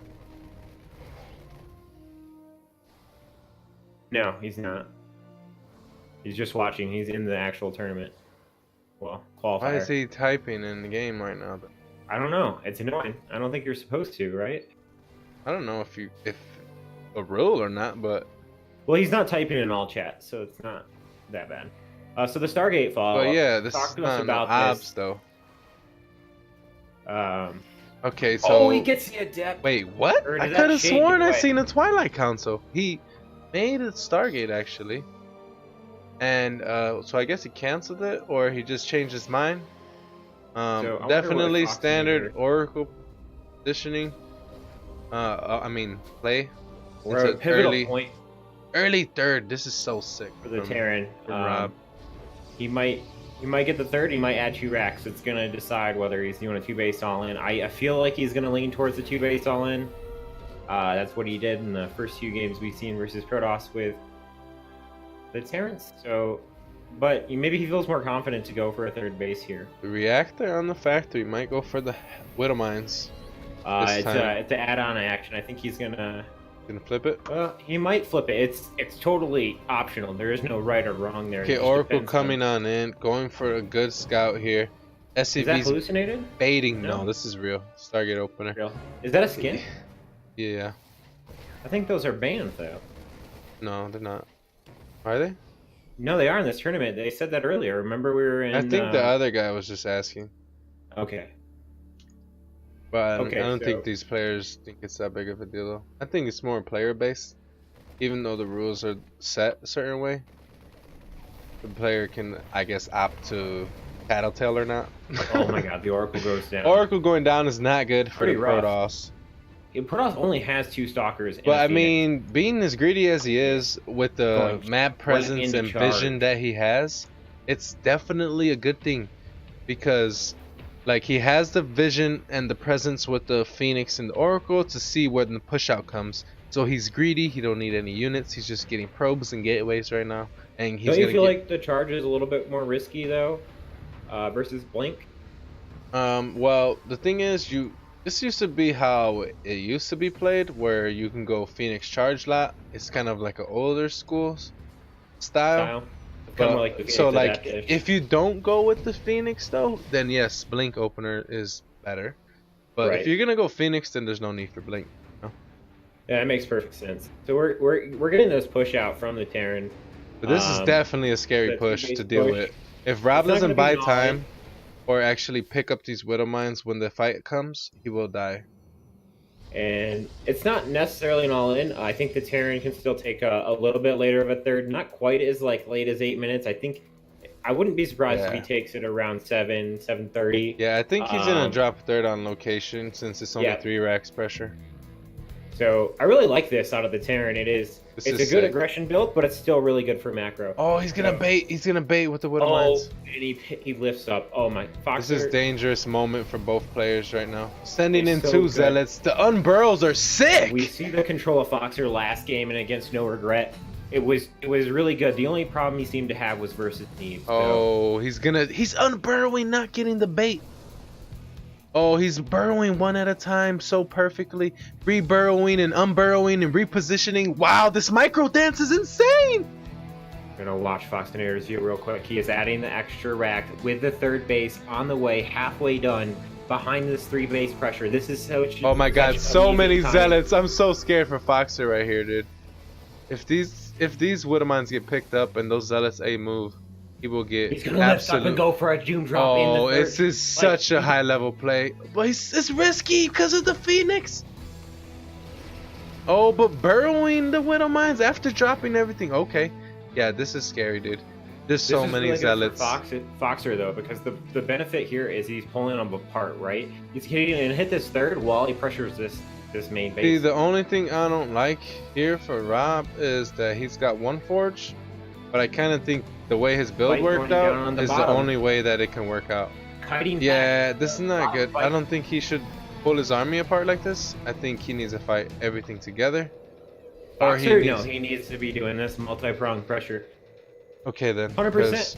Because it just enables the Protoss to make mistakes, and he But, can just lift up and get out of there, right? So he gets out. Those zealots take all that damage, but where did Doesn't his- have drilling claws, so he loses all his Widow Mines. What did he do with that third chunk of army? Did he just The lose army, it? that's what I'm saying. It was like 2 split up with no medevac, so Charge Last wrecked it. Oh, I thought. He did Oh, have Rob's that. gonna jump on this! But losing a bunch of Phoenix, but the other army coming up here, this could be the end for Foxer.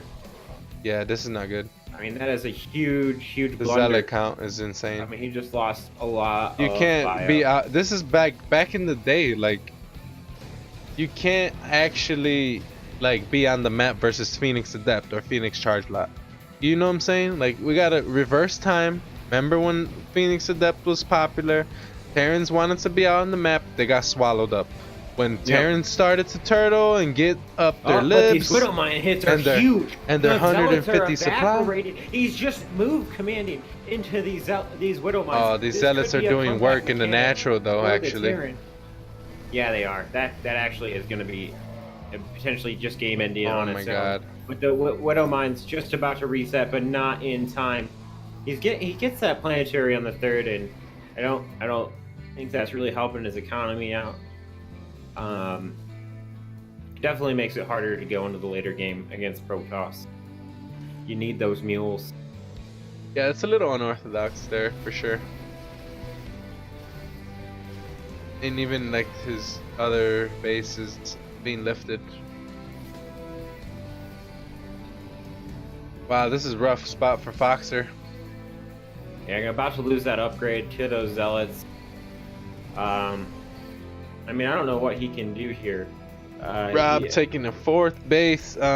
You can't. Has no He lost the game transition. when he pushed out, maybe. Well, really, it was not just When losing you're that. when you're first up set of against units. Phoenix, Charge Lot, or Adept, you want to move out around 150 supply because that's when gateway units can't really wrap around you like that anymore, and just dive on you. Charge lots can still do that, really. So Well, the it's- thing is, by the time you get to that 150, you're gonna have enough Widow Mines too to like kite and do the dance that Foxer was doing. Like, he was microing it right. He just had like not enough. If he Yeah. just had more and microed what he did, like unburrow, burrow, reposition, and all this pick up and drop stuff, then yeah, like he would have probably won. I think if he had gone for a little bit more of a macro focused build, And he's not getting drilling claws Could've been either, better so for him. these Widow Mines are just like Bailings at the moment. Once he is they actually trigger themselves, they're gonna factory die. for it. It's just a little bit late, I think. I think Oh yeah, he got it too late. earlier in those other games we've seen against Neve even, so I think it's just a mistake. This Um, planetary at the 3rd is like, I mean, Protoss can throw against it. That's important to remember, right? Yeah. Like, oh, the sick unburrows with the Widow Mines. I mean, 'cause this is Boxer something- has some good micro. as a Terran, I know it's dangerous to play against planters. While you know it's less economical, it can make you play a little bit too, what's the word, cocky, right? Like where you think you can, oh, well, this guy's not going to have economy, and you attempt to try to roll them, and you can throw the game against it. Not saying he's that bad, but it's definitely easy to throw the game against planetaries, and especially if Terran has less, and you just try to fight into the AI of the units. All mess up. But this double drop being unscouted, going onto the map, very risky when there's Phoenix out, but Foxer is gonna roll the dice and it might actually pay off. But he needs to do it, right? He needs something to get back into this game. Yes, He's down 20 supply against the Protoss, so I like the risk here. Stemming a little early though. He gets the Robo and he's gonna get away. He stemmed like he just super needs to early. Drop these units late. This is not good. Yeah, this is why it's risky to do something like this, especially if you're gonna retreat into like the middle of the map. You want to retreat more to like the edge. You should have went to the main there, right? Like that's how you bring the army further away, so it takes even longer to come back down and counterattack you, because you know you're basically gonna lose those units. It's just at what cost. Yeah, this is insane. Rough for Boxer at the moment. Little bit less mules to his liking. He does got ghosts though. Widowmine Burrow on the way. You can't fight into this Widowmine Planetary Liberator. He has the right idea for sure. Oh, he impedes the Templar, but there's two more coming from the back with a lot of storm, and there's just he's just going on top of it. Yeah, it might be too much Protoss actually. It might be. You're right. It's not efficient for sure. It's definitely not efficient. Oh, the Widowmine's getting huge hits. Oh my God, this is definitely not efficient whatsoever. It's gonna get a huge hit on the Immortal. It's gonna go down. Oh wait, he micros it away just in time. And Foxer, hang on. He's got a Widowmine burrowed up here at the top of his ramp. He's pulling the SUV. It's 2-2 versus 1-1. It's a lot versus like not as much. Like, you know, the Terran's economy is just in shambles. Drilling Claws finishing a little too late. It looks like Ghost coming out a little too late. He had the right idea though. Pickup micro with. He definitely had the right idea. Yeah, I mean. But now that Colossus are out, and that scan, that GG scan right there. Is he gonna leave or is he gonna He's gonna go drop it. He's gonna go drop it. Oh my God, he's taking the 5th base. You know, obviously, Rob knowing where he's at in this game, very confident position, getting blinked now. Was that +3 is almost. This medevac on the way to drop the 5th finds a 6th and is like, oh wait, I maybe should just take care of this. I do like this because this is not a lot he's about to lose to pulling the entire army over into this position. Very nice. You know, it's good tactically, and he doesn't even actually lose it. I'm surprised. Yeah, he just got out of there. That's the blink was done, so he could have, you know. It was on cooldown, yeah, because he blinked towards it. Oh, to go towards it? Okay. Yeah. So is there are no observers with this? Yeah, it's there. He just sieged up on the outside, but you can't. Oh man, he's actually trying his best to stay alive here, but he just doesn't have enough. At this point, Protoss with 2-2, I mean, it's even upgrades, but you're fighting the planetary and SCVs. The upgrades will just do better for you. Right. But the Widowmine's about to reset.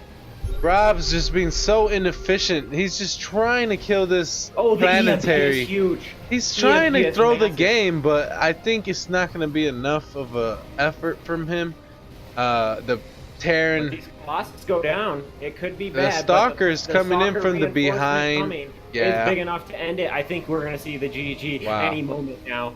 As Phoenix charge lot into Stalker Colossus. What a tech switch eventually, because the Ghost and the Widowmines were out, so you definitely wanted to transition to Colossus Stalker at that point.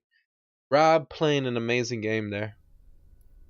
You know, it's funny because I feel like Foxer is such a good player. I just feel like the build he is choosing to do is a suboptimal, like, he's doing a lot with a lot less. You know what I mean?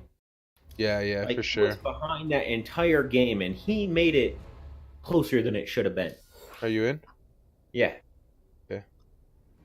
Yeah, he's definitely got good micro, and you know, knows how to make them units and macro. The macro is actually what has me concerned. It's just there's like a few decisions that, he did so well against Zerg and his order and his what he was doing. I feel like he doesn't feel as confident in this matchup. Like the third planetary, like Rob almost threw against it, but at the same time, That is that planetary worth was getting value for sure. thousands of minerals though? I mean, you're talking, so much money in scans or mules that you could have had. So I don't know. I don't, anything before your fourth base, I just don't agree with. But I'm not that good, so maybe I don't know what I'm talking about. All right. Second, let me set the scores. All right, it's best of 3 still, right?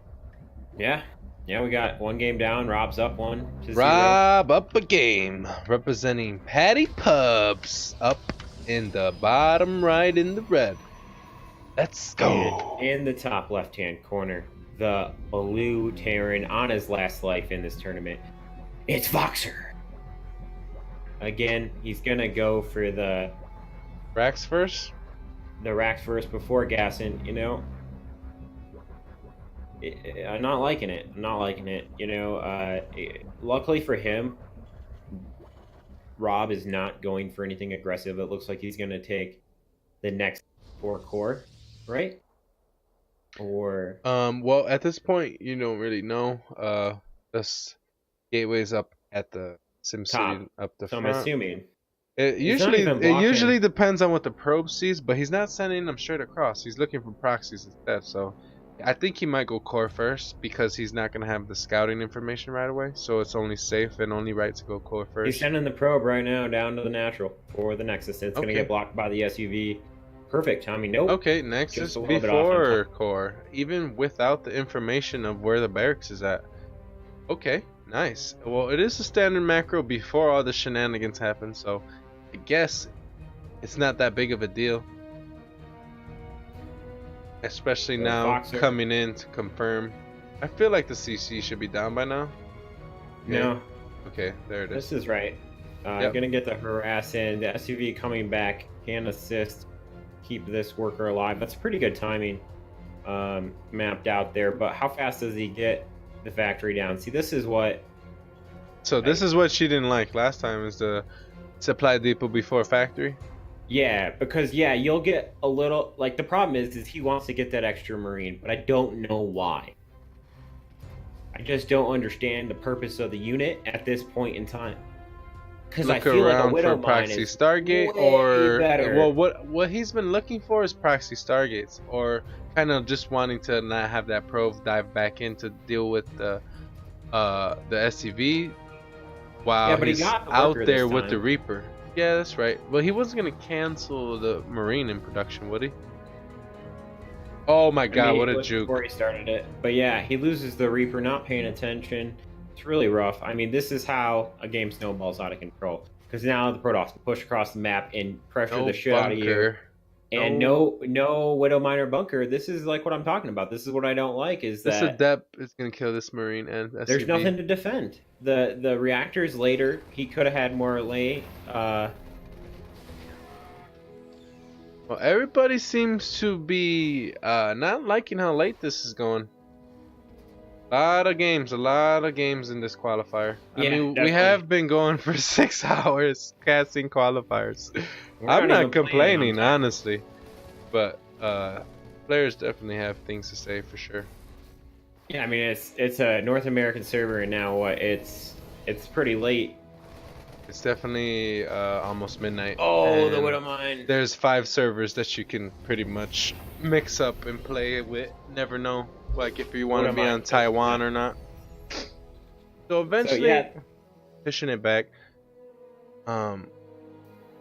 might be this tank Banshee thing that he did to Neeb on this map. Actually, again, I like it a lot better right now because I don't think Fox or Rob's build is as clean. The the Oracle hit a lot faster with Neeb's build, and he went for more Oracles. but Neeb lost his first Oracle. That's kind of why Right. he made extra. But he also But scouted it. too. I mean, Rob isn't even making two. He's going straight to the Phoenix afterwards. Yeah, And that's sometimes what they really do that helped too, me hold that all in. Because he killed the tanks and units with the oracles. Yeah, So- definitely he need at least 3 oracles and then a phoenix. Or sometimes they make a 3rd oracle after the phoenix, because they go 2 oracle, phoenix, then oracle. Sometimes you want to like get it ready for either Hellion drop or that banshee for sure. Because that's what's the dangerous part, right? If 2 different banshees show up at the same time at each mineral line, it's devastating. Because you can't, Right. get them both. This widow mine posturing Is up. a dirty placement. Okay, As the Banshee comes in, banshee timing perfectly with cloak finish. oracle should be able to come back in.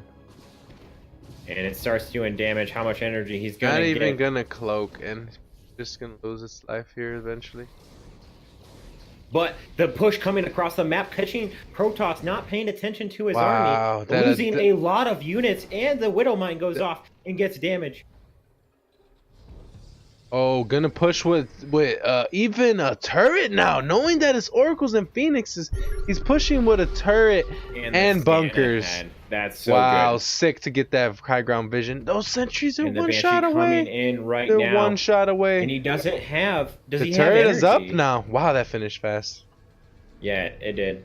And trying to jump on top of this. He's is gonna jump pretty on top of dangerous. it with no guardian shield. There it goes, getting focused, hallucinating 2 immortals. Was that a misclick or did he do that on purpose? And this is going way better for him than when he did it versus Neeb. It's going way better. And the Banshee's reigning supreme in the main. GG. There's nothing. Wow, the show oracles and Banshee. Phoenix no died. more oracles. He's making the oracle now. It's way too late. Oh yeah, this is over, dude. This is crazy. Like I was saying earlier, even prior to losing the first game, Boxer up against like someone lesser than Neeb trying the same build. Look at how it's working. 10 times better. Boxer is now in a Stop great position. the what? I don't know what this dude's typing. Because Sweet. the turret revealed that the immortals were. Oh yeah, the hallucinated immortal. But Which still didn't make though, sense like 'cause, I mean, Rob's seen the turret, so I don't know if the hallucinated I immortals think are they the were best just to tank that energy. maybe. But your units don't even automatically shoot at them because the turret reveals it. So you don't even Does need to fuck micro up as some a AI. tank. Oh my god, he's gonna walk in all the way on this. This is a desperate trade right here. Oh, I with mean, the even probes. if Foxer loses all this, I mean the Banshee can still just. sit There's here just no detection though. Yeah. And he's not even gonna kill the bunker. It Wow. doesn't kill the bunker. That's devastating. And the third is being compromised by like a marine that just died to a zealot. But yeah. I mean, Foxer is, he's getting his 3rd orbital right now, and that's what, really kind of sets the. oh, tide it's an for orbital game. this time. Yes. So I really like this difference. I mean, it's obviously a slightly different. I mean, build or whatever. But obviously he's getting so much damage with this Banshee. Oh, the micro, so sick. Wow. He doesn't even have to cloak it right now. Oh my goodness. Oh my. Just keeps baiting him into more. Revelation. and more Bait the damage. revelation. Oh, and the Guardian Shield goes up. Terran has to retreat. Gonna lose some of these Marines. Those That's Marines are going down. pretty rough. But the Banshee getting some kills over here. Yo, Rob's holding Rally like or a whatever. gangster. He's holding like a champ for sure. That rally really hurt, but I mean, ultimately, look at the supply. Mhm. It's a huge gap, and even Rob types damn into the chat. He knows the position Yeah, he he is in. definitely knows it's rough right now, especially with this 3rd CC. He's about to see land, he's SCVs gonna see fully it all. mining, even long distance. You know that feels bad when you see that many SCVs long distance mining before the. Right. Burrowing the Widow Mine, getting the Banshee back here. Wow, these SCVs are actually getting wrecked right now by the sword. Oh, but he loses an Oracle, and he still doesn't have any vision. Yeah, that's insane. So when these Widow Mines come up, it's going to be rough for him. I mean, does he have a Robo? I don't think he does.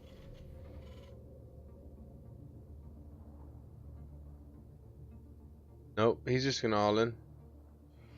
I think he knows the position. Oh, hallucinating so many stalkers. What? I've never seen this before. The scan reveals the fake but army. The units going into the natural are gonna get a ton of Oh, worker kills. sick run by. Way to buy some time and actually pull apart Boxer here. This might be the beginning of a comeback here for Rob, but it all depends on this push out here. He knows most of this is a fake army. Maybe with another scan, he can just see that that's not enough DPS to really be enough. The Zealot warping Still runs though. away from it because he's got a micro he got no back Widow at Mines. Yeah, he got no Widow Mines. I mean, he just can't focus on it. He's got to fix this at home, and you know that's the problem with the Zealot run by for a Terran is it takes a lot of APM to deal with, so you can't not be looking at it, right? You can't just rally units over there and say kill. They need the stutter step, which is all of Terran's focus. Wow, Rob, he's now up in workers. What a comeback. This is crazy. Did it stabilize? I mean, the 2-2 is going to be a lot faster. Foxinator Foxer needs to simply throw down a factory and get Burrow, I think. Wow, if Rob comes back and after that, losing all those workers and probes. He has a sick army though. Like, it's a lot of zealots and sentries right now that can be getting you a lot of value. Apparently the Widow Mine just went off there in the middle of the map. He's got these scouting mines out, which is really helpful. Okay, he's gonna need a lot more mines. Coming across. He's adding liberators right now. I like that. He's making one mine at a time. He needs to make 2 mines. He got a reactor. Okay, this is gonna be it for Foxer. If he breaks him now, he wins. Oh, he might be getting out of position here. Picking up and dropping to the main, though. All of the units going to the main. This is gonna be devastating. Does he have a recall? Oh, he does. But it's not big. You can't. Oh, this might actually work out for him with the flank like this. Because he could just pick up and leave. He's done so much damage already. But the flank. Oh, focusing those Archons. Wow. And no blink here. No blink. Real problem. So he can just pick up, get away scot-free, and just duck out so many tech buildings. The Forge, Terran's already getting his 2-2. So if Terran goes into 3-3, he's in a good position. Boxer is actually sitting up 20 army supply. He's up with the +3. I like it. Now this is what you do as Terran. Take the next steps. Don't sit there and spam from your racks with what you got. You go ahead and take that next step into getting a Ghost Academy, upgrading Liberators, doing everything like that. Oh, the run by as all of the units for Rob are out on the map. Gonna hit the third base. He's so out of position. Knows it. He's pulled his CC. He knows the position he's in. All he simply needs to do is hold on while he takes out the base of Rob. Wow, his micro on these like bio units is so dope. Incredible. It is so good. And you know, I don't know. I think there are Liberators back at home. Oh, he's recalling again. But he can't. He can just get the Liberators on the third, taking out all these units, recalling into Liberators. Not he actually recalled into that. And he's gonna lose his main. He's gonna lose the main and it's all the pylons. And the pylon. I think that's GG. Look at the supply. It is over 100 different. We might be going to game 3, boys. Boxer showing his resilience on his last life. Playing an incredible game, and he's gonna lift away. Beautiful pickups. And another problem with Rob's play here without blink. Oh, the Orm, but not quite enough. Almost getting that damage. Oh, he could have actually kept boosting. He's just waiting, and he's gonna go back into the main. Oh, Clumpy! Get stormed. That's a good way to throw the game, but I don't think it matters. I think he's too far ahead for that to matter. Because the 2 bases being gone, that's just not enough income for a heavy gateway style, and all the gateways are not even powered. So literally, all he has to do is buy time with this shit, right? Like, yeah, he can remake units at home. Look at the mini map, the big army going through the third, though. Yeah, he knows. He knows it. He's about to tap out. I think he's just waiting to use the rest of his units here. and then we're gonna move on. Boxer is not a joke. Sitting here with his ghost, burrowing. The not even in the same hockey as his bio. Look how gangster that is. Boxer is an incredible Terran. That's what we learned today. Gonna be Protoss in a later game. You know, was a 2-base timing push to catch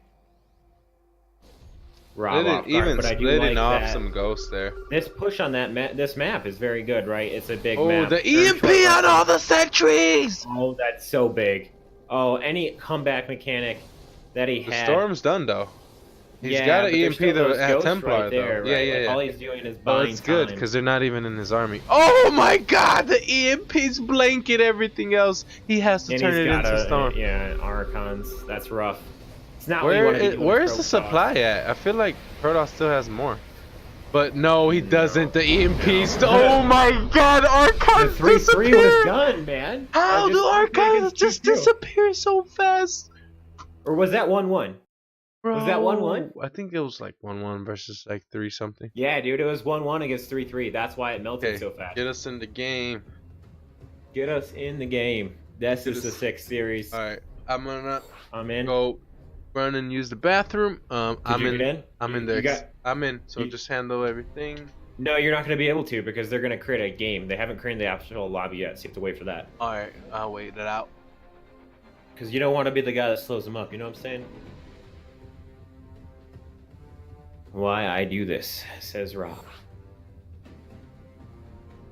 Oh, we're entering a lobby. We might actually be in it. I might just be stupid. Are you in? You're in. So you're good to go. I just lied to you like an asshole. It's okay.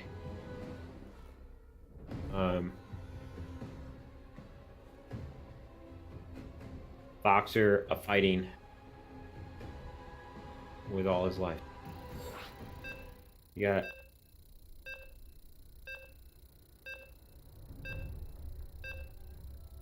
I can't control Rob's screen, so we're just gonna let you guys know what's going on, and there won't be any vision. Fine. Everything's fine.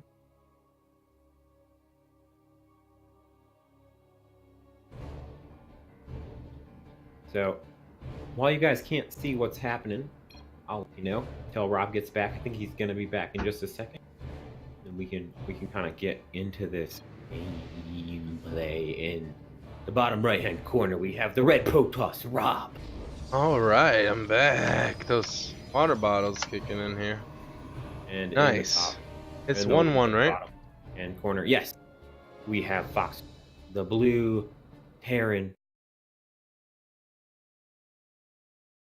But you guys know this. You guys have seen this. We're tied 1-1. In this Terran versus Protoss. We're seeing the gas second again out of Foxer. He really likes this style. All right, yeah. Does seem to be that he got the build order down in this matchup, and he's sticking to his guns. Yeah, I mean, he's got 2 different builds out of this. That's nice. Because he has the more economic style we've seen. With SCV scouting again. I like it. What is he doing with this probe? I don't think he wants to play a long game here. I think this is going to be a proxy. This is just definitely a proxy scouter, because he did it last game where he just he scouts for proxies after his gateway and then just expands on 20 regularly. So but the thing about that is that it delays your scout and it delays you actually knowing if there's a proxy if you miss the proxy, because there's a whole different section where you can proxy that you don't check. Unless you double scout with 2 probes, you don't really know if there's not a proxy on the other side. So being that your probe gets there, you know, a little bit later than usual, but now he sees barracks at home, gas there, everything's all good to go.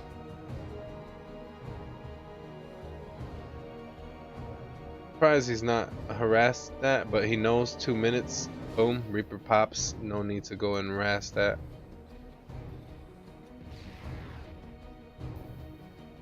Epic games, man. Been casting since about 6 o'clock. It's midnight. Wow, what a 6-hour cast so factory far. Even a little bit late for him. So we've seen the factory as early getting put down at 2:14. Does the probe die? Yes or no? No. Stalker. Or wait, it's a sentry and an adept, so maybe. Oh, I like think this. it's a This stalker. is build is good.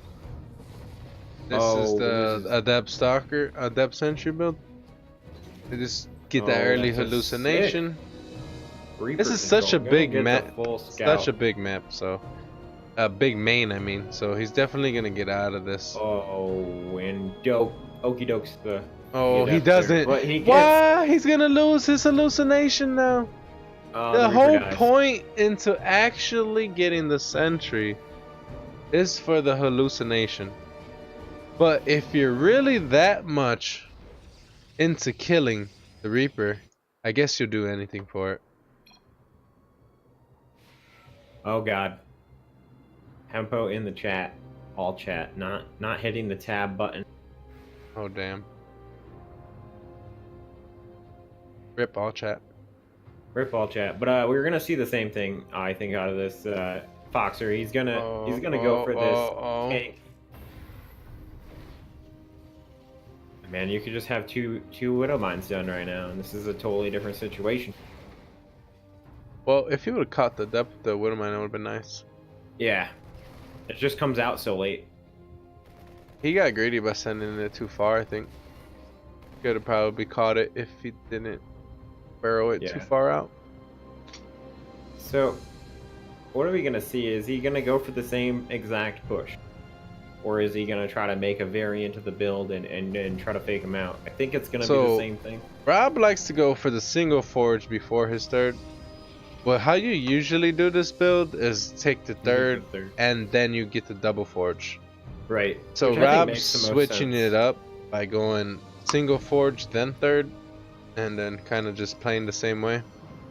Like, if you want to be extra safe, I feel like you might as well double forge, then third. But, like, if you're gonna do, like, the Zest Gateway style type of OP build, then, yeah, take the third. Poke with your Blink Stalkers, get your double forge charge behind it, and just spam charge lots and get up to 2-2 as fast as you can. Win game. Get up to 2-2, and you just, like, start warping in as much stuff as you can off of 10 or 8 gates. You gonna feel pretty good against Heron. So Foxer, he's getting his stuff up. He's doing the push again. He's got the tanks and the SUVs getting pulled, but oh, he's gonna get scouted this time, and he's only got Blink's gonna be done in time. He's gonna posture forward and catch this ahead. The Blink's not gonna be done yet. Oh, he's got 7 seconds. They finally made the game a game hard. Okay, 2 seconds. So he also made Blink instead of charge first this time. That's usually how it goes. You gotta buy time for charge. Charge first other game? I think that one's because he went Oracle opener. So, right. Oracle Phoenix kind of, you Makes dig? sense. Yeah, so I mean, he snipes that tank, which is huge. That's it really huge slows down this because push. where's the other tank at? There was 2 tanks, weren't there? No, Did he never kill had both of them? finished. Oh, it's in the back. It's all the way in the back. It wasn't finished on time. Oh, before this the is push. humongous for Rob. He's literally just pushing this all the way back, dude. This is Yeah, huge. but he can throw Getting it if he gets sieged too up. aggressive. Oh my god, what a blink on top of that. The observer giving him all the information that he needed. Blinking onto the tank as it unsieged. The Banshee using all its energy just to sneak around the stalkers. By the time it actually hits the mineral line, it might be revealed and a simple warping could push it back. Another Banshee with cloak though. The observer's not in position for this one. Tanks blinking on it on the first tank. Super risky, this is so but dangerous. he's He actually doesn't gonna have get another it. thing. But he's gonna lose all these stalkers. Oh and my the god, Banshee he's is got a getting second worked stalker. on And the across map. observer's here. And there's This another might be Banshee game coming. ending for Terran, but he scans and gets the observer. That's so sick. And he's not focus firing the Banshee. I think this is a major mistake because He can't. He scanned and killed the observer. It's cloaked. Right. You're right.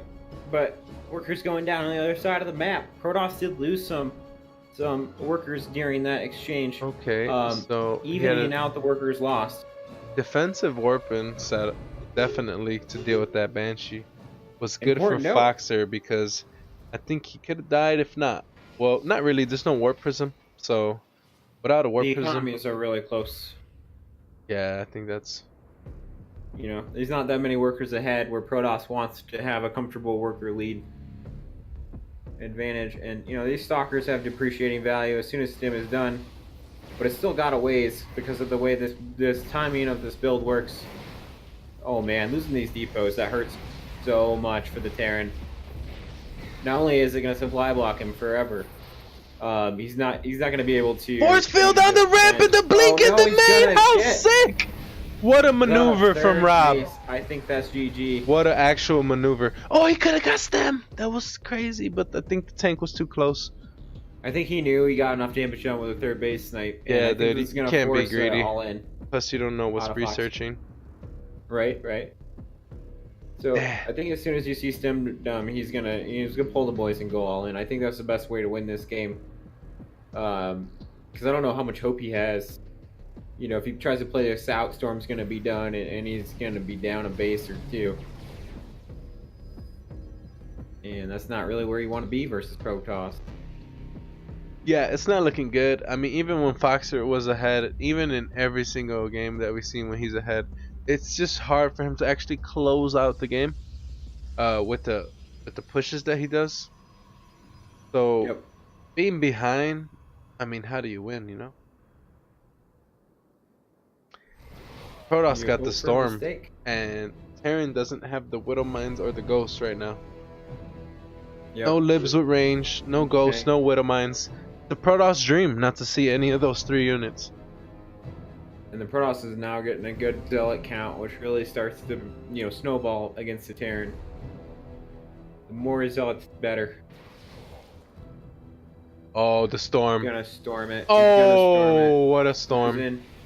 The boys are being pulled. The tanks are being sieged. Rob's wanting to take this fight in the middle of the map. Why is he fighting? He's losing all the zealots. This could be devastating for him. All the zealots go down, and the stim can now get on top of the army because there's no zealots to tank. I still think it was a good trade, but yeah, it was tough. That's definitely. A lot of bruised stalkers and. Oh my God! Engaging before +1 armor, finishing now. He didn't have a choice. I mean, the Protoss Protoss's armor.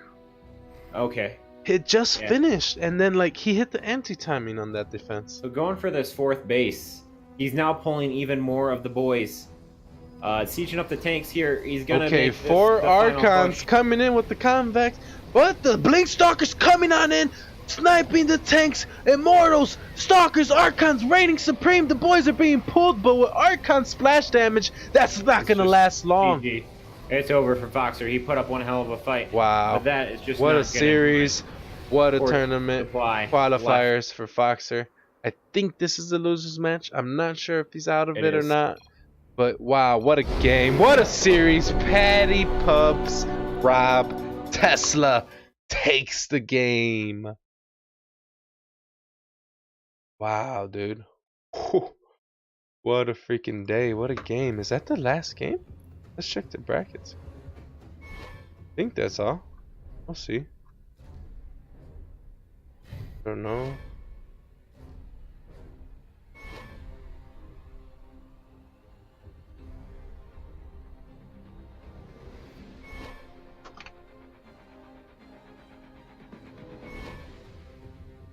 Games don't for today? What? Oh, sorry. You know how to type, nerd? Okay, Cuddle Bear says no. Oh, damn. He's pissed. He's pissed. Playing till 2 left. Wow, this is rough for some of these players, huh? They're... Guess lesson to be learned next qualifiers. Don't lose. Right. Don't lose. You will be playing till 2 a.m. in the losers bracket. Not sure what games are. Okay, the losers bracket said.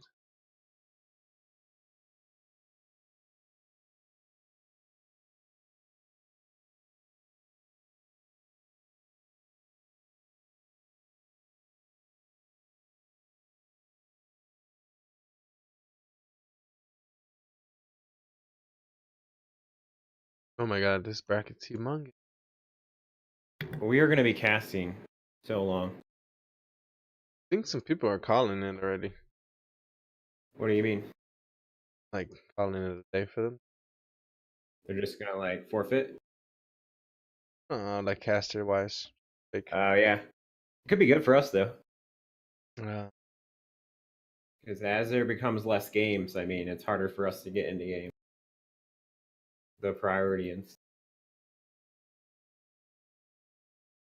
so yeah, Future versus Rob, and then what match was this? God, there's so many matches going on. round 7.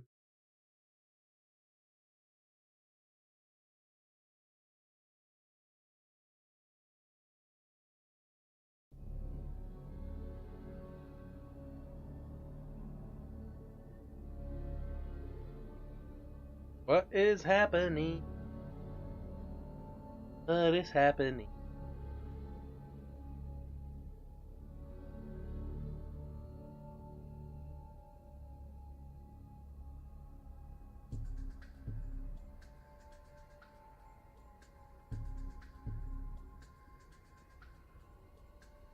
Wow, wow, wow.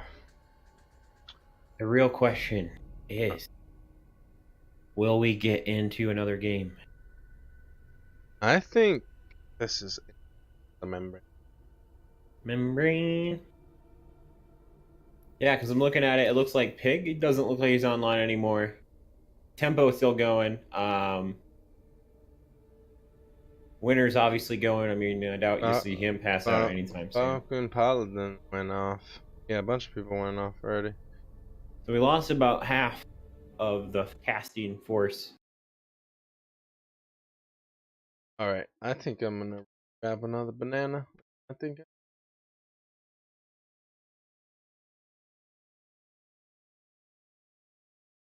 Let's see.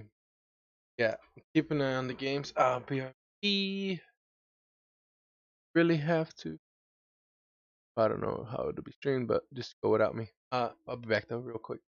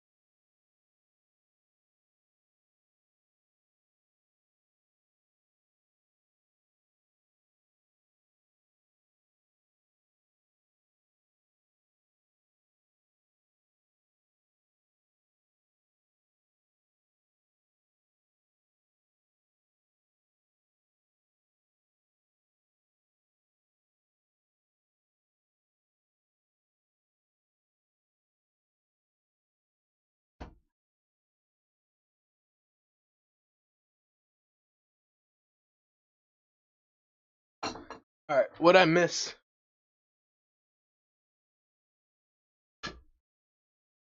I think I'm just gonna call it then. Like there's not many games to jump in, and I got you. Winner invited me. alright, cool. What game? Nice. Let's go.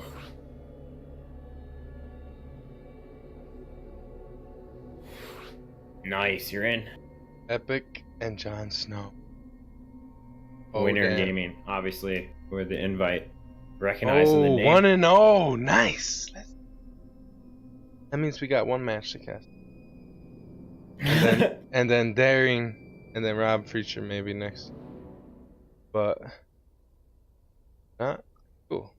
We got still like how many days left for qualifiers? The matches only get better. Mainly loser bracket, right? No.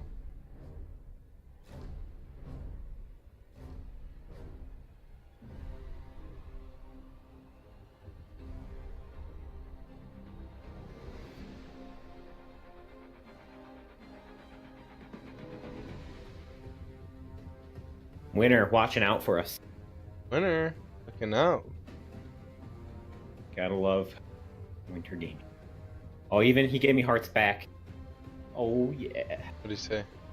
I said heart winner, and he gave me hearts back.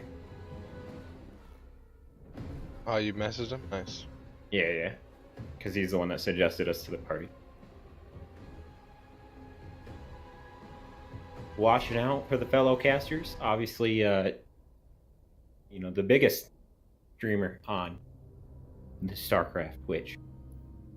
The StarCraft streamer of the year.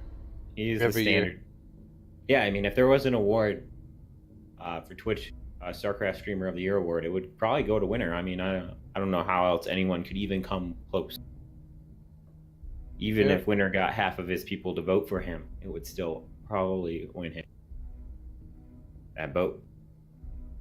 Yeah, for sure.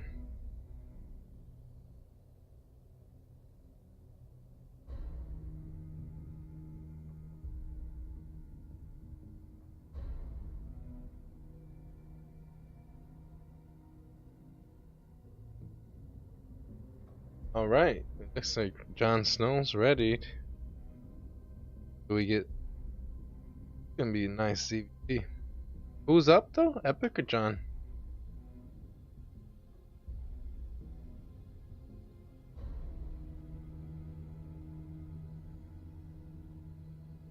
Won the game. Yeah, he just he threw earlier in that PvP. I think he's talking about. I mean, that was definitely like he definitely probably went. Why didn't I make a fucking shield battery? Because 2 shield batteries and he wins, and he doesn't have to go to losers bracket. So we're gonna have a team snipe here with Sidestorm community. Wow. But on the bright side, at least a Sidestorm community member will move on, or Sidestorm team. I mean. Wow. Up in the top right, the gatekeeper himself, representing Sidestorm's Gaming, Jon Snow.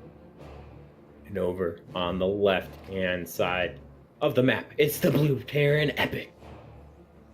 Representing Sidestorm as well. So Epic is good. I've seen him go the distance in TVZ versus Cham, I believe, in Cheesadelphia before falling short. So gas second build out of the Terran. It looks like this could be a 2-on-1 possibility, or the Reaper into Marine killing the Overlord follow-up is the most common thing in the meta right now. TVZ, it's all you, bro. Yeah, I mean, right? So the Zerg, and I bet the difference here is you're gonna see, if I know TVZ, if Jon Snow goes for a 3rd hatchery, it will be much faster than we saw No Regret go for it. I could be wrong, but that is my prediction. It's gonna be before that 2-minute mark if he does, in my opinion, and we'll see how good my knowledge. I think 3, 3rd, or 2 minutes. A little too early. It's not. You can't punish it though. There's nothing to. So there's no way to punish that really. Maybe proxy 2 Rex, right? I mean, yes, that can. But the thing is that Zerg can cancel it and get that back when they see it. So it's like it's a catch-22 in a sense of like he still has opportunity to not lose to it. It's not like an auto loss. Right. So I think seen the Reaper. Yeah, see that drone right there? So it's not quite before 2 minutes. It's not quite as fast. He got the 2 queens, but he's still going to throw it down extremely fast. I mean, this is Yeah, a I was whole thinking 50 seconds yeah. before no regret goes for it. There's 2 variations to this, right? So he's hiding the drone so it doesn't get seen. See, this is what I was thinking more, like around a little bit before 250. Like that's what usually But he where I went for see the queen. third. A little bit safer. So it depends on the rush distance, but you will see a lot of, like rogue and stuff. If on it's the bigger super maps. greedy, I think they go for it before the queens. But you need the queens first because the Reaper will be way too annoying. And the You third just have base, to micro really well. I think I the mean, third base being ahead, it would negate the fact that you delayed the queens. You know what I mean? Because you lose a drone or two to the Reaper. you shouldn't though. I mean, with perfect Zergling micro and you know, Right. putting down spores, like it really shows the confidence that Zerg has, right? Like, and that's what Good, I'm though. saying. The This high is level good. Zergs, you'll see Yeah. like Dark do that definitely. But this is a shorter rush distance, a little bit, right? Yeah, for sure. I think it's like kind a of little like bit better Protoss safe. Cybercore before Nexus. Like it's very small differences, but it could make a big difference. Definitely. Oh, he's gonna get this. Nope, doesn't get the creep tumor quite, but definitely damages it. I mean, If he goes a bit Oh, back. no. Oh, The with Reaper speed getting being hit. done. it's gonna Oh, go down. that's That's big. huge. That's big. Because now but they're gonna die to these Hellions. The Hellions are gonna catch them right in the middle of the map. But the um, synergy is not the same for Terran now, right? Yeah, definitely not. But he is going for BCs. So What? it's It's gonna be a BC harass. This is a very Oh, very 6 scout from Jon Snow though. Yeah, he sees it. He knows what's coming. Zerg's been dealing with us all the time. And I think the advantage goes to Jon Snow because he knows what's going on. He hasn't lost any workers. 3 queens in Reaper. production.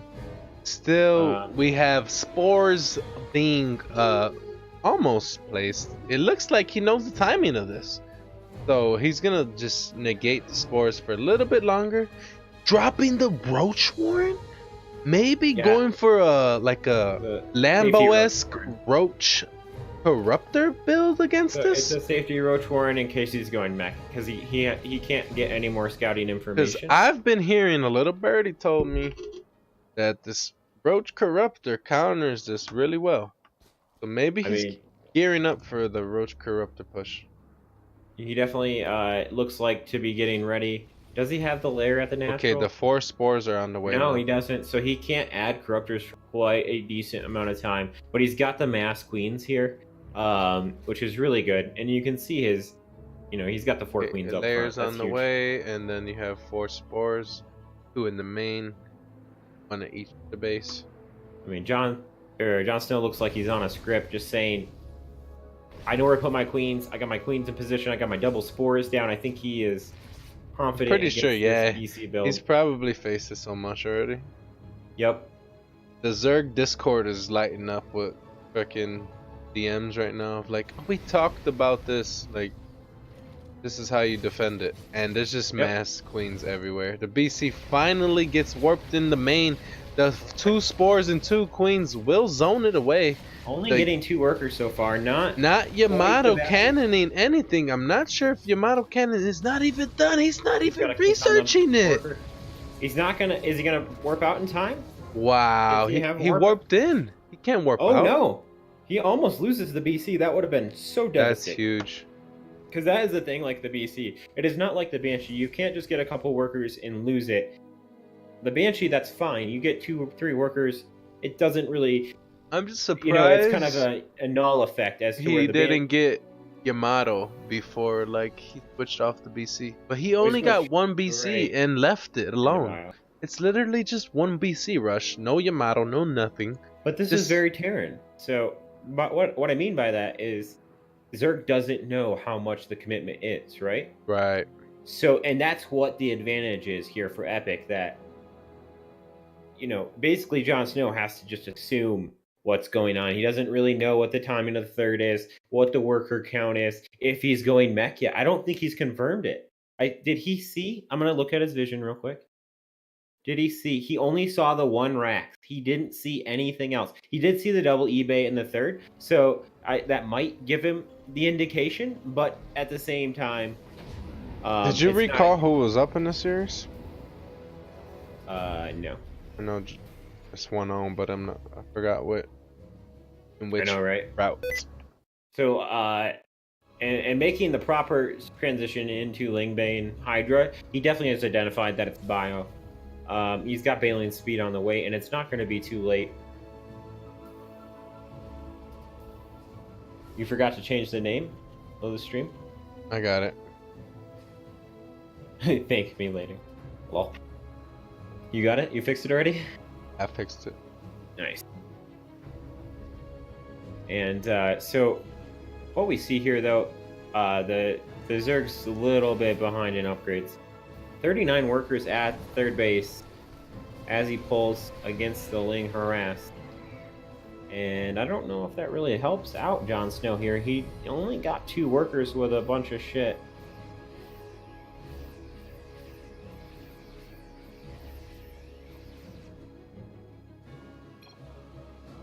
Epic. Okay. Awesome. Epic is up. Epic. So that's interesting. This push is going to be huge. He's got 1-1. 1-1 just finished for the Zerg player, Jon Snow.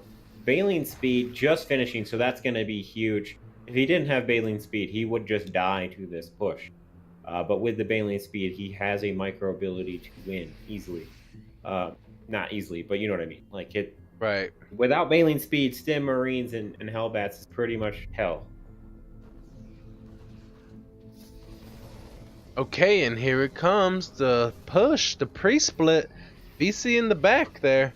The sick concave from Jon Snow, though. He's coming from all different areas. Recognizes it, though. Pulls back. Sick splits. Oh, my goodness. Oh, off creep with the Bane he's doing speed. his best to split. He splits amazingly. So this battle cruiser is going to help so much in taking damage from the Hydras. Because they will focus fire it.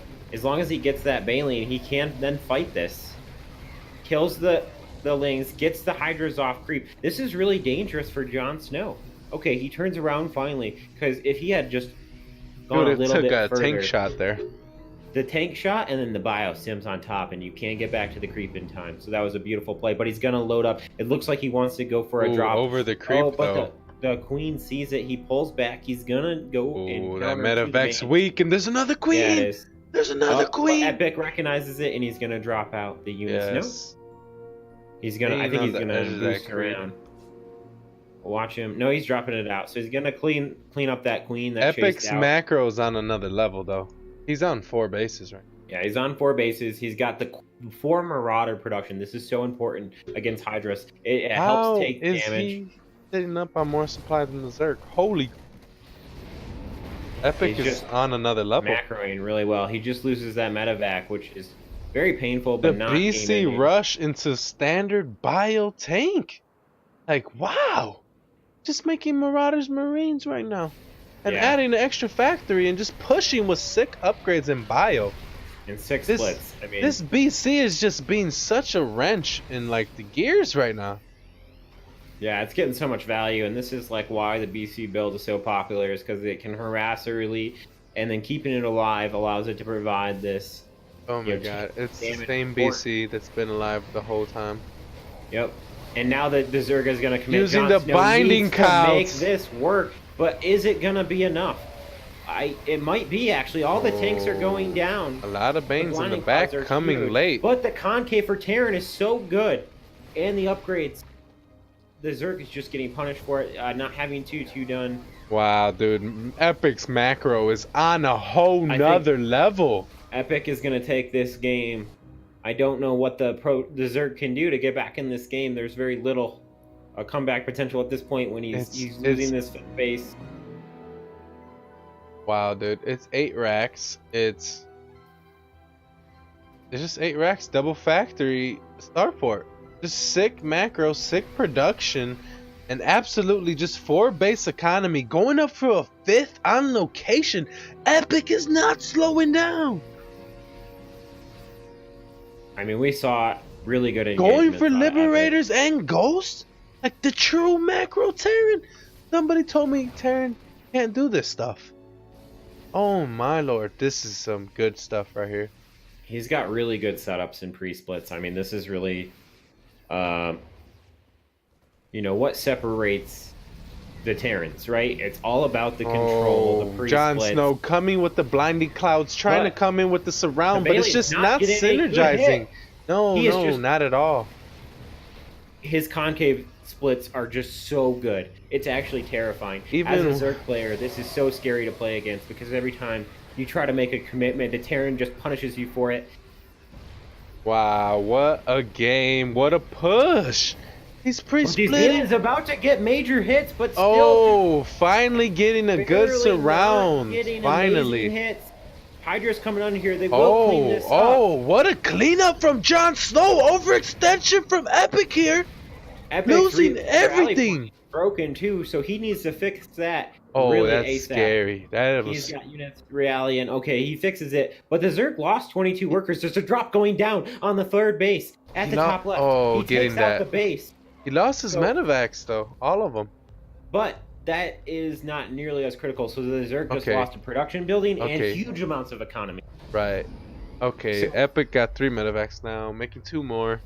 Kind of changes the dynamic of where this game is going because without losing that base, Jon Snow basically. Oh my God, wins. it's 3 bases to 5 right now. I feel bad for the Zerg actually. Yeah, there's really just not much you can do because now the Terran can just multi-prong and doesn't even have to, get huge value. He just Like needs he can take those bad trades now. Yep. And I don't think he will because Epic has shown us really good pre-splitting and concave Yeah, support. the setup is sick. The army His composition is focus fire. sick. It's double siege tank production. It's Marauder 3-3 is almost Marine. done. It's Liberators. Ghost Academy's done. This is insane from Epic right now. Jon Snow is just I getting. mean, when you're up against Corruptors. Lingbane Hydra, I guess the answer's double tank production. I mean, it's one way, right? It's not It the definitely only is. answer.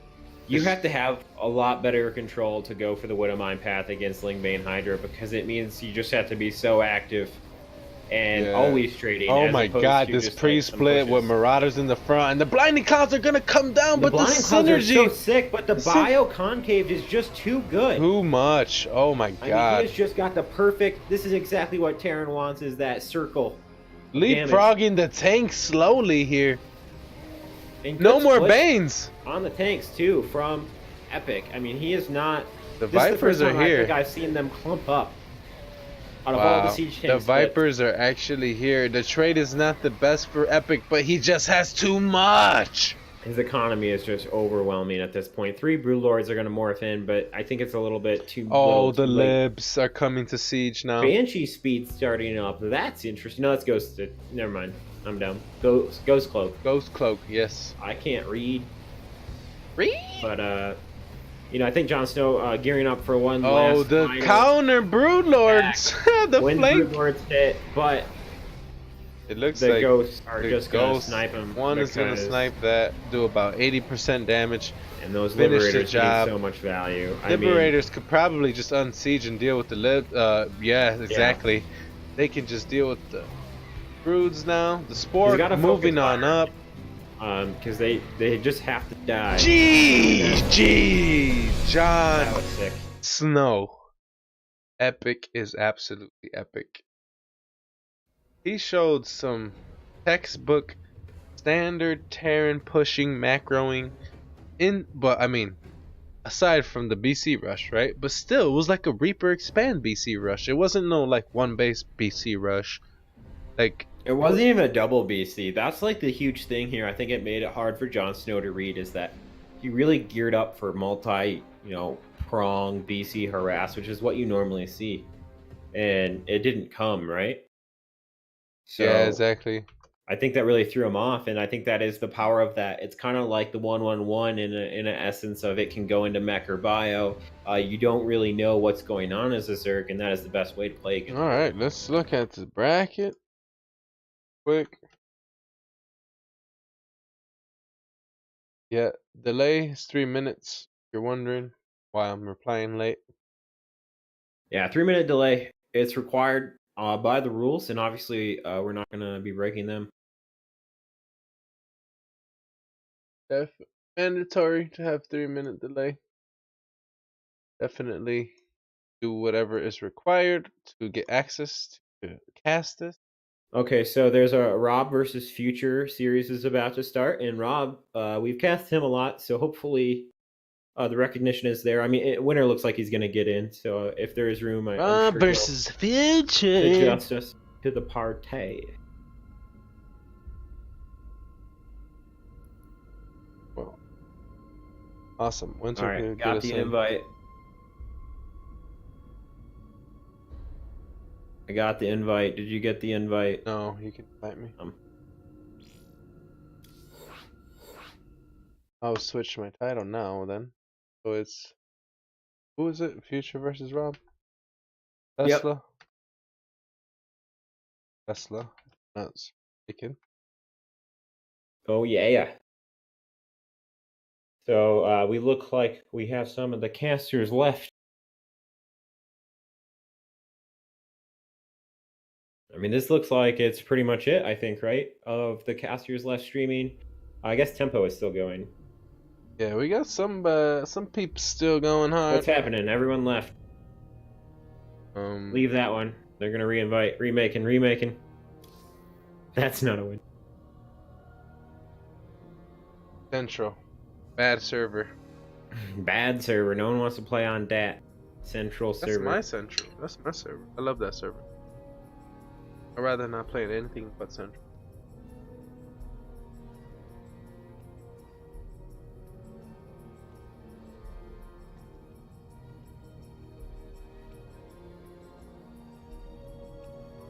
All right.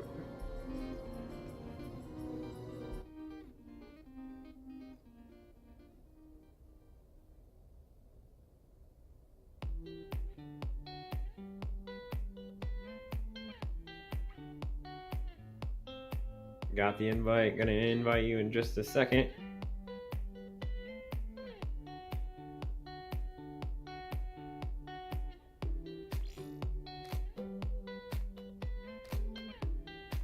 Boxinator asking for the invite. We got Winner Cosmos in here. SC. Yeah, I mean, he was in the last one. I mean, he's the one making sure we get the invites, so. Boxinator getting in here. With the casting. We have ourselves, I think, a full party.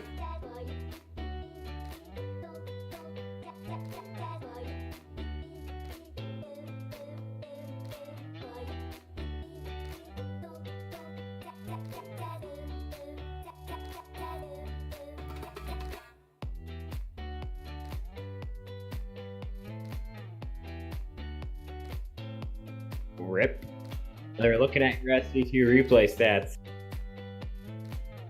So we got another PVT, boys. Future versus Rob, and I'm pretty sure Future is favored here. It's What do you actually think? a lot more even than you think. It can go either way. Definitely. I've recently seen on Future stream him losing to Rob actually. But Maybe usually just he's good in PvT. he's slightly favored. I wouldn't lie. He's slightly favored over Rob, but it's like a 55-45 type of thing, you know?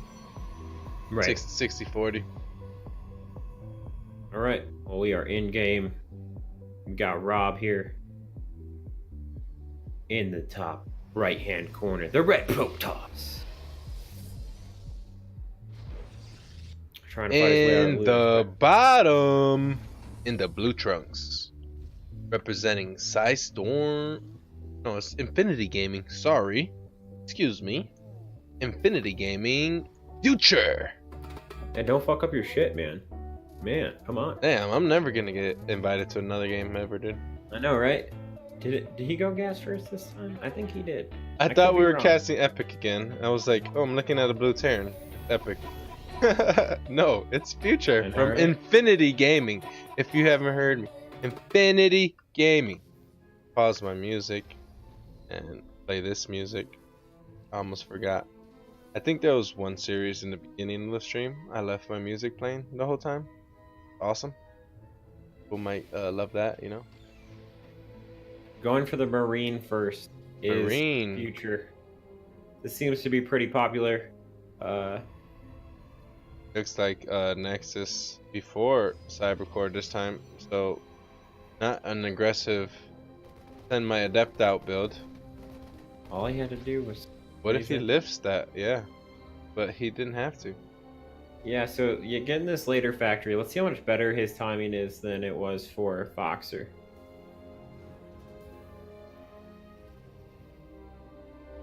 So he does get to depot before factory. Looks like that. Well, you have to Go on. when you do this this not gas first build because Okay. it delays the factory timing.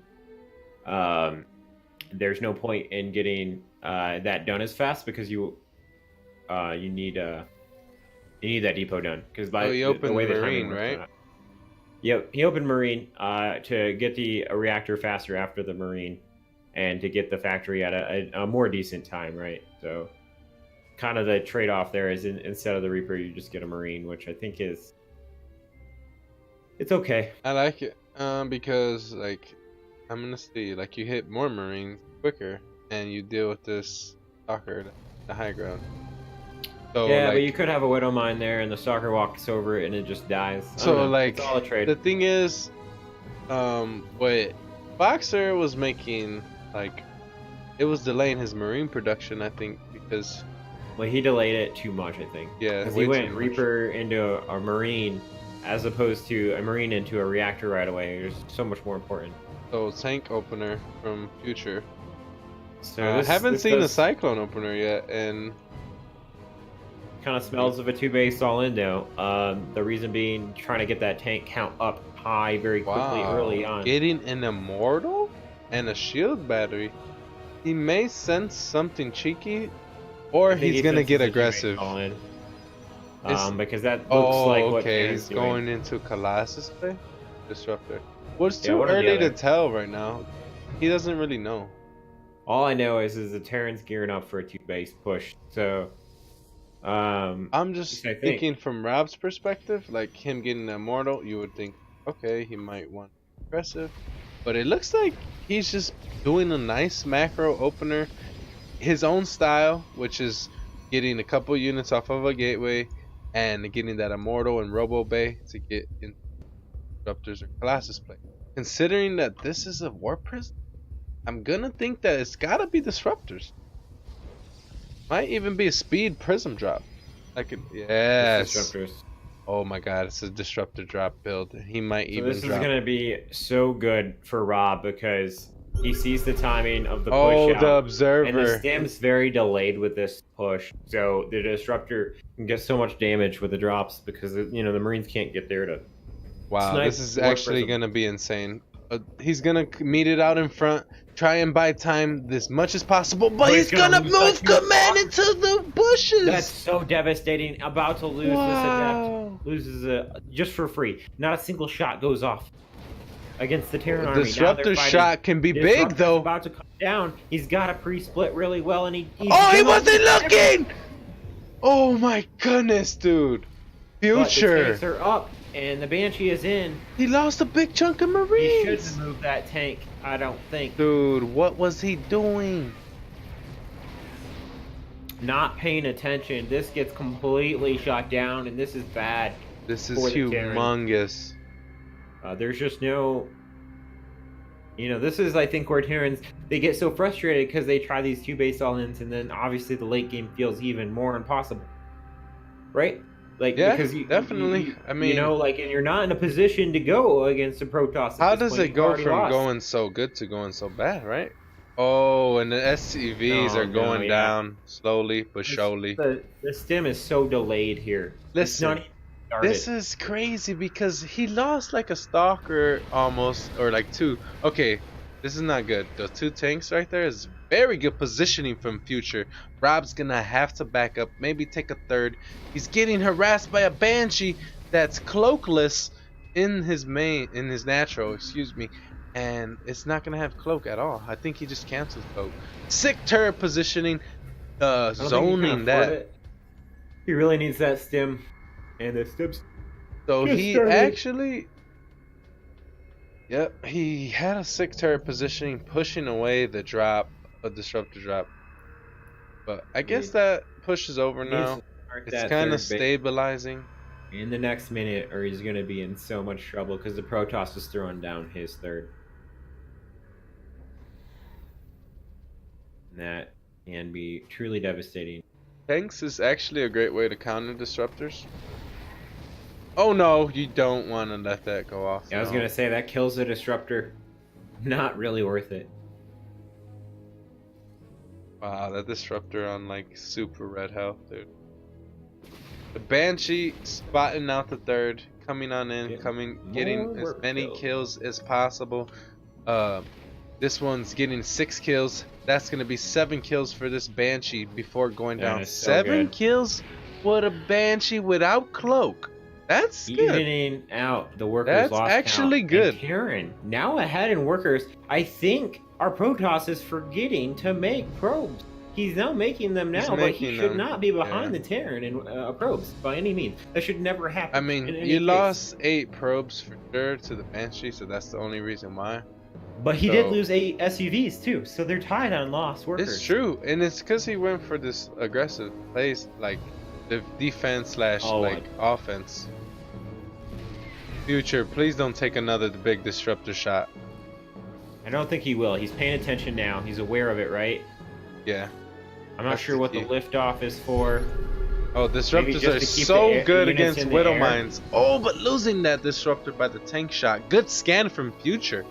Very good Definitely scan. Good instincts. He kind of knows, you know, what he needs to be doing. These things can shoot farther than they can see. We know this, right? The disruptor barely missing the tank. That's one tap away that might get repaired now. Oh, but UnCG1 tank's gonna allow Rob to blink in to get the weak one. But the bio flank is gearing up for a 2-base all Oh in. my god, this bio's too much! This is such a bad decision, I think, out of... Oh, good my god, shot! The disruptor hits huge, but is it going to be enough? This timing and 2-base all in against the Protoss... You can't chase disruptors. I mean, he pushed against when he had a head. You know, he had a very big lead. Yeah, but you can't chase and clump versus disruptors.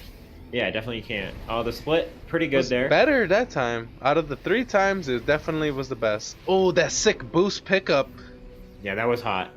I mean, this is just the best chance for the Terran to win. He can't clump those Widow Mines, though. Oh. The boys have been pulled. The boys are being pulled right now. Oh my god, Future. I mean, the Protoss is just... Don't clump. I don't know, he's totally aware. Dude, it's actually over, dude. You can't go into those mines. He's gonna blink out. He baits them so sick. But still, 2 of the Widow Mines have not gone off. Bro, so the boys are pulled, though. Look at that split. That's huge. Rob's buying so much time, Losing dude. the tank, that tank loss is devastating. Oh, man. Oh, the clump. Oh my god, Rob blinking on top. What the pickup is... Oh, it's over now, dude. There's no way. I mean, the bunker is down. Oh, wait. The disruptors. Oh! G to the GGG now. Now that is actually insane. Wowzer, dude. I can't help but feel this loser bracket late at night shit is messing with some players, because I don't know, 2 instances, Future taking those big shots, like he's got to be better than that. He's got to be better than that. Yeah, I mean, you would imagine. I mean, we see Rob's best matchup is versus Terran. He's at a 68% win rate. Wow, he's good versus Terran, huh? I mean, I think this is pretty consistent across all PvT. You're gonna see a more commonly, you know, Protosses seem to be doing well in this matchup, as where this is not actually Future's weakest matchup. Future looks like he's struggling more against Zerx than he is Protoss. So he's at 54%. So that's still not bad either, though. For him. Yeah, definitely really good. And he has more MMR. That's important to note. How much is Rob at? So for what 5,800. Yeah. versus 5,900, it's very small difference, but that is the difference. You know, it's the little things that separate players at this level. All right, we got an invite. Are you ready? Invite Are me, you, invite I me, will invite get, me. You know I will. There's no point in me being in this fucking lobby if you're not in this fucking lobby. Okay, this is absolutely insane right now. Rob Tesla is actually showing out versus Terran today. We seen him dominate. Like, well, in one of the games versus Foxer, because like, there's one game he obviously know he did bad in. Yeah. And there was just really like, did well too. it happens Foxer has when such good micro. you like lose your oracles. It kind of happens. The thing whatever. we're seeing the difference. Well, look at your stream. Fuck. What? Stream's like lagging. Fine. Just for a second. Yeah, it's fine. You're good. Stop lagging. All right. In the top right, winning their last game in disrupting fashion, it is Rob. I believe he said it was Patty's Pub. The bottom left-hand corner. The Terran in blue. It is Future. Not going for gas first either. Again, doing the same build we've seen Foxer doing. And it's very similar, right? He's trying to do the tank push with the bunker. Cookie cutter Terrans, man. And I think this is really. It is hurting these Terrans. I think. I mean, it's just a regular opener. I think if you look at Foxer, I think he has such sick micro, and I don't think, obviously these Protosses know what's going on. This is the same build we've seen on basically all of them, and it's like I feel like you get diminishing. Like I felt like with Foxer, Foxer, we seen the sick micro. With Future, we're seeing like better macro and decision making. You know what I'm saying? Not the micro. The micro, yeah, it wasn't there in those situations. I mean, there was some hot pickups though. Those are really sexy. Don't get me wrong, with those medevacs and tanks. But like taking those like disruptor Foxer. shots, like splitting only one of the 3 times, Yeah, definitely huge hurt. Like you can't miss that and then be fine, right? It's devastating. But it's tough because like as Terran, you wanna be able to stem on top of the army when you get a chance, right? Oh my god, that probe getting away. It's so sick. But it's hard because you never know when exactly those disruptors are coming off a cooldown, and then you chase. The Marines. And then when you chase, going in, not confirming the CC either. You could kind of assume, but it always is good to confirm. You know what I mean? So what I like better about this is he does get the factory a lot quicker. He's delaying the tech lab and not making an extra Marine. So I like this variation he's gone for. The reason being, he got the factory at 2 minutes exact. And in the other games with like Foxer, he was getting it at like 2:14, 2:20 at the latest. So the difference here is this is 6 seconds later than I would be getting my factory at optimal timing. So what that means is he can get that Widow Mine out a lot faster for defense, or potentially go into Hellion. He's got a little bit more open options here, and that's why I really like it. Nice. Delaying that reactor, perfect timing. He's gonna lift him off. I think he's lifting off for the transfer Hellions. I don't know if he's gonna go for a Hellion drop or what, but it's gonna be something. Definitely looks like it might be Hellion drop. Sick wall off here with the first pylon from Rob to kind of have this Reaper have to go all the way around. And first time I think, in like a couple games we've seen this Twilight opener from him now. Sentry, follow up, super sick option to have that hallucination. Last time we seen him use damage to this adept. Yeah, this adept might just give bruise. Wow, it's gonna recall. Oh, he recalls it. Wow, that's so sick. Liberator on the way. Getting the shield be a battery. multi-prong with Hellions and Liberators. And as a Protoss, how hard is this to deal with? I mean, this is super sick. I mean, it's pretty annoying to deal with, especially when you get your adept like really weakened and you just have a sentry and a stalker, because 4 Hellions can focus fire probes before this DPS really does anything to them. And then the harassment in the main after that is super Gonna super start sick. losing probes. How many Yeah, this are is gonna go annoying. down This here? is the weakness to opening lost 5 with a already. sentry is Hellion openers. Sick block off from Rob though to make those Hellions go the other way. Oh, but the probes die. They're getting devastated. Oh my God, this is way bad. Too much of a loss. This is Future so bad. Is just slapping Rob right now. 17 probes going down. What? I mean, this is game ending. This is more than a Widow Mine drop, and the Widow Mines are walking up into the natural right now. Oh my He doesn't God, even you're see it because the actually Hellions kidding me. harassing the Widow Mines aren't shift click to burrow, and now that Small little mistake there. Small might mistake really there for cost sure. Future the ultimate easy win, but he burrows the Widow Mine. It's gonna go and really target. Oh, he's gonna being get the Widow annoying. Mine away. That's Being annoying. disgusting. Yeah. This is really good micro out of Future we're seeing with this Widow Mine. There we harassment. go. He's macroing pretty well. They behind live it. in the Now main. Liberator They finally live in the sieging up. main. There's nothing You gotta even be close. kidding me. We might see the GG boys. I don't know. No, how. Rob's not gonna GG. I know Rob. He's playing this out for sure. I mean, there's so much damage. I don't know how for you sure. get back to this. It's gonna be tough. 21 workers is so big. He doesn't have a lot of economy. This is insane. The Liberator The again. Liberator's gonna Dude. siege up. He's That's gonna all kill you the have to sentry. do is the you have sentry to. goes down. The stalker. Sometimes you just gotta poke the bear a little bit. That's all. And they wake up.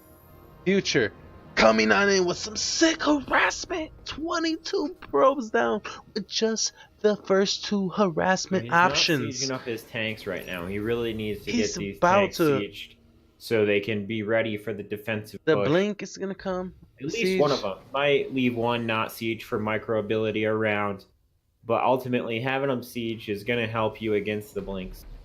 Oh yeah, this is definitely gonna be a good hold for him. Oh, taking that first hit, so devastating. Almost Wow, loses wow. the first stalker there. This And 2 shot. It takes 3 shots to 1 shot a stalker with tanks. So just having 2 target 1 stalker and having it essentially Take be all that one damage. tappable to the bio, like oh huge. man. It's so weak, and they take another little bit of damage, and he's trying to micro his heart out here. Rob trying everything he can. Rob forcing doing the mistakes. best that he can actually, because he needs this. He needs to buy time and needs to get up Slow this down the Robo push. Bay. He's not Going for taking a DTs. third. He's not He is going for going for- charge. He's going for So- that Robo Bay and DTs. Disruptors and DTs, the ultimate comeback units. This definitely can catch a Terran off guard. Terran going Oh, for he's the blinking third. on in on the medevac. That's so But risky. Only Stem one is medevac not goes done. down. They couldn't punish it. Going Future back in. saying, Going I back think in. I know what's going on here. Let me push across the map. He's not letting them These by the time. stalkers might pull forward, but the bio is there. Stim's almost done. He's not turning around, dude. He's gonna go for it. These medevacs will just heal. The stalkers are going to get caught. They're not going to be able to these blink 'cause they stalkers are just dead. blinked. Blink's on cooldown. He gets away now. Blink finally coming off cooldown. He's going to get the 3 stalkers away. The But he has frontal nothing. push here. Here it goes. DT being Does warped Future in. have any scans? That's the key here. If he doesn't, The this DT's goes on. derping. Oh, there it But goes. he has the scan. He must have known that was a possible comeback mechanic. So he, saves the scans. Yeah, throwing he down even the has a turrets. I turret in love the front. the play. Wow, And that's gonna be GG. The series is tied. Let's go. Let's go. Future is back in it. Future is back in it. That Hellion opener just absolutely devastating Rob. I don't know what went wrong so much there for explain to us I'll what tell you really- what went wrong. The only thing that punishes Adept Sentry openers is 4 Hellion. Hellions.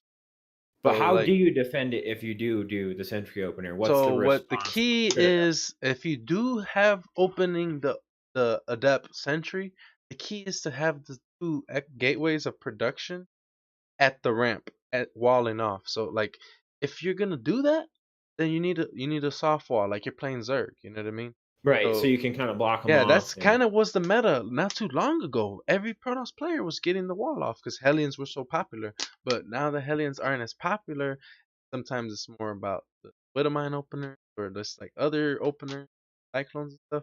Like you don't see the Hellions no more. So nobody So really really does the wall off in the front catching no 'em. more. They don't meta. want to. They don't want to lose the gates from tank pushes All right, later I'm in. on. I'm gonna invite you. Yep. In 3, So it's like you don't. 2, It sucks 1. losing the gates to tank pushes and stuff like that later in the game because Right. you want to just deal with Hellions. And stuff. But yeah, that's the only way really. And like when you get that, when you get that. Sorry about that. You get that fucking wall off up. You could just deal with the Hellions so easy because you could even just add a pylon or wall them off like their depths. No, I mean that's a perfect explanation because that, can really tell you, you know what should have happened essentially from Rob and why it works. Because when so you well. have the adept on the other side of the map and you lose it almost to Hellions, you know what I mean? Like, right, okay, this is 2 Hellions at least, maybe 4, and it's like, oh damn, you didn't have those gateways online in time, and you didn't warp in your extra 3 stalkers right away. Painful. You usually want to have the 3 stalkers, the extra 3 stalkers in the main, and then the stalker sentry adept in the front, so that you can have like push away the drop like it usually do versus right. with a mine drop or even a liberator harass early on. But it was a perfect standard build from Rob. Honestly, it's perfect build. Like Just the execution was a little yeah. off. I mean that's what it comes down to, especially with a lot of these very specific builds. You have to hit those timings, and if you don't, it's game ending, right? All right. Now that the series is tied here, let me update the scores. Like we're all good. In the top, saying good luck to the opponent, representing Patty's Pub, is Rob, also known as Tesla. And in the bottom right-hand corner, taking the last game, it's the Blue Terran, Future. Infinity Gamer. And, going for a similar opening, except I think this SUV going out of the map is not something he's done yet. So I'm going to expect a proxy starport, or something of that nature.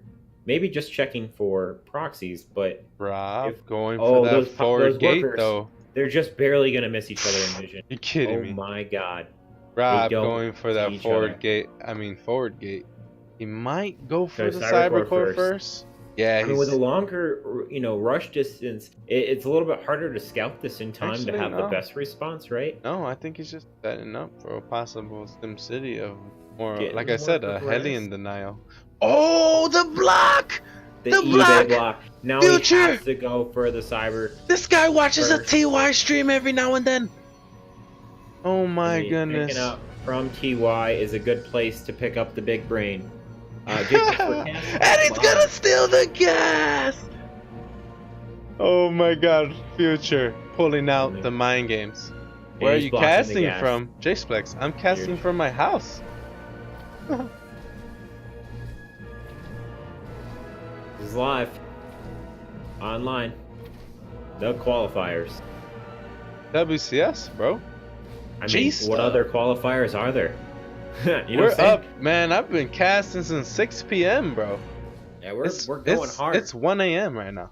He's gonna take the CC on the high ground after the depot for the block, and that's a really good decision, especially with all the shenanigans he did on the other side of the map. No such thing as downtime. We've been going hard, non-stop games, getting into games like crazy.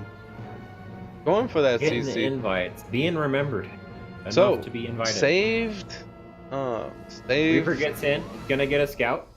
Really important for the Terran to know what's going on. He even with the probes doesn't get any kills, but definitely getting the full scout. Seeing the info, sees a lack of tech right now. He sees a lack of tech. Zealot on the other side of the map. Like that's big to see a lack of tech right now. Like you're wondering. He knows the proxy's got to be coming. Something's happening. Is exactly what's going down. Rob putting the pylon down on the other side of the map, saying, "Can it be a Twilight Council?" Let's go DT. He Is he gonna can't proxy be as well? doing it. He can't be doing a Stargate, right? He's doing Stargate. He's doing This a is Stargate. the It's going latest down. proxy Stargate I've ever Two seen. workers going but I down think to the Reaper. it might. That It's double Reaper now. what This is is annoying. This is I mean- annoying. That's what it is. Sometimes Terrans do this. Oh, the cyclone on the way. So this is not actually going to work with the proxy because Oh the my cyclone god, is the he perfect doesn't wall response. the back here, so it's gonna be extra annoying to deal with all two spots. Well, Future smells what's going on. I mean, the cyclone is. He has to know the response. We haven't seen a cyclone. double in the other racks, game. follow up before even the CC gets to the low ground. Yeah, I mean, he had the money, so you definitely got to get those production facilities online. It's the most critical thing for Terrans. So. Oh he my needs god, the those Reaper! monsters. The Reaper! Is gonna get the Oh, scout. he won't. You gotta be kidding He me. won't, No, he's gonna dude. see it. You Barely. gotta be Watch. kidding me. He's not He's gonna gonna- find it. He's gonna see it, dude. What? Watch. No He's gonna see way! it. He He's scouts seen it. He it. scouts it. And now the cyclone almost. He's just finished. gonna be in position. But is The there cyclone- a death that shades in? No, You- I think it died. You just rally the Did cyclone to the cyclone edge get of the killed? They map. got the kill. The adept goes into the main and dies to the cyclone. Wow, I didn't see that, but that's gangsta. Because if you click on it, you see the kill, and that's the only thing that makes sense. Bro, So these two lock-ons will it's wreck gonna this insta kill Oracle. it. It's gonna basically instant lock. Oh, he but only got one gets the off. But Only there's gets enough one. Marines. He can just keep the cyclones at the top or the Marines at the top. It doesn't matter. Either The way. he turret's can't already push coming it. up. Oh, and the Stalker's gonna die. Both Stalkers might go down. Oh, he messes up the micro. a Okay, little it's cool. bit. No, they got out of vision. He didn't want to waste his scan. He doesn't Yeah, they have don't any. want to overcommit. Makes sense. He It's just alright. drops the mules. It's he says, alright. "Hey, I'm ahead. No reason to push the buttons." Easy though. Huge, Easy huge though. supply block right here for Rob. He's hard supply block. The pylons are on the way, but they're still not done. This is devastating to this kind of timing. Yeah. Okay, the pylon's finished now. He's setting up 4-3 workers here. He's not gonna in the go for horrible the third spot. base now. Remember, this triple Oracle. He only made 2 though. But the This is proxy live. Oracle failing is rough. You know what I'm saying? Like If it's you're not- just tuning in, this is WCS NA America's Open Qualifiers live right now. Future versus Rob. It's hype right now. And I only stopped to say that because right now it's still downtime a little bit. Stuff's it's about to crazy. heat up. The cyclone's Oh, gonna get the cyclone! Oracle. He Does can scan. Oh, he can scan. Scan. He does. Oh, maybe but he's with gonna the. come back. That's a little greedy. He didn't have the scan. Maybe. Yeah, if he had just kept moving in that direction, it Oh, would have the been double drop though. Go. Oh, he's gonna go pick off these oracles. He wants to kill them. He's gonna Oh, take he's down gonna- the starport. The oracles triple can take this oracles are down. done. The oracles can take these But down. This is I don't know if overcommitment this from is Future. smart to gauge This is overcommitment. because the bio's coming in behind. but the blink's It's done. gonna be done. Oh, the stalkers are gonna be out of position for the drop now. But the third base is about to get sniped by. Oh, this he's gonna bio. recall though. Or Protoss he's gonna- magic. Right in. Nope. These two stalkers are gonna He's catch gonna it. lose the stalkers instantly. Yeah, but it's a good Not scout though. enough It's a time. good scout though. It is a Even though good he- scout, but he can go kill this third. He doesn't need to push this natural. I think pushing the natural is greedy. I think if he just Oh my pushes god, the he's third got a and stops recall. it- Yeah, he needs the Protoss magic. He's gonna stem on the But he stalkers. recalls on top of stimmed Marines. The best scenario, and he's going to target down these warped in going stalkers. for the Not gonna stalkers. finish. Two of Mineral- them die before even getting in, and then Future Blink picks on up cooldown? and stims or boosts away, and just barely makes it. Blink on out of it. cooldown? He's catching these for sure. He's got to drop those Marines right now. I Dude, don't he's know why it's catching not. these. This is He's all gotta dead. drop them. No, using the air blockers in the map perfectly to save one of the Well, medevacs. loses one of the medevacs. Could have dropped. He was them gonna lose down them to both delay though. that. That was so good from Future. Yeah, I mean, definitely keeping the medevacs alive is important. That's why I say you can just drop the Marines and like He the medevacs still didn't live get in the it. pylon. Yeah, but he's not using the starport either, so it's not or Stargate. It's not really getting the value. Oh, but the Widowbird! kill them. The oracles are dead. Oh my god, if he would have got the third He's really Oracle, dead. I would have And he crapped has my pants. no vision anymore. He has nothing to, does he have a robo? No, he's depending on the Oracles. Getting the Dark Shrine, he knows he's behind now, and I think this is a sign Oh my of god, he desperation has from no the robo. Protoss. He He's- throws I mean, I down an think he's dead. Archives and a D Shrine at the same time. I think I'm you learning so much. I'll tell you that. Future getting I'm caught off GM guard. after all these casts. I'm hitting GM.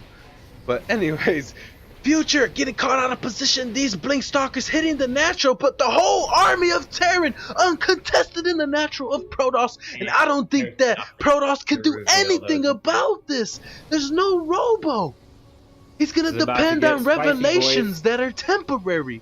Oh my goodness. He's gonna take out the pylons. Very smart decision. Instant supply block the Dude. Protoss. Don't let him get in warp ins. Does he see the Dark Shrine yet? Can This you is base race a Terran? He's gonna snipe the orbitals. Gotta snipe the Dark Shrine. If he snarks it, He's gotta get in there to the see Dark it. Shrine, it's instantly GG. He's gotta get in there to see it.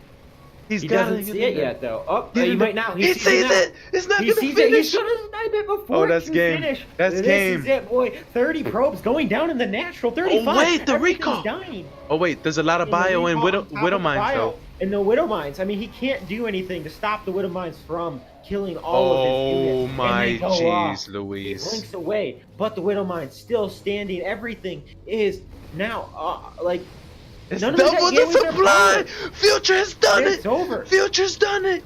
I think GG it's over. There's no now. vision for Future's any done of it. these Widow Come back Mines. versus Rob. Down 1-0. Whoa, And then GG. 0 resweep. Oh my Oh my goodness. I'm trying not to scream, but I'm screaming like in my soft voice. Oh my god. Kidding me, dude. I'm losing my voice after 7 hours of casting. This is insane right now. Future playing the most Oh, best reactive Terran I've seen in a minute. I mean, it was just so decisive on the moves and forcing Rob to try to proxy him, and then instantly when those Cyclones came out, I felt like Future was comfortable at that point, and that is dangerous to be against, right? A comfortable Terran. Want Terran to feel uneasy about what they're doing. wow, that was insane. Do we even have any more games? Oh shit, dude. Is there games still going on right now? There has to be, I think, because they said this losers bracket. We're going till 2 a.m. They said. Well, What do you? it goes to 2 a.m. What 2 a.m. is 2 a.m. Eastern. I don't know what they mean by that. Actually, you're right. That is I a don't very know. I don't know very what time wide zone. open thing. I really don't know what time zone they're talking about. So Neeblet beats Jon Snow. Puck versus Neeb is one of the next matches, I think. It looks like if they're playing this. Neve versus what? Hold on a minute. If I can get an invite to Neve. Wait, are we done for the day? No, I don't think so. There's still stuff going. What?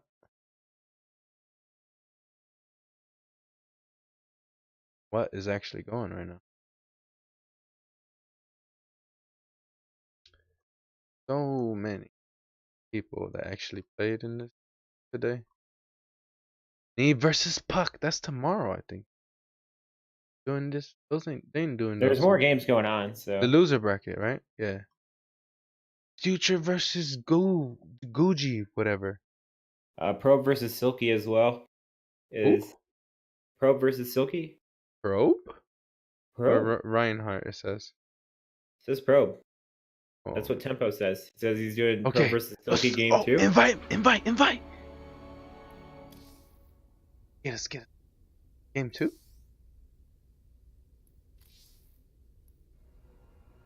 I think so, yeah. So, just request an invite here. I mean, he knows we've been casting. Man, we grinding today, bro. Grinding the casting. We're actually grinding so hard right now. Getting the passion out. Putting it Getting on the display. passion out for the community.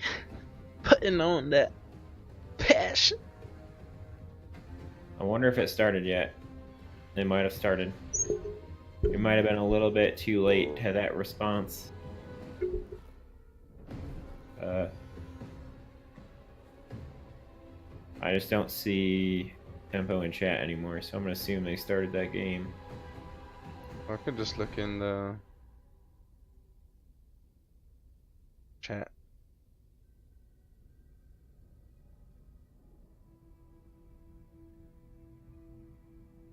Yeah, tempo's in a game. He's casting that one, so they started. I mean, there's still other ones going on. So there's the Pro versus Silky that he's doing. But Epic said, don't think anyone is casting it. Epic playing winner.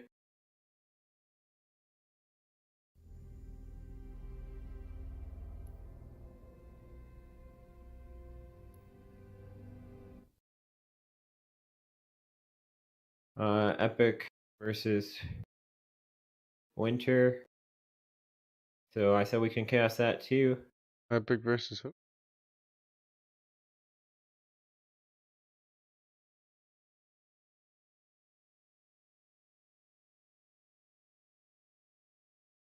Doesn't he know?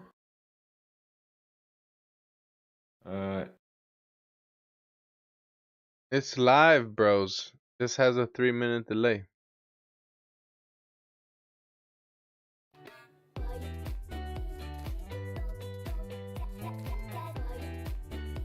It has to be a 3-minute delay. As long as the tournament goes on, it's going to be a 3-minute delay. Required standard rules.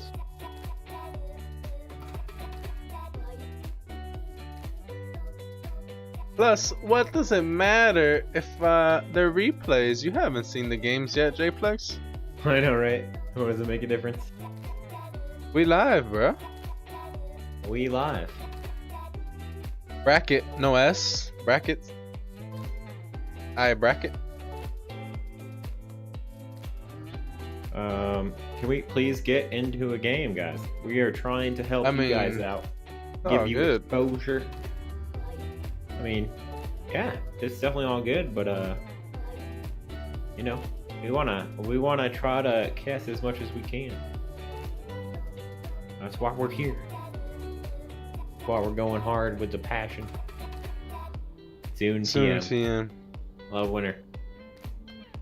Nice, dude. He'll get us in. I feel confident now. Epic sec, I'm so tired.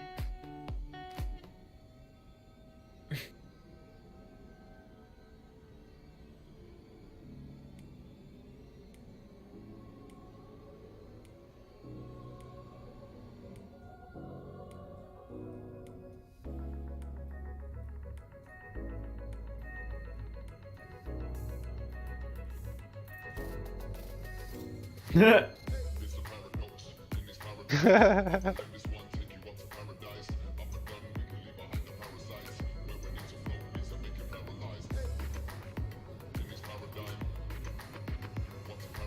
it harder for the players or the casters? It's harder for the players. I mean, let's be honest. Casting's not as stressful. I mean, it takes stuff out of you, right? But it's yeah. not I mean, gaming straight, yeah, for sure. I mean, your hands start to hurt.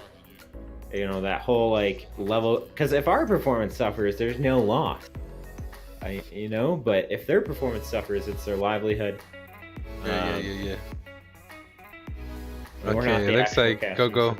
Okay, get that winter invite because it looks like he's getting invited. He will. He's got last map though, so it looks like it's a 1-1 game. So we're joining mid-series maybe. I mean, that's fun. So what we're gonna get here is another epic game. Race it. Epic? I got Epic's the invite. play? You ready? I'm ready. I'm born ready. I'm gonna invite you. Doctor didn't put me back in. I'm ready to go. Wow, what an absolute grind today.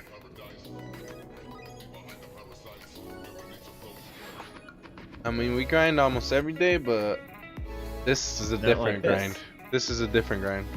This is trying to keep the hype up, you know, and definitely a way different grind. We're kind of getting. We've known each other for a while, but not as cast. Yeah. It's a whole different experience. I think we're really getting into a groove, though. Oh yeah. That macro groove. So that was Our last game was It Future matters to Rob. me. This one is Go Joey. Go Joey versus I'm gonna update my title now. Versus Future. Future. I'm like Yep. Winter. Winter. Winter's like, nah, dude, I don't want to get wrecked. I mean, this is some high level play. I mean, these are good players, right? Like we've seen 6K players getting eliminated. I mean, those are good players, right? We're talking some of the best players in the world are here and they're ready to.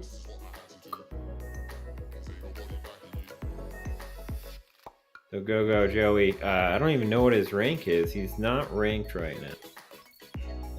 What was his last season MMR? He doesn't have MMR for last season. So, career summary, he's gotten Masters on this account one time.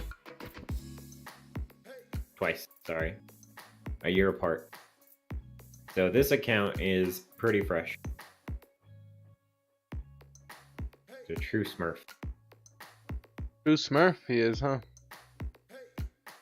No, there's not a true formal WCS stream doing it. Jplex. Not yet, at least. I mean, yeah. I mean, there were official streamers, but I think the only official streamer left is Winner, right? Winter might be the only one. I don't know. I haven't only even looked official. on Twitch, honestly. I don't know what I mean, I know he's obviously hooked in well with Oral Blizzard, Rock 'cause- is the most official. Look at this. WCS Winter Oral Rock. King Q up. How much King more Q official do you up. need to get? How much more official? Let me know when Jplex. this start. We in it. We in it to win it, bro. The passion doesn't get realer.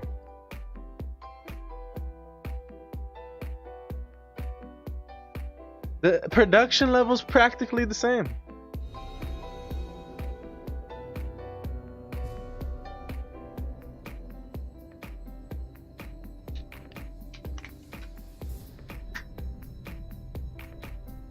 Thank you all for hanging out though, man. WCS Winter Qualifiers NA. A lot of great things happening today.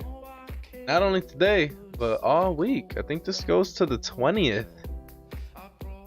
You know, a couple days we're gonna be out here spewing passion everywhere. So it looks like we have a Go Joey versus Future matchup. Third. All right. Let me go ahead. I updated titles. Turn this music on. Go ahead and introduce at the bottom right in the red. It is Talone Go Joey. And in the top left-hand corner, as seen in the last series, it is the Blue Terran Future. The From Infinity Infinite Gamer. The Infinite Gamer. Infinite. Alright, so. Not a gas first. Oh, opener. look it. If you click on that SCV, he made a star. Perfect star. His waypoint afterwards. That was cool. That was cool, dude. He likes his 5-point stars. It's like some winner shit. Yeah, right. Winner does That was a heart. the heart. Mm-hmm. No. Started that. That's the first person I've ever do that. But Very what do you classic. think about this? Supply Depot first on this side? Is it a big deal? Is it doesn't matter? Or is that how you do it on this map? It Bottom can side definitely be first better to give you that extra when you're on vision. the top side, because the easy placement of What about that the extra depot- vision though? You think? Does that matter? Definitely, because I don't think it really impacts anything. Like I seeing think it's maybe mostly for the little block. ling or two. Get real closer before it hits Can your help ramp. protect the add-on a little bit from a surround down potentially. Just in general, easier to put it there because then your second depot is quicker to place, right? You don't have to have the depot or the worker come off when Right. they're online and go as far. How are you deciding matches you're going to cast? That's a great question, actually. I had the same question before I started this, but you know what? It's based off of availability based off of messaging players and just kind of asking to get into lobbies. Pretty much, a lot of casters like double dip. Choice. You know, we double dip in a lot of games, but we all got different streams, and it's awesome that we're able to do our own thing. Yeah, I mean, it's basically up to the player if they want to let us in. If they say yes or no, and all the players so far have let us in the games. They've never said like no, too many people, or yeah, no, we haven't lagged out at any games. We haven't lagged period in any games. I think you're thinking of actual WCS events, not qualifiers there, JPlex. You know, I mean, I know Zombie Grub and he loses the Reaper. Ooh, wow, that's huge, that dude. hurts. Why? How? And he loses 2 workers at home. Like what? Important. Oh, So it was the really Ling. cool. Oh, it was the Ling. This is so bad. So I wasn't paying attention to what we're seeing here out of Go Joey, but he is punishing the Terran for not properly scouting. He didn't work or scout, so he doesn't know what's going on. And the 19 Roach Warren is going to be devastating for him. Because when those roaches come across, he's going to have no idea this is happening. But lifting the freaking factory to get the high ground vision of the Overlord. So now he needs to send in another Overlord that's in the middle of the map. I don't agree with this, though, because it's so dangerous. The reason being, he doesn't get Hellions out. He's throwing the bunker down, so his intuition. But he's gonna go straight to a tank. Yeah, but he could have had a tank so much faster. Is the point of like, yeah, he got that Overlord, but it didn't really supply block. No, it's more about like getting rid of the potential like Ravager threat of having the high ground vision to. But that's why he's sending in the other one now. But now he has to, right? So before he didn't have to send in this one. Like he doesn't want to send in this one, but he has to. He needs the high ground vision for the Ravagers now. It's so delayed, and the roaches are gonna show up way before that. Oh my God, he's gonna have to hold, dude. This is gonna be nasty. I mean, he can't lose this other Overlord. He can't lose it. Hey, well, he's gonna. You know, the roaches are here, so like basically, he could have got that worker snipe. Oh my God, is future gonna hold? Or is this gonna get busted? It depends on the micro, right? These biles not dodging. Oh, but the repair's not even in order. He pulls it back. He's handling this without a repair, though. They were a little bit off. This time they're perfectly set. But he still has to pull the workers. Terran has too much, though. And the tank is done. But this isn't an all-in. He's droning really hard behind it. That's important to keep in mind that this is mostly just to kill workers and force a reaction out of Terran. And now we see Terran down 14. Workers, which is essentially what this is designed to do, and why it's so hard to deal with. But there's no third base. You don't need a third base because he's two basing. This is what I'm saying. He's two basing. Normally, you would have a third hatchery down by now. Not when you 17 pool and then do a fast Roach Warren, though. The fast Roach Warren is meant to delay the CC to get worker kills, and it's done just so at that point, it's 2 base versus 2. Is it worth it for Zerg? Zerg controls the pace of the game, so it can be very worth it depending on how they want to play, right? If they want to control the pace, be setting the tempo. Future's punishing it. He's pushing what the units he has.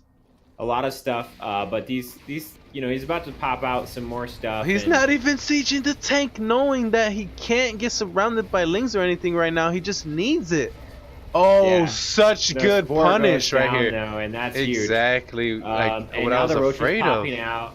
And I feel afraid. That was the only spore he had in the natural. There's no more detection. He needs Overseer. Overlord. I mean, the lair is done. I don't know what he's waiting for. He's under pressure, dying. That's what he's waiting for. So getting all these stuff. So now this is where the Zerg is in a lot of trouble. Oh my God, Future is actually wrecking right now. Workers right there. I mean, that was just not handled well at all. I don't know. I don't like that for Zerg. Because he never took a third base, and the first set of biles weren't as good. He sent this this weird group of like roaches to do some damage, and it didn't do anything. It was all about the first set of biles. He didn't micro it properly, so the biles didn't hit the SUVs at all. The first time, they didn't have to pull him back, and he could sit there and repair. If he does do it right, the Terran has to pull back. Sick hold for Future though, and sick intuition to counter right away. Most Terrans sit back, SCV up, turtle up, but like he just went with everything, knowing that you're probably trying to drone behind that, or like, taking that risk and making that decision.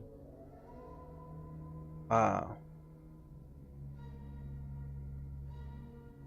So was that second game? By any chance? No, it wasn't. So that was first game. And they were just vetoing maps, I believe. So we're still good to go in this series. Yeah. Wait on that. Get the invite. We got the invite. Qualifier. I'm gonna invite you. As soon as I'm in, I got you in. I mean, we were trying to set here. up the 2 cameras, but I was more focused on getting into a game. Yeah. So we just did the voice call thing, but it's all good. Yep. We'll get it next time. I mean, as with anything, production quality rises as it goes on. You guys must know that these StarCraft 2 replay stats links that are coming up are available for you to just click on and download the replay if you want one of these. Want to see it? Amazing. What happened?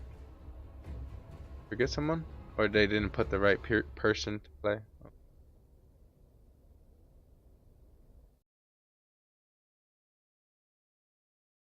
Absolutely insane. What are you doing? It's the wrong dude. What? Oh my god. You guys get it together over here? Who's the party leader over here? Go Joey, I think. Switch. Oh, thank you. Yeah, awesome. Awesome. Good job, buddy. Says I'm dying, guys. He's like, I don't want to be playing this.